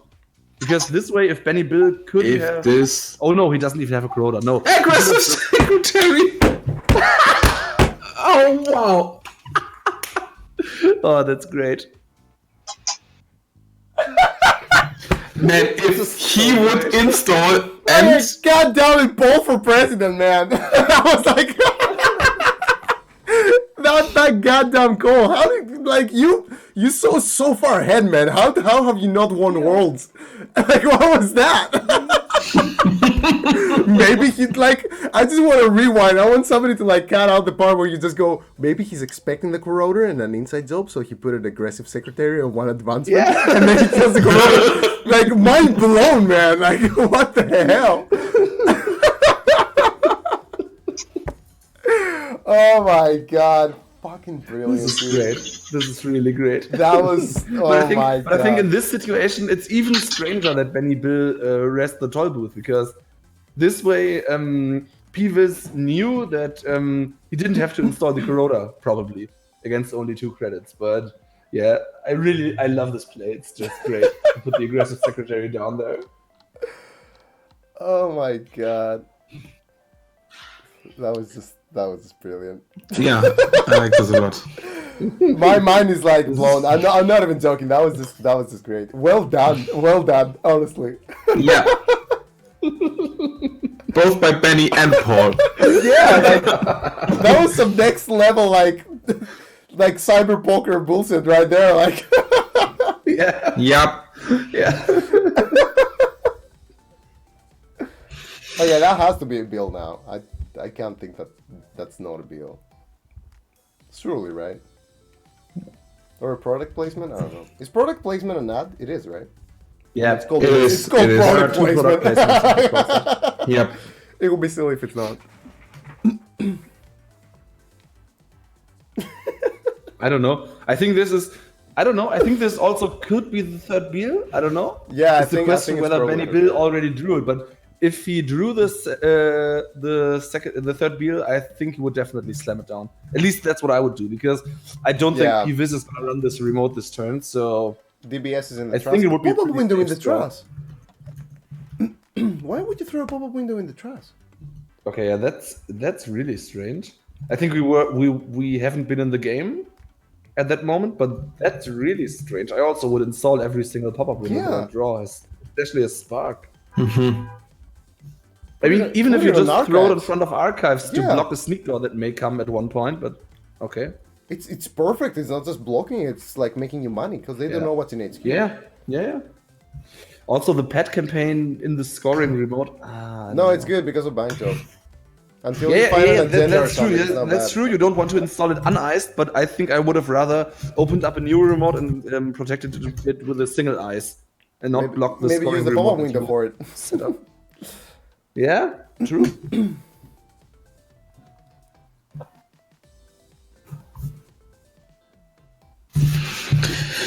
Man, I like these plays. that aggressive secretary, like Yeah, that secretary was really nice. keeps reminding me why I love this game. Damn.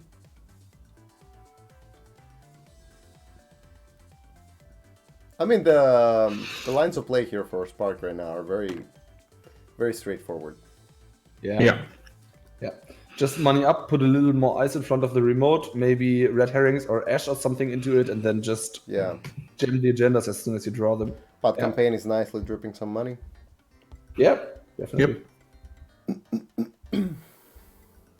He's already at the point where the pet campaign made him money. I mean, he now gets his third credit from it and already took one off Lila, so yeah, definitely fine. Depends on even if he overrides it the next turn. Yeah, depends how greedy he wants to be with it. Yeah. But I think as soon as I would draw an agenda at this point, I think I would slam it in there. I mean, I would do it right now, actually. If you have a priority, you just install advance, right? Yeah. If one Enigma in front of that server, even if they double liberated, they can't. They have to install two pieces of two icebreakers. If you have the priority, you win. Yeah. Do it. Yeah, I mean, worst case, Peeves takes credits. Also, I don't really understand the Armitage code busting. I don't like that one. I think I would have just installed the Liberated and clicked it once. Yeah, and you have five more credits at this point. Yeah, that's next because of this is a paper trail. Yeah, if this is a paper trail, well, the Liberated is not that's fine, but I think you have to respect the Pyrrhic there, but now he is really in deep trouble. There's probably a code gate that will end the run. So Peeves needs to install a decoder and a fractor, and then probably an inside job to get in there or something. I mean, I think that would be the best play that's available, but even then you get screwed by some sentry, so... I think what you do is just like spear phasing R&D and win the game. I would love if that card would be a beer. That's the easy way, yeah. If this card would be a beer, that would be amazing because it's like, as you said, a global food. Yeah. 2 points for the runner, 3 points for the pop to seal the deal. Yeah, but I mean, even if Benny Bill drew Pyrrhic, I think you still have to slam it this turn because Peeves is pretty low on credits. Maybe doesn't have all the breakers that he needs, and I think it leaves him to get in there. Spear facing into our Also, I think also the situation won't get any better for Benny Bill. That's the important thing. Next, if he didn't apply pressure this turn to Peeves, he would probably just empty the whole liberated account, would be on 16 or 19 credits. R&D and interface from then on could get into everywhere, so... R&D interface and spear phasing, come on. That would be great, yeah. R&D, spear fishing. Oh, okay. That's a Groda. That's the game, pretty much. Yeah. No, if he doesn't even have an inside job or anything, that's probably the game. That's an archer? No, it's not. Let's go. Yeah, I mean, there probably will be an Enigma now. Rotor turret, itchy. Oh, nice too. Well, that's good enough. Yeah. Z, well played. Yeah, that will probably be the game. We'll see next turn, but I mean, cool game though. Would be a trap if that would be a trap in server 1, he would just let Peeves go through. So what if it's correct. Yeah, I mean, this will definitely. This won't be a trap. I mean, why would you keep the runner out? No, of course. I mean, of course. So Maybe Trick of it Light. will be just a Beetle or Pyrrhec. So yeah, this game seems to be over. I like the Spark a lot. Yeah, Yeah, the Spark definitely. is actually Spark quite seems cool. very cool. Seems like it has way more things to actually bluff with. Yeah, definitely. I think this deck can perfectly go for Yeah, it's right. the Rush plan and the longer Glacier Yeah. plan. So Yeah, I can definitely do both. yeah, That's true. GG. Okay.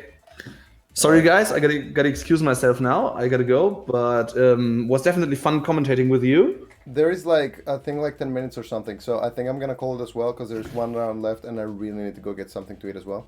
Are you guys going to be around Yeah. for the last round?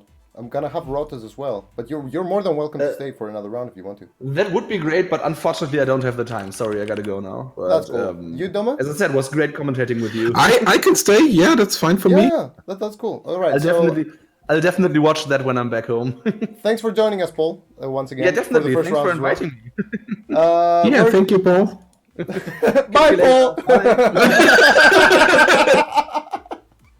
All right, so we're gonna take a small break of 10 minutes, and we're gonna see you all again in about 10-15 minutes. I'm gonna have Dome again, and I'm also gonna have Rotas for the last round of the Swiss rounds today.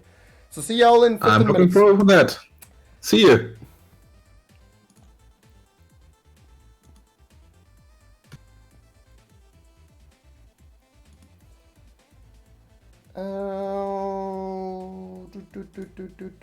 There we go. All right, see you in 15 minutes, everyone.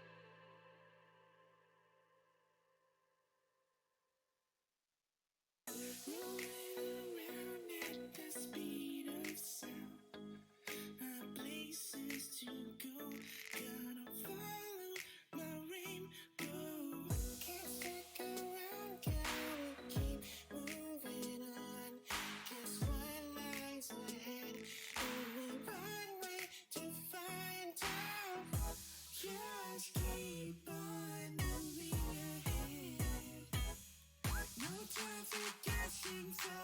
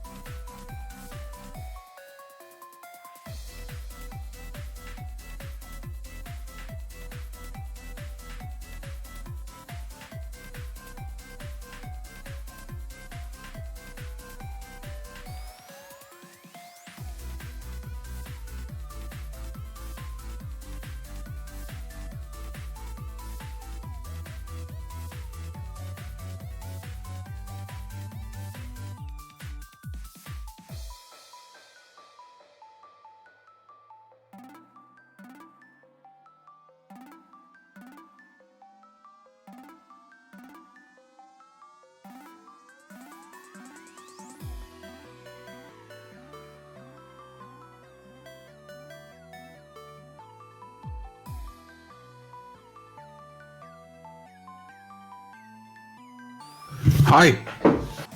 Hello, can you hear me? Yeah, we can hear you. Oh.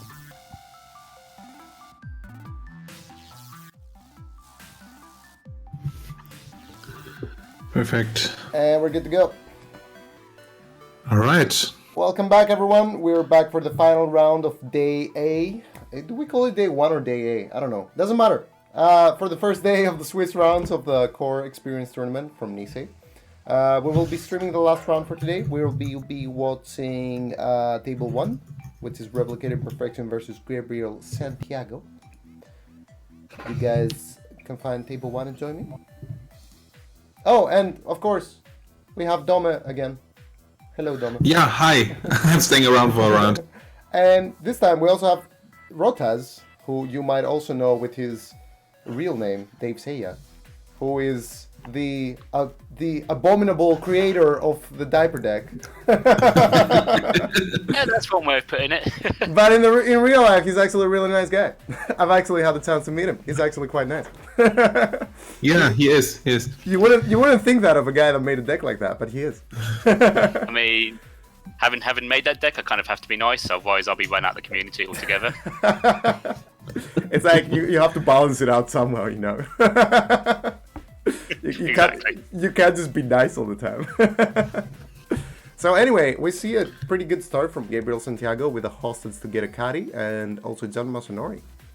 But 0 credits left, and there's Marlin on the Replicated Perfection side. What table are we on again, sorry? Table 1. Table 1. That's good. Yeah, I figured, might as well go all try hard and like what's the best of the best. I just thought it might be interesting. I didn't really think about it much. That's true.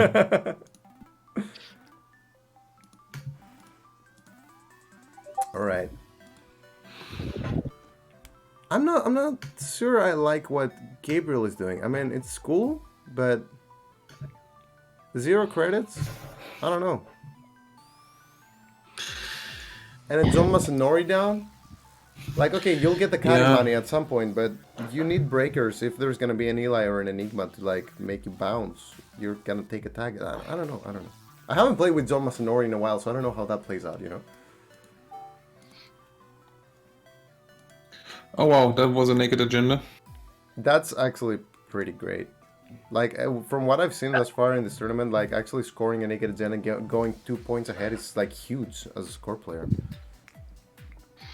It seemed a fairly safe score. As you said, Gabe was just appeared to be setting up and not really attempted to put any pressure on. It seemed a good as time, didn't he? Yeah. Actually, I don't understand why he took the Kari money. He could have waited, like, a turn or two more.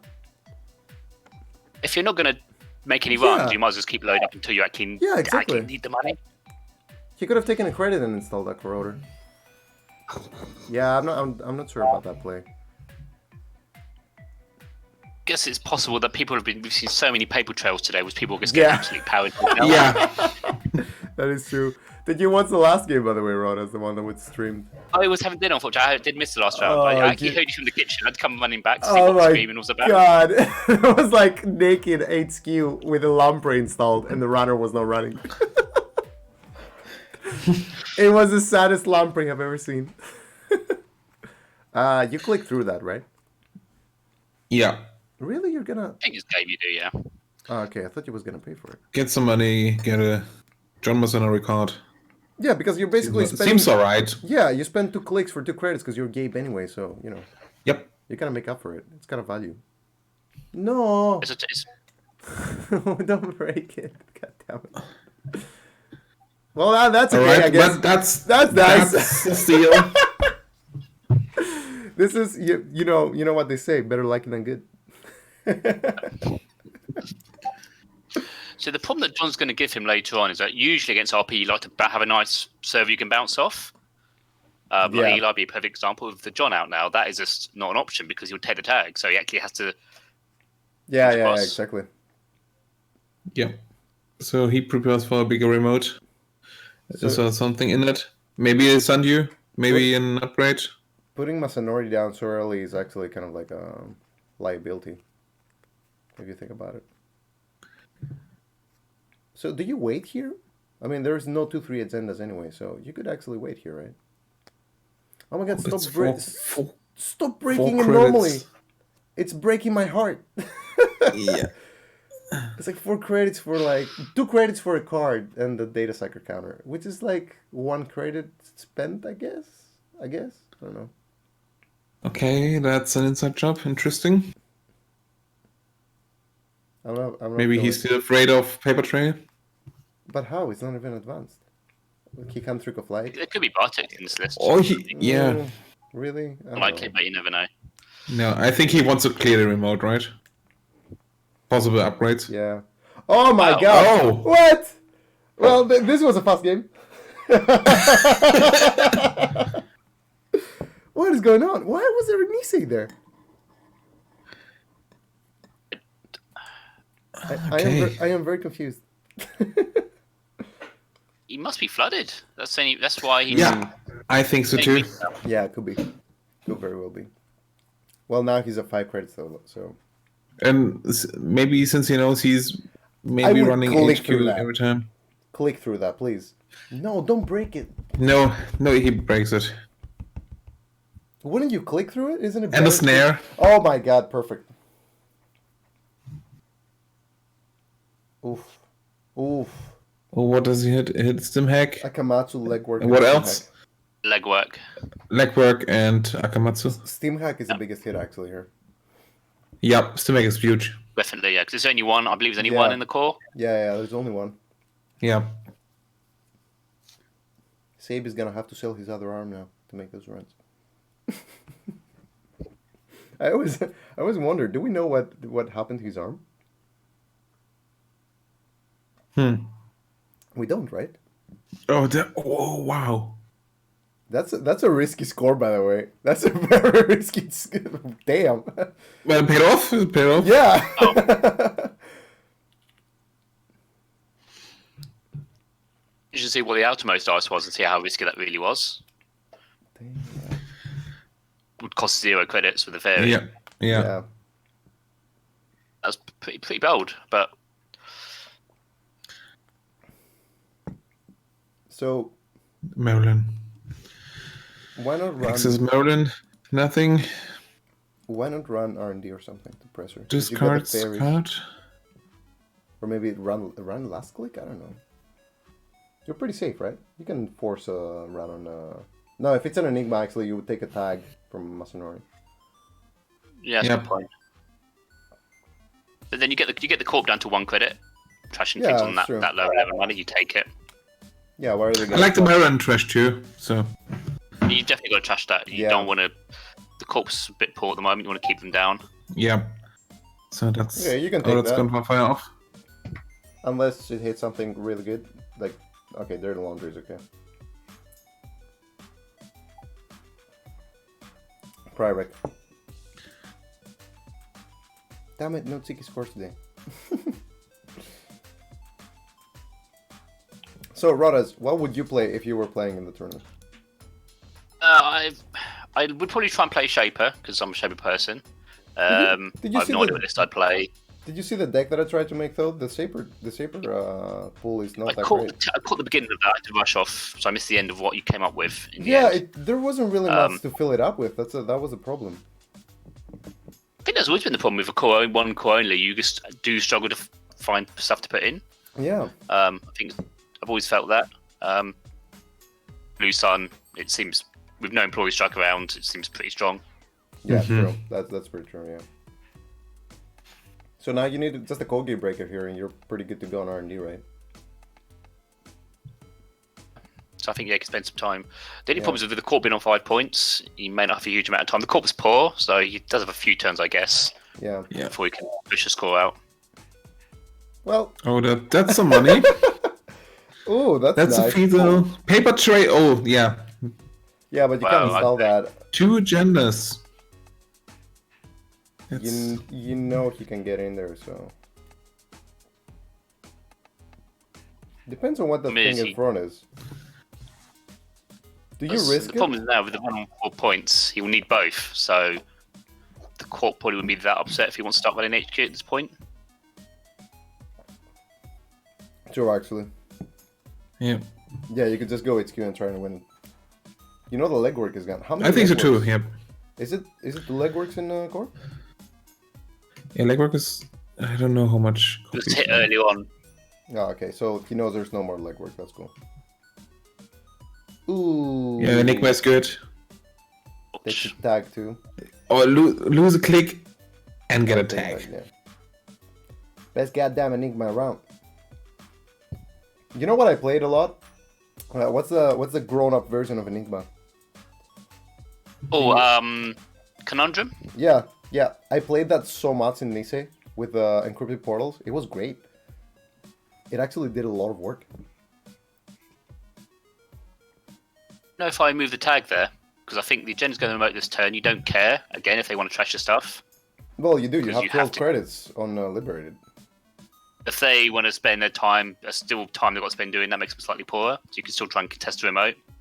You sure? Wow, they just... So why could that be? Why are you not install advanced at that point? Yeah, I don't know. That's like saying, hey, I can't score next turn. It's so cool. Just take your time. it's cool, man. It's cool. Just just run on other things, okay? Go on R&D, look around.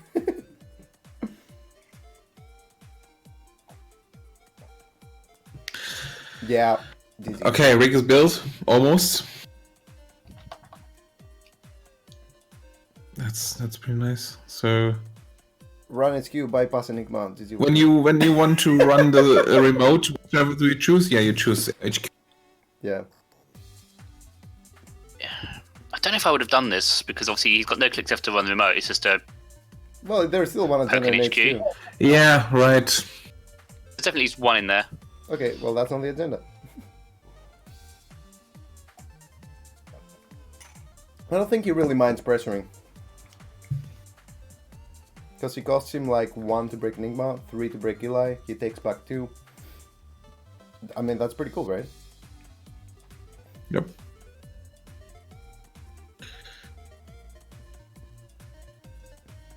Okay, so now you advance. And if that's... Do you? I don't know. Seems rough a bit, right? Since Epicnay is out there, you can't be sure. You guess it there. Maybe he forgot about this. Yeah, no, that's not the solution. That's really not the solution to this problem. So. Yep. Oh, man.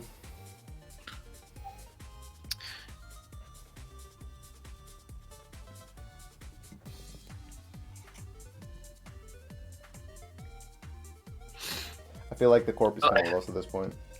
Just doing stuff like out of panic. Oh, special order. What is he getting? For what? Mimic. Oh, okay. Yeah, makes perfect sense. Yeah, makes sense, yeah. So do you poke R&D a bit just for looking at... Yeah, why not? Yeah. I mean, you have to draw from John Mazanori. It's not too bad, right? Yeah, and you get a data sucker. It's basically credit for Eli. It doesn't seem the worst. There's still, what is it, 10 agendas? How many agendas in this? Yeah. So yeah, there'll be some. 10 agendas, 4 are out, 2 are in your hand, possibly. There's possibly 4 in R&D, so yeah. Yep.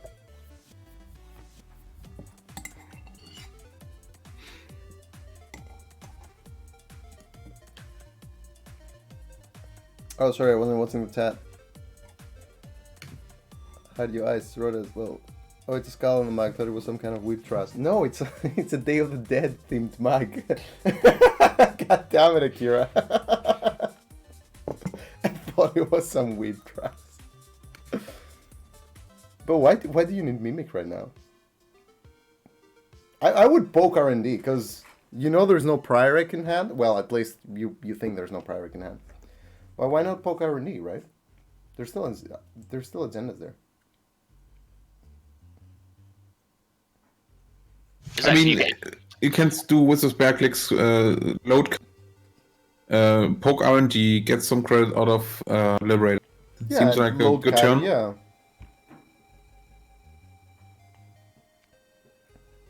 They're thinking about this way too much. So he's doing a run on R&D. Maybe he was waiting to see what we say on. Ooh. Oh, Fetal. Ooh. GG, well played. He Run the lost. Run the remote. Lost Mimic. Well, yeah, that's kind of rough. Losing Mimic is. Still, run the remote. Yeah.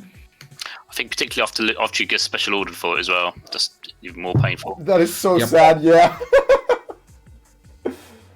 The saddest of mimics.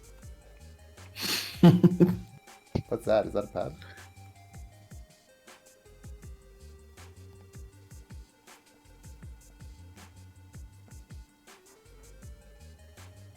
Yeah, it's definitely telegraphing that it's an agenda there.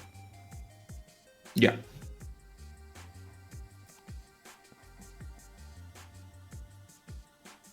Run What RNG. can you rest with 12 credits on the remote? Another Chirugi would be kind of bad. Neural Katana would be kind of bad if there is a fatal behind the server. But you just draw a card, you run. Yeah, RNG. stacking sentries is. Yeah, it's not bad. It's starting to look really good, yeah. I don't know, I would take Liberate account. Or maybe do that first so that you see what you draw, of course. That's also good. Yep. Okay, he saw nothing. Do you let one of those subs fire? So just to save a credit, because you don't really care about access command, do you? You just want to get the successful run in. No, you do care. You don't want him putting agendas at the bottom. Like, you could still find an You agenda. assume it's going to be over pretty soon at this point. That is true. It's not like they can do anything about it. And there's definitely 2 agendas still on the board right now. Like either in HQ or down there. Oh, yes. Well, 6 That's cards in another hand though. Fury. 6 cards in hand though. But you can still end the run, right? That's the thing, yeah, so I guess... Yeah, so you cannot say like end the run now. Might as well. Oof. Continue?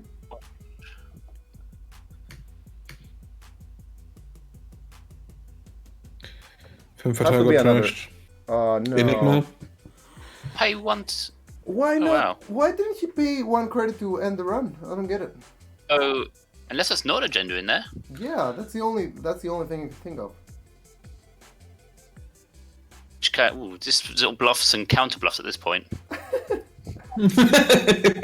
Oh, it's a fatal, yeah. Yeah, it's a Pay fatal. 1 credit, damn it. Damn. Phew.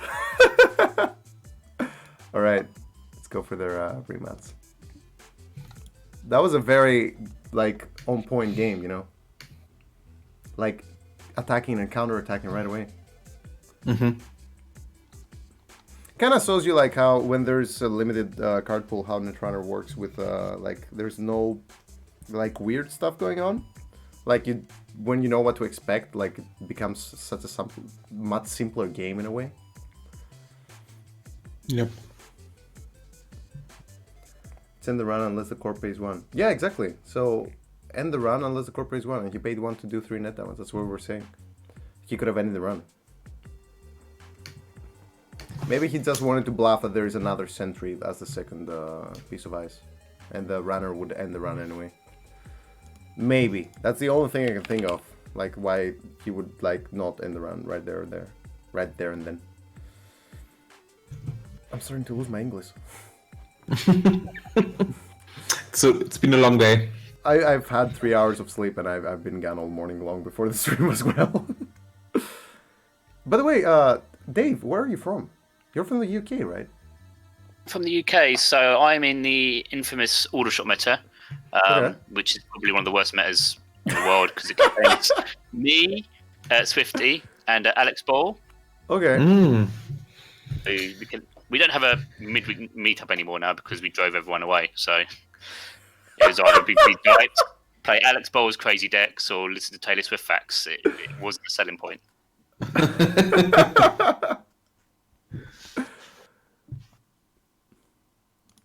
So you ruined Netrunner for everybody there. Is that what you're saying? Pretty much. Yeah, we also blame each other who's the worst. Cancer meta. I think we got our first. And where's Autoshot exactly? Yeah, where is that? 30 miles west of London. Okay. Okay. So we're near Reading, we're near London, so there's a lot of meetups there's a lot of events we can get to. I see. Yeah. The Reading Sword Championship next week, Aldershot's 23rd, so you should all come to Aldershot and you can meet us in person if you really want to. Uh-huh. I've already done that. It's all good. No, I would love to come to the UK at some point for an event. That would be really cool. I've only come for Euros, actually, that's why. I came for Lost Boss. It was really great. It was an awesome experience. That's a tough event. I mean, it's probably one of the toughest events I've ever been in. Yep. Difficult. It's just so hard. Okay, they made a new game, by the way. It's called the Lazy Alright. Romans game.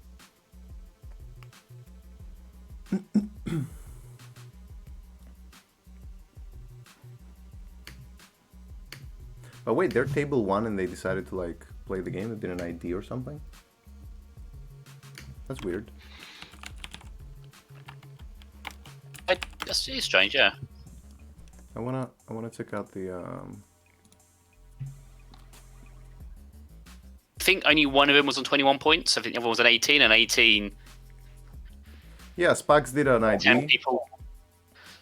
So it'd be a risky ID for sure. Yeah, okay, fair enough. Let me see the standings. Oh, Lazy Roman is a 21. He's like 100% in. Oh, Prof Wacko is at 18. Yeah, okay, fair enough. So one of them could actually not make it. Guessing Spags and Laserman played the previous round. Mm-hmm. Okay. All Lazy Roman and I were on 20. So Paragon and Ron is always a good. Yeah, that's a nice start. Katie. Oh, why would you cut it now? I'm not a big fan of that play. Like, I would rather draw a card and not install Paragon. Or at least install Paragon and run with it. Like, do one of the two things. You can't do both.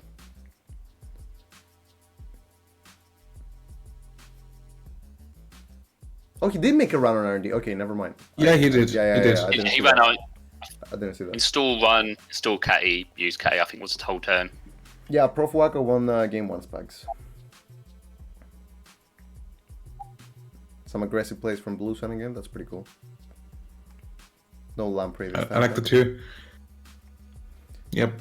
Maybe it will be the Lamprey fest all over again. No The Lamprey was hilarious. Oh my god. Well, it's on stream for us to remember forever now.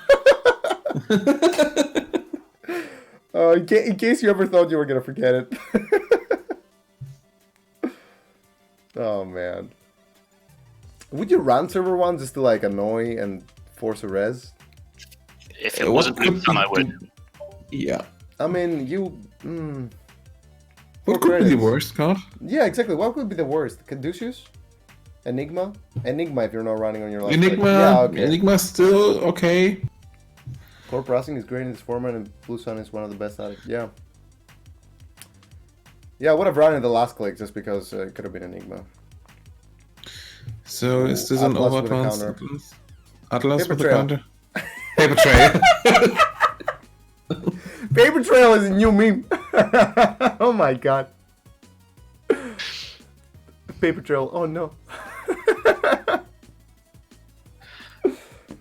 Damn. Paper Trail too good. In before everybody plays Paper Trail now in the normal format as well. Yeah, because it's so good. Ooh, In the Core Experience. So nice here. Yeah, especially with Paragon. It's decent. Wait, why not run again? Go check the new card. Racing is hard against Grim though, unless you start with your dip. Yeah, that's also true.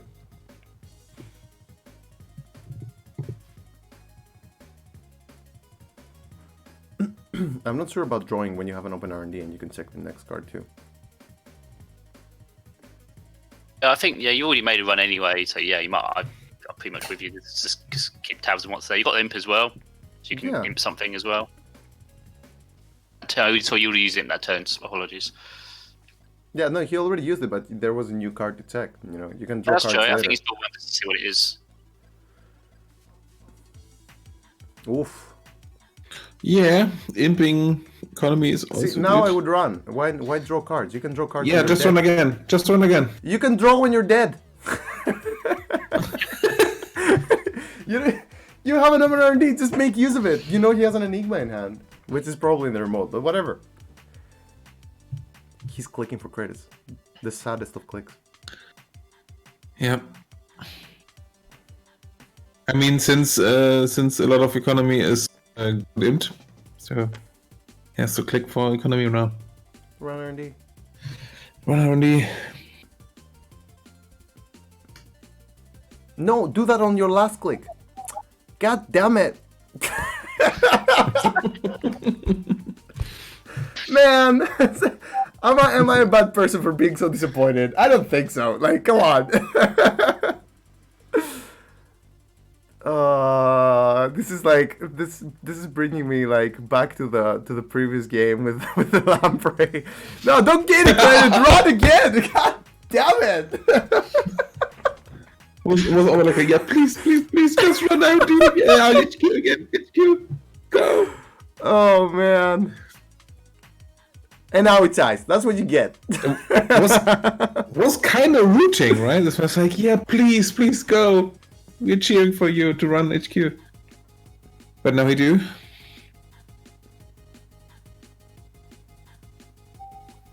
Wow. It installs Corroder, runs once on HQ, gets an agenda. And I'm pretty sure that's one of the 3 cards that he didn't run to tech. Because there are 5 cards in HQ. It has to be one of those, right? Oh my god. Yeah, he can still run R&D safely, like... Kel, my girlfriend says you have a nice beard. Thanks! I appreciate that. I should take better care of it, to be honest. Oh my god. Is that a hostile? No, it's just a pad, okay. Yeah, I think it's a pan campaign. Or a naked Atlas. I am so confused with this game. No, take a credit before you run. Don't you dare run the remote with 1 credit. You get 1 credit out of Paragon, right? Ah, okay, fair enough. I'll give you that one. Oh my god. Install Scrubber doesn't even run the remote, because why would I? I just want to have this guy down on the board. It's all fine. I love this game so much. You know, the best part is that even though they're making some suboptimal plays, let's say, like it's still they still manage to make it work somehow. That's the glory of Netrunner. It's the beauty of it, you know. Yeah.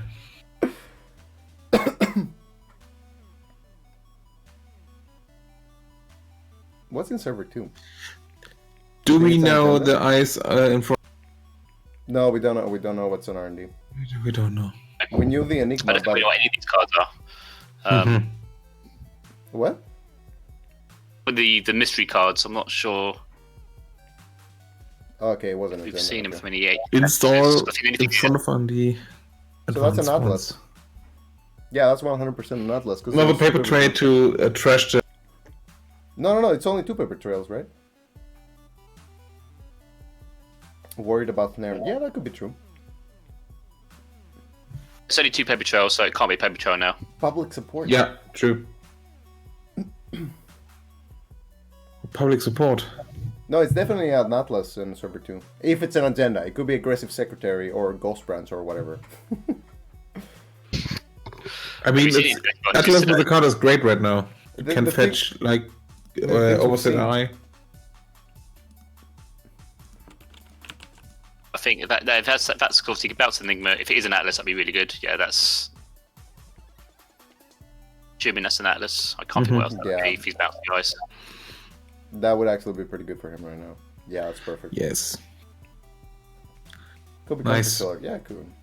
How many Contract Killers are there in the core? 2. Okay. 2. So there could be 1 more.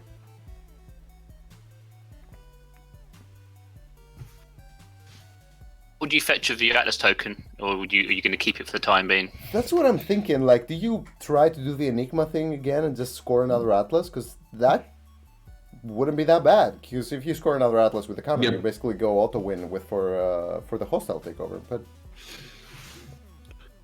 I would rather score a hostile takeover now and have the money to actually protect myself, because R&D could, the runner could run R&D. So I don't know.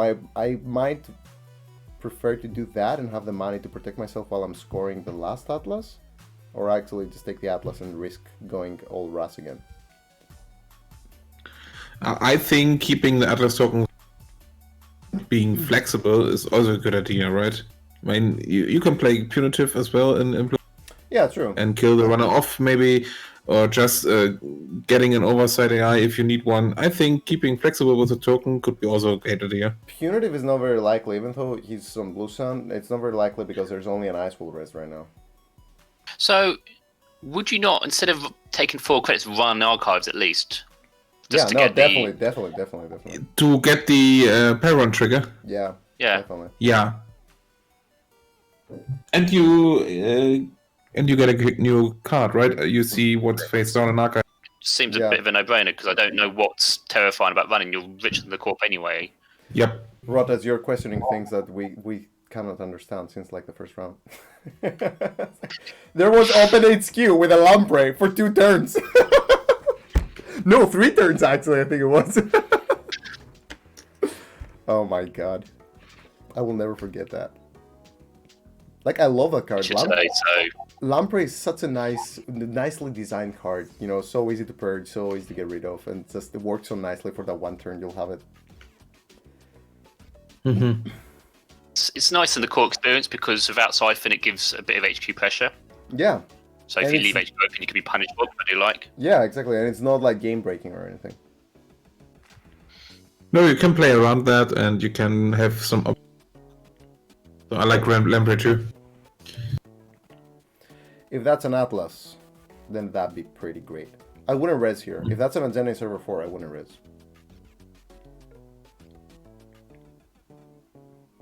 I think if this is Caduceus is great. Okay. Fire roll, okay. It's got a link though, which does help a little bit. Mm-hmm. Yeah. Yeah, well, of course, fire roll. He doesn't have anything to break. Trey successful on the money. Was it on the money? Mm-hmm.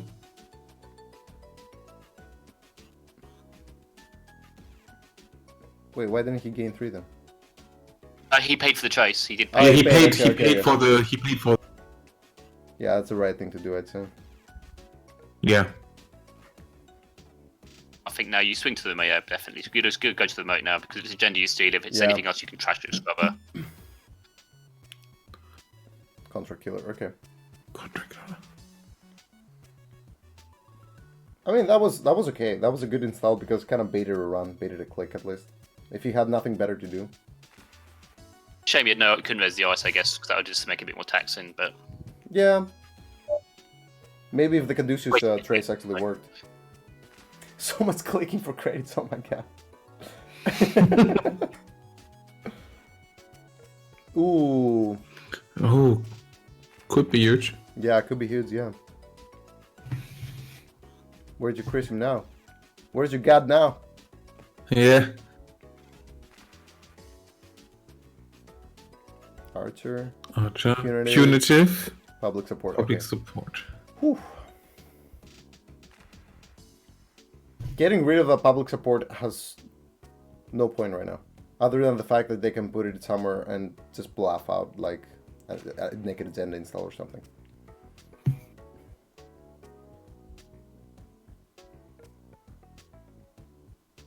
Unless they score both the hostiles and the public support goes off. But I don't think it would ever go off anyway. You can expect it. So much. Oh my god. Being shot after the game who clicked the most for credits. Pretty sure it's a game that we've seen the most clicking for credits. Unless runner has no awakened cards in stack, I don't really understand the credit clicking. Yeah, exactly. That's what I was saying in the previous games as well. There's so much econ in the core that it can be that your best choice at the moment is to actually click for credits. even like spending a click to gain 1 credit is wrong. You first go and do Power Gun to see what's coming up. You know, it could be a Sword Gamble or something. And you gain the credit and then you do Liberator's account. Yeah, I think so too. Yeah, it's not wrong. I like to keep like looking on top of my deck, and then it's like, okay, maybe. Yeah, maybe I want to do something different. It's just almost like drawing cards, and I always would draw cards first. Yeah. Exactly. Yeah, you draw cards first, and you can plan out if that could end your whole turn. Yeah. And I mean, Power Run Almights provide this, right? Gives you more options. I like this build up on the Blue Sun side. Yeah, I like this public support stuff. No, like Because, I mean- the remote. Ah, But he Alright. seriously needs to start going fast now because the runner is starting to see a lot of cards. mm-hmm. I would have drawn way more aggressively if I was a runner, to be honest. Unless he already has the breakers in hand, I would have drawn way more aggressively.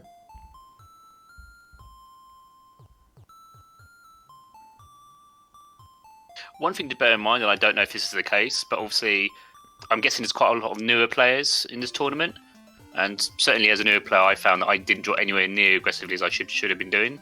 Yeah. I'm getting the habit of just drawing aggressively, throwing cards away. So that's one thing to factor in here. Kelfecil is quiet compared to all others. What do you mean? Oh, I am like with the mic. You mean? Yeah. Wait, I'll put it a bit higher. Maybe because I'm standing a little bit back now. Plus, I like to keep a little bit more quiet when I have more than one co-host. I don't want to take up the whole space. That's why we have other people talking.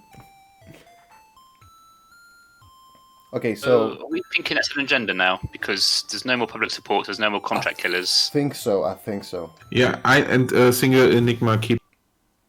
So. An Enigma and a Caduceus could actually do a lot of work here. Yeah. There's definitely an Enigma. I don't know about a Caduceus, but there's definitely an Enigma. Oh, what is he getting?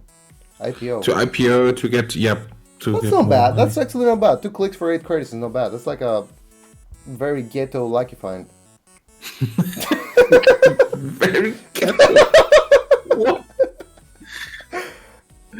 Hey, if it works, it works. You can't judge it. On the corp side. Alright. Ooh, Access is Enigma from HQ. This is the point where the router goes like, what's in server 4 then? What new things Double await me? Still double Enigma. Yeah, for 5 credits, you're right. So even more ghetto than just 8.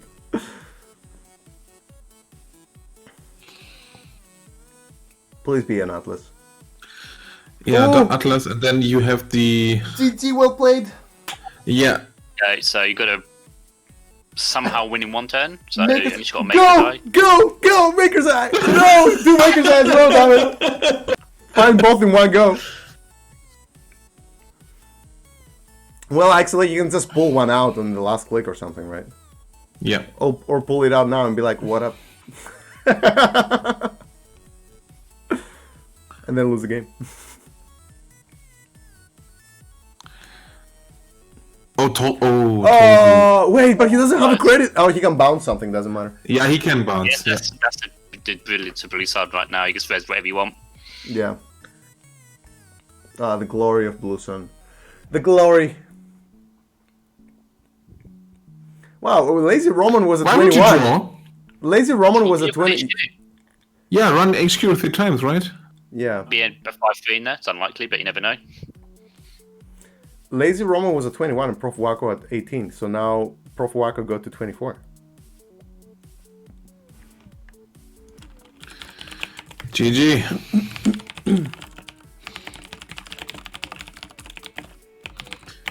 So, credits by click, 17 by the runner, and 20 by the corp. Jesus Christ, that's like 20 by the corp. Wait, 20 is a lot. I can't math after all this time. Wait, I need to wait. This is really sad that I have to do it on stream. But 20 divided by 3, That's like 6.6 turns spent clicking for credits.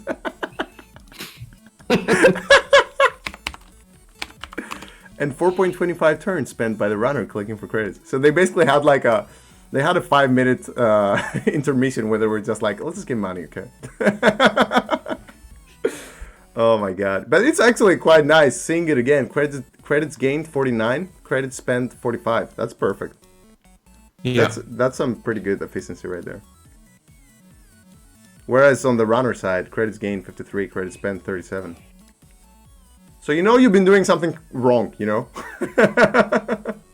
Maybe you should spend some more time in actually installing things or whatever. Alright, let's take another table since we still have time. Right. Table... I don't know, you guys pick one. There's a whale versus criminal. Maybe table 8? Yeah. Yeah, sure. Let's go.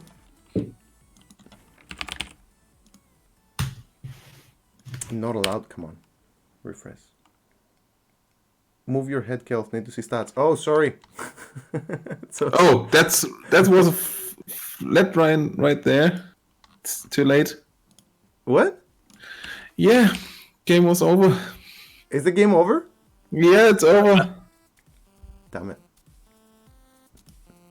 Okay, we should commentate something else. GG. Okay, refresh again. Okay, let's go for, I don't know, just the first one we see. Table 19, let's go. Table 19. But yeah, as Rhoda said, there's probably a lot of newer players as well today. But that game's over as well. Which is pretty Actually, no, cool. sorry, mine. Oh, no.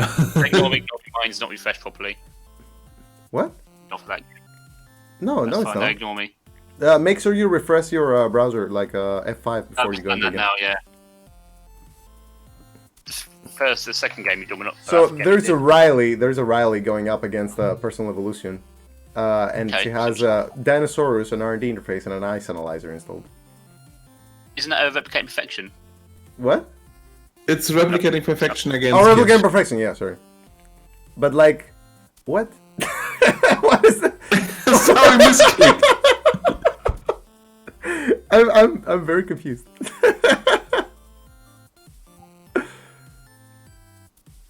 You can actually just press Dino afterwards and host it, right? Can't you? I think you can, yeah. Yeah. I think like so, Leprechaun used to work. No, Not that I ever used Leprechaun much. Man, this card. I like the art. I like the art on Analyzer. If that wasn't a playmat, I would definitely play on that. That's really pretty. It has nice colors. Generally, the creation and control cards had really nice art. Like, I don't know, like a lot of the cards were very purpley, bluish, kind of like Cyber Cipher, Ice Analyzer, cards like that. Or Helpful AI, I think, was also in that box. So there was a celebrity gift played before we joined. So there is a paper trail snare. Read on R&D, I'm guessing. Mm-hmm. So that server one could be the agenda or snare. But I guess being the paper trail, you just wait for it to be advanced. Which could be now. Yeah.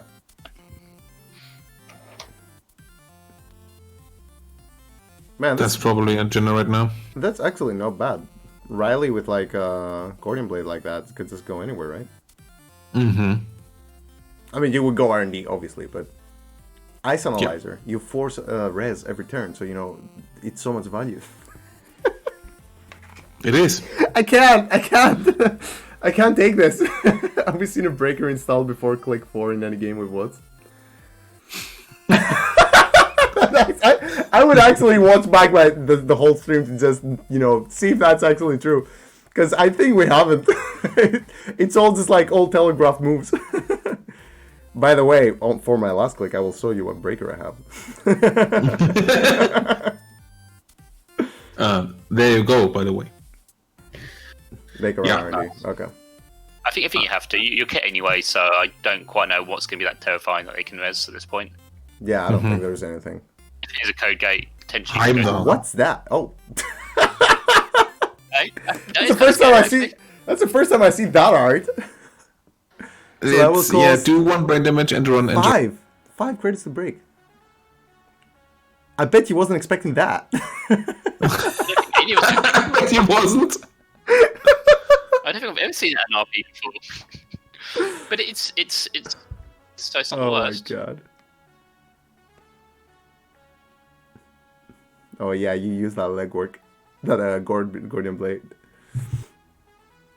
Spag said he found and then legwork. So yeah, there was probably somebody on stream that didn't install Click 4.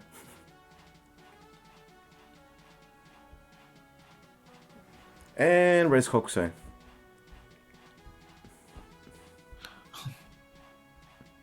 And get rid of, I don't know. I think it's Crisium, right? No, why? Crisium, yeah, okay. Crisium would help a little bit against Maker's Eye. But it doesn't help I against think it's R&D. worried about money, because if they res the Hokusai and then need to res Ice on the remote, they're getting quite poor at that point. Yeah. Yep. true. I would still res it. It's So, good value. Yeah, it depends on the Ice on the remote is, but yeah, you might well do, because yeah, you get some damage.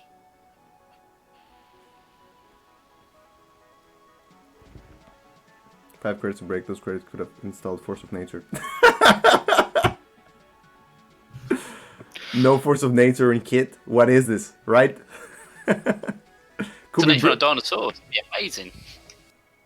Oh, wow. Nice. That's a paper chase deal. So, is there like... Because I don't know. What's a... Does Paper Trail mean something? On the fiddle. Oh no. Oh no, can't steal it. And Hokusai, yeah. Of course, I need the 2 credits. Oh no, that's the old NAPD phase. So sad. Dave, before I have to Google it, does Paper Trail mean something? Like, is it a metaphor for something? I mean, not really. It's just the old classic of leaving a paper trail behind when you do something you shouldn't be doing. That's the only thing I'm aware of, unless the thing I've missed. Yeah, I thought there might be something deeper than that, you know. I mean, it could well be something. I'm not very up for all these things, to be honest. I thought Netrunner was a deep game, man. It is. It's way more solid than I thought. Gordian Blade. What is this? Oh! If you scored the Fetal! If you scored the Fetal, that would have been perfect. Oh no! A 2-hit. Oh, that would be great. But yeah, he advanced it once, right? The Pilotic? If he scored the Fetal, he would have been on 3 cards, and he could have actually done a Punitive Counter-Strike right after that and won the game. If he does play Punitive... I want to ask him afterwards.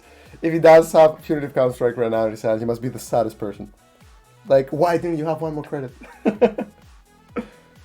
Paper Trail is connection with money and receipts. The idea of the agenda is tracking the runner through their connections and jobs they're doing and dealing with them. Yeah.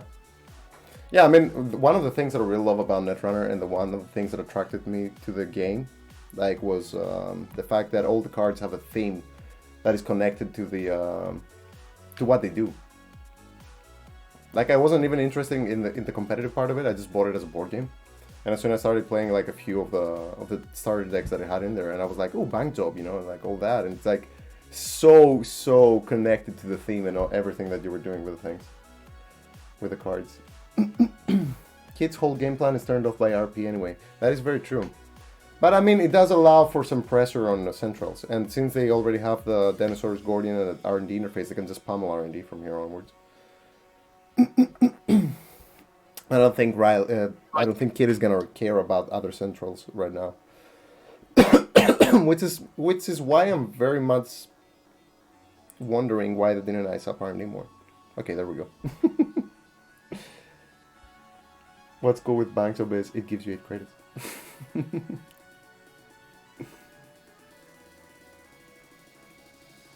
surprised that more people haven't splashed like Inside Job in some of these decks. Right?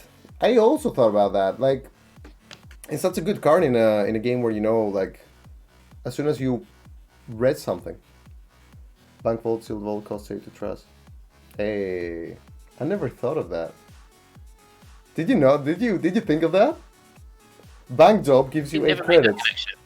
Bank Job gives you 8 credits. Sealed Vault, Bank Vault basically, costs 8 to trust. Ooh. That's deep. Yeah, spear fisting is actually amazing in Kit if you think about it. Yeah. But I guess as Alison points out, I guess it could be influence issues. I've not tried to build a deck with system core, so I have literally no idea. I'm just throwing out ideas with no real thought behind them. Too much influence, to be honest. Yeah, no, that's true. But still, We're saying that we've seen no influence so far in this list. I mean, it's gonna be Corroder for sure. Maybe Mimic because it's the only decent breaker, center breaker. If you're playing Dinosaurs, you could maybe have Battering Ram if you would Titan influence. Yeah. Maybe he's. I would actually run R&D here. Liberator counts for economy. Oh, okay. Hey! No! No, that's okay. But the thing is, like, I wouldn't waste it right now. I would just wait another turn and maybe just run next turn. Depends what the plan is. If they're going to jack out, then obviously you can then run the remotes with its ability intact. Maybe that's the idea. Yeah, I guess so. The thing is, like, I would just run R&D and just... Yeah, that's perfect now. You can just run R&D and pay 1 credit and 3 clicks and just access to cards. That's pretty damn good. Rotads, is that any different than normally? Or what are you referring to, Specs?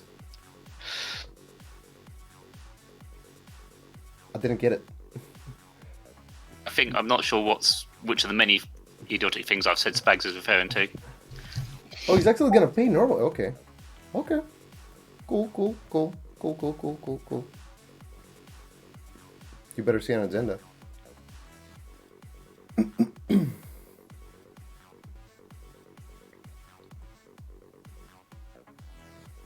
Hooks are great. Yeah, I would rest that too. Makes sense, yeah. Because if he hits the snare, then could be game over. True. Yeah. Oh, when he mentioned that he's making speculations with no thought regarding building Core 19 decks. I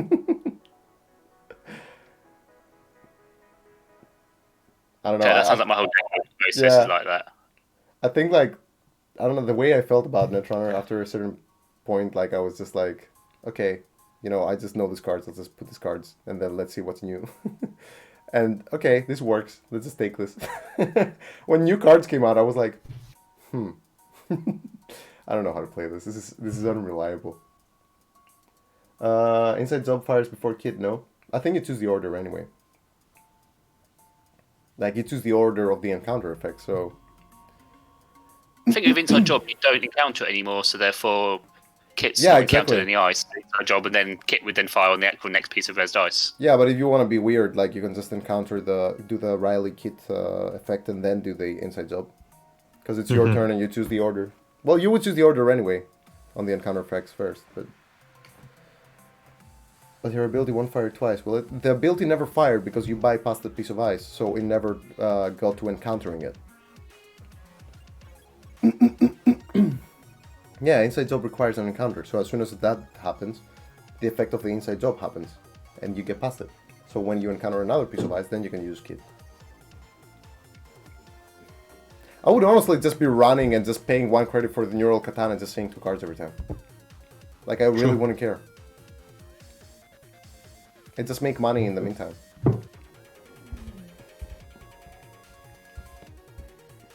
How would kit trigger on both eyes? You're not encountering it anymore. I'm pretty sure that inside... correct me if I'm wrong. As far as I know, when you inside job, you choose the order of the encounter effects, and since inside job says you encountered it, so Heimdall isn't the first ice encountered this round. Yeah, that is true. The first piece of ice you encountered, its turn gains code gate until the end of the round. That is true. You might be actually correct. I don't know. That round is weird, man. So advance. Proco. I would really... So he might give up. Yeah, he gives up the agenda, I guess.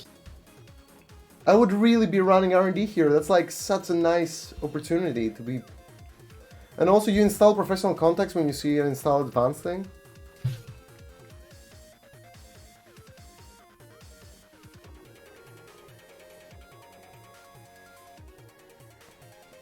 So if I inside job and the front ice is found, yeah, that is a very good argument actually. You're gonna have to take it to Draco. I really can answer that. That is a very good question, though. I'm sure there's a ruling somewhere for this because Yeah. these cards have been around for quite a while. Yeah, no, definitely.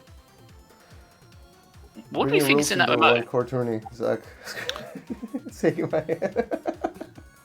So advanced double credits. Oh, that's Either it's a 5-3 Ronin, but It's probably the fiddle AI. just why I forget there's a yeah. one. It's a yeah.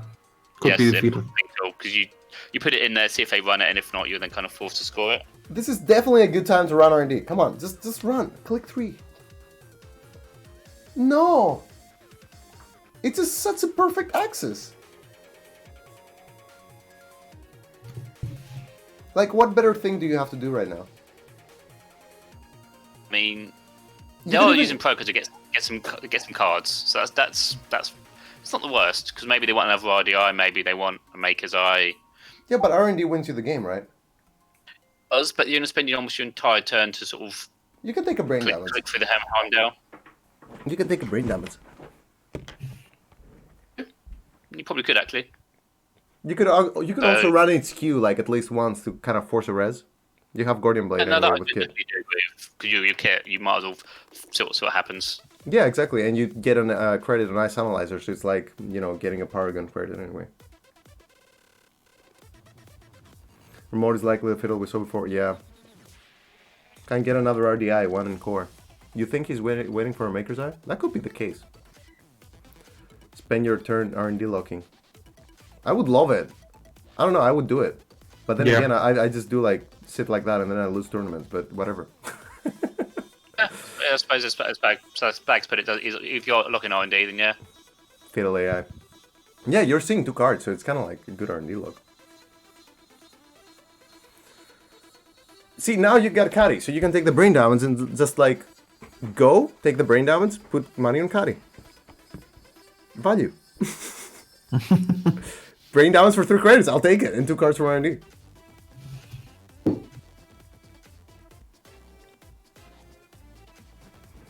I don't know, I feel like they could really speed it up here.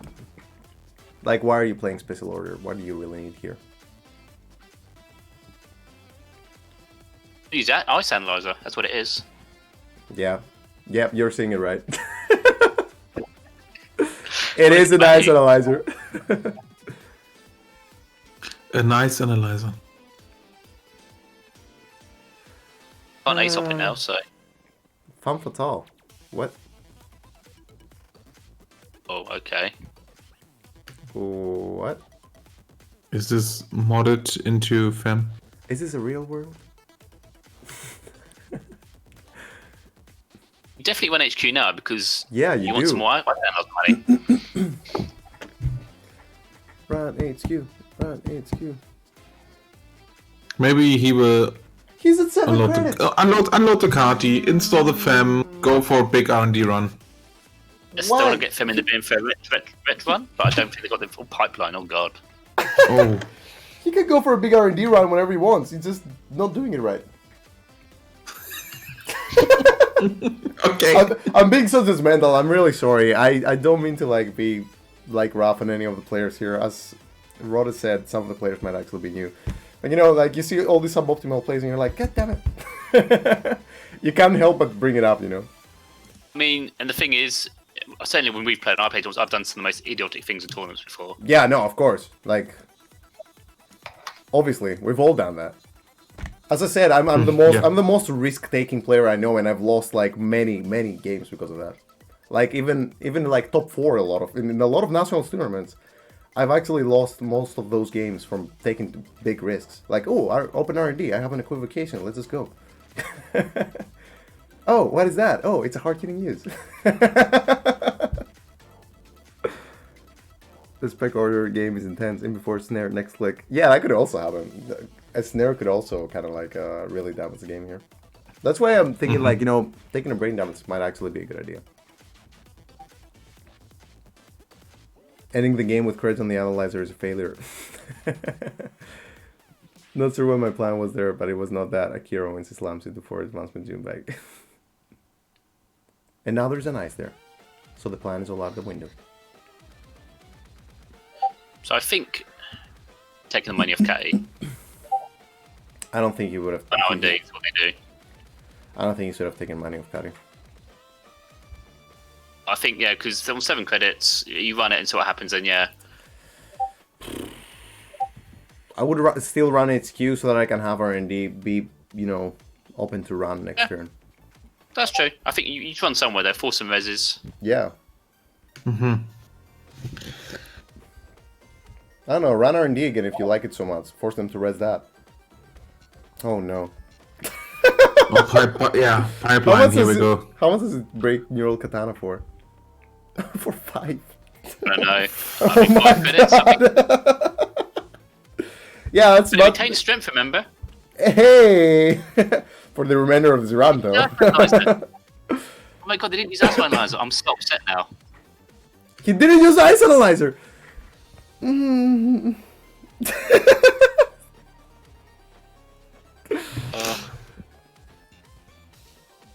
Oh no. So you basically just took the caddy money just to install the pipeline? Yep. Yeah, he played a diesel. Strains are and the a gamble. Strains are the works of men. It's a good example of ordering your turn, because you play a diesel, and you don't need to unload Catty at that point. Yeah, exactly. Correct. Always draw first, because it could change the turn how you plan it out. Hey, this could be a very good lesson for the people that are playing now if they watch the stream later. So you know, it's good feedback. No, I think playing the diesel first is like the go-to, or even click Proco if you really want to draw cards in your turn. Yeah. I think diesel click 1 is just literally, it's in my hand, I'm playing it click 1, then see what happens. Yeah, for sure. And then you look over your hand and say, okay, this is the turn. Man, I play Smoke and I play Diesel with 5 cards in hand when the other 2 cards are like build scripts. Diesel and is what great. I do see about new players is like they're playing like click by click. I like to play the whole turn, right? To think about a few seconds about the whole turn and then playing turn.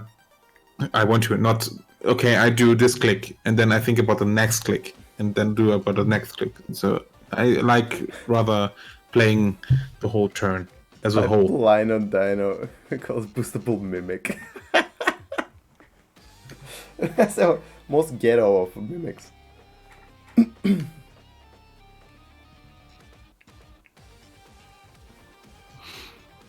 Wait, he's actually gonna break stuff? So I guess you're making at this point, surely you're going all the way now, otherwise why break it? I think you bounce, right? You bounce! I mean, that's what I'm thinking. I mean, you have got pipeline in case something goes badly wrong, which is a possibility, or if he pays for you that, say you bounce and I'm gonna be very surprised if he pays for that. You just take the net damage to the face. I mean, it's an option if you've got nothing in your hand. Yeah, you can do that. No. Oh boy. Oh boy. It better be worth it. It better be 2 Pyrex or something. You could have done this whole time without having to spend 7 credits. High risk, high reward run.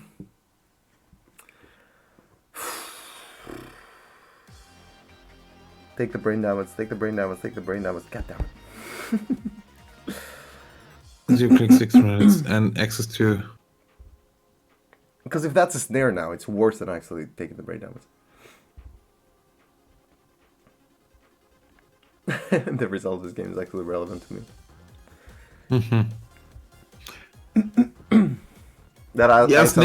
Snare is crucial. That ice analyzer not being used actually was very, very big. That was like 2 credits. Could matter a lot later. So access 2 cards. Please, at least one agenda. Some justice. Yeah, I think so. I think so too. And oh no. Oh. The saddest of R&D runs. Yeah. That was some bad luck. It wasn't really like it took a while before that R&D run happened. It's at the point where you don't know what's going on in HQ or whatever. Right. You don't know if they've drawn our agendas or not. You haven't even tried to go to HQ. I think you run HQ next turn. Yeah, and also, you have to. Why is it ice on archives? Do we think? Just to annoy? Just for that. Just like in case like of a I don't know. I really don't know. Yeah, I suppose URP. I guess exactly URP. You want to. Yeah, exactly. This game even works. As an RP, I can understand that. Yeah. But that's correctly. Okay. I had a complete brain meltdown there. No worries. It's alright. So I think HQ now surely. Yeah, 100%. If Katie hadn't been used, by the way, it would have been perfectly fine on credits. Like you didn't even have to use Katie. Katie. God damn it, Katie Jones. Katie, yeah. I don't. What if she ruled on this? Bizarrely. What? Sorry? What her actual name was? Yeah. There was somebody asked it on Twitter, way back. Like somebody asked, like, is it Katie or Katie? And I think it was Lucas that said it's Katie. I think it's Katie. Yeah. I remember Christian very saying it in a very emphasizing way, like it's Katie Jones. So apparently there's not gonna be a run in HQ.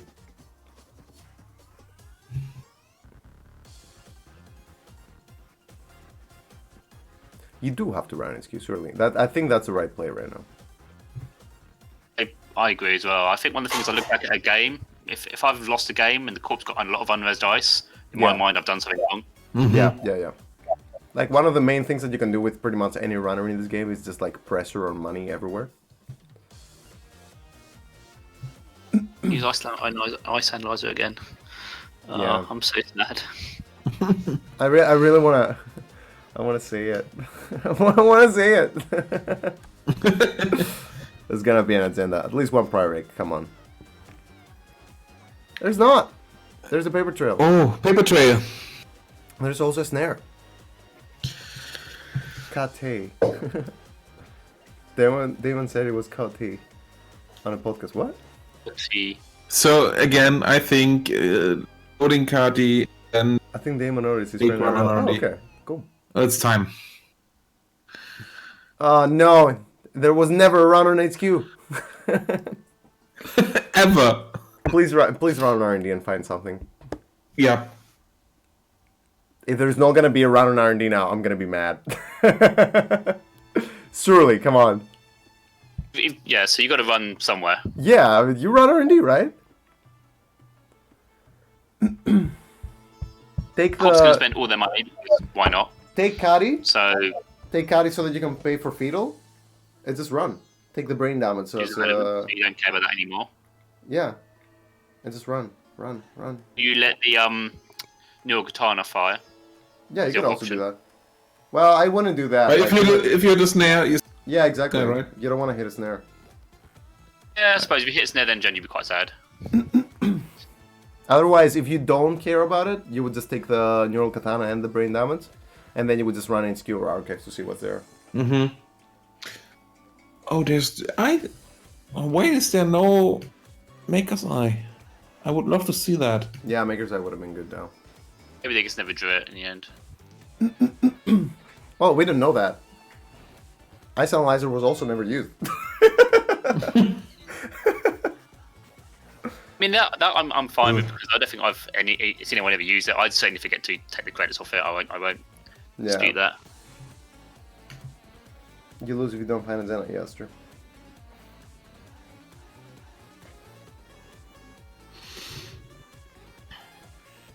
It'd be so funny if he finds 5 points now.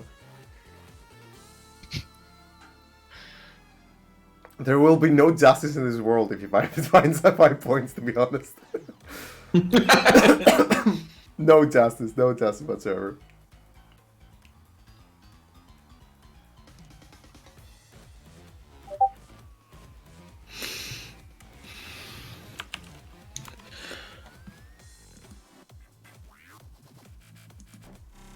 Okay. So it's getting Don't break the interesting brain now. damage. Hey, not breaking the brain damage.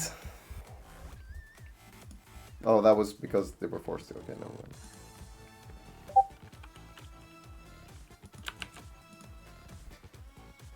Access something. Oh my god! Oh, come on!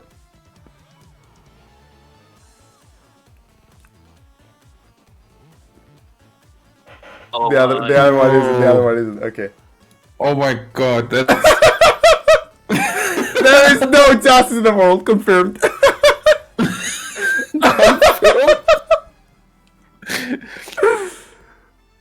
Oh my god.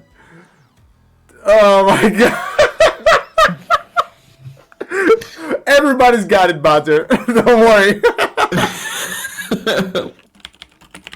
oh man.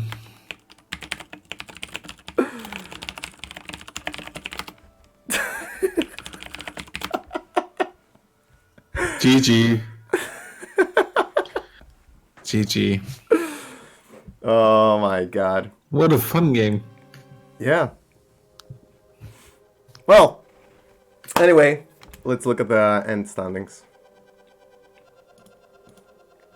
Oh, first of all, before we do that, thank you for joining me, Rodas and Dome. You can find Dome, Yeah, no worries. Thank you. Dome on the Funktuner Minuten podcast, which I am gonna link in a second because I lost it again. Great. Oh my god. We as I said, we had an English episode, and we try to do more to keep everyone entertained. So far, it's mostly a German podcast, but yeah, as I said, we try to make more English episodes for everyone. You should really check it out. All of the players that are on there are basically really not. I was gonna say old. They're very old. They're old dogs of the Netrunner scene. They've been playing for quite a while, and I've met them all up close. I can vouch for the fact that they're really nice and very experienced, and really nice to listen to when talking about Netrunner. I had the joy of actually talking with them quite a few times. We've played actually. We played also a tournament in Enschede, right, Doma? Yeah, we played at the Cash Refresh. Yeah, at the Cash Refresh. Yeah, no, really, you should really check it out. I love checking out all these podcasts from all these people from around the world. It's really nice to have like so much content still for Netrunner, and I think it's really worth checking out if you're still into Netrunner or if you're getting started, which is even better. Yeah, sure. Also, thank you, Rodas, for joining us. At all. I will do a quick plug because everyone else has plugged something. I was gonna say, like, do you have anything? Like, advertise yourself, man. We've got a small championship in Aldershot on the 23rd, Saturday, the 23rd of February. You can meet me, Swifty, Alex Ball. There's loads of people you can meet. Again, I don't know what's the selling point. There might be cake. We often bring cake to tournaments. We might do the same again. I don't know. So come down. It's on the usual places. Always be running. So you can find details if you're interested. All right. Yep. So, thank you both for commentating with me. I have to say, this was a very nice, very, very nice tournament. Like, I didn't expect to actually enjoy the core tournament as much as I did. I said the same thing for the Eternal tournament, and that was like even wackier, but core tournament was actually quite nice to get familiarized with all the cards that are in the system core, because the first time I actually saw it, I was just like, okay, this and this card are still in, this and this card are back, and that was just it. Like, I never actually considered what is back exactly. And seeing them all like work together, I can see the kind of work that the NISEI committee went into, like the design board, like for creating such a core set. Is actually, you know, the synergies, paper trail with job connections and all that, like ice analyzer and all that. It's actually really cool. It's really nicely done, and that gives me a lot of hope for how the new set of cards is gonna look like, which is really cool. I was already excited about that, but seeing the kind of work that they actually put into this is actually making me even more hopeful for the new things. So that was really cool. Of course, this is not done. There's going to be day 2 or day B, whatever you want to call it.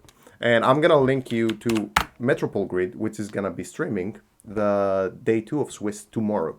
I believe it starts around 7, 8 in the morning or something for Europe. Like around there. But even if you don't catch it, like make sure you subscribe to Metropole Grid. Andre is a freaking amazing guy. My favorite Netrunner streamer. And you could definitely watch it back and like catch some of that action there. Like some of the commentators are going to be on there as well. And the last day, I don't remember when that is going to be. It's going to be streamed by Code Marvelous on self-modifying code. When is that exactly? Do we know? I think we do, but I don't remember. Sunday, I believe. Oh, it's next Sunday. Yeah, I have it here. Top Cat Sunday, the 3rd of February. All right, so that's still way away, but make sure you you stay updated with technisei.net to stay updated with all the things that are going on. Check back the date. It's at 5 p.m. GMT, and as I said, yeah, you can find all the links here. I'm gonna link this as well to the article. Soundings are public now. We can check that out. All right, so the top 8 is Wayland, Jay Wayland, Craig, Spugs. Hey, congrats, Spugs. Prof. Wacko, Benny Beal, Lazy Roman, Mark, and Nord. Congrats, guys. You're in the top 8. There's going to be a top 16, basically, next Sunday. It's the top 8 of today and the top 8 of tomorrow. And we're going to see what happens. Probably not much HP, probably a lot of RP, but it's going to be fun. Apparently, so what we took away from today was that RP is amazing, right? Yep. Right. Layla is amazing, right? It is good. Reyna is pretty good. Even if you don't Lamprey, like Open HQ, she's pretty good. Force of Nature is a good card, you know. When you have the money for it, it's actually not bad. It breaks, you know, it breaks Enigma for only 2 credits. When you have a, yeah, I mean, when you have Ice can I give Cover, a right? shout out to Paper Trail, please? Yeah, Paper no, Trail, of course. My MVP for the day, Paper Trail. Yeah, Paper Trails. I think Paper Trail was actually the most fun to see in all of the games that we watched today. It was pretty good. Pretty good. Like every time it actually fired, it was like, I think it was like just once that it actually didn't do anything in just one game. All the other times it actually killed 1 or 2 cards. But yeah, it was pretty fun. Thank you all for joining me. Thanks to all the viewers that stayed until the end.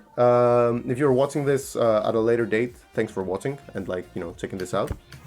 We will definitely have a lot more NISEI tournaments from what I'm seeing, because the interest is just like growing and growing all the time, which is amazing. It's actually really nice to see as a Netrunner player that kind of like felt really sad with the whole things that happened the past few months, right? Like it's nice to be back here and seeing like so much hype for new things and doing all of this and seeing people actually so interested in trying out new things. So yeah, we'll see you all tomorrow. Whoever is coming up tomorrow to check out Metropole Grid's stream for the next day of Swiss. And yeah, that's pretty much it. I'll always be running, I guess. Right? No? Always running. Yeah. See you. Bye, everyone. See ya. Bye-bye. Take care.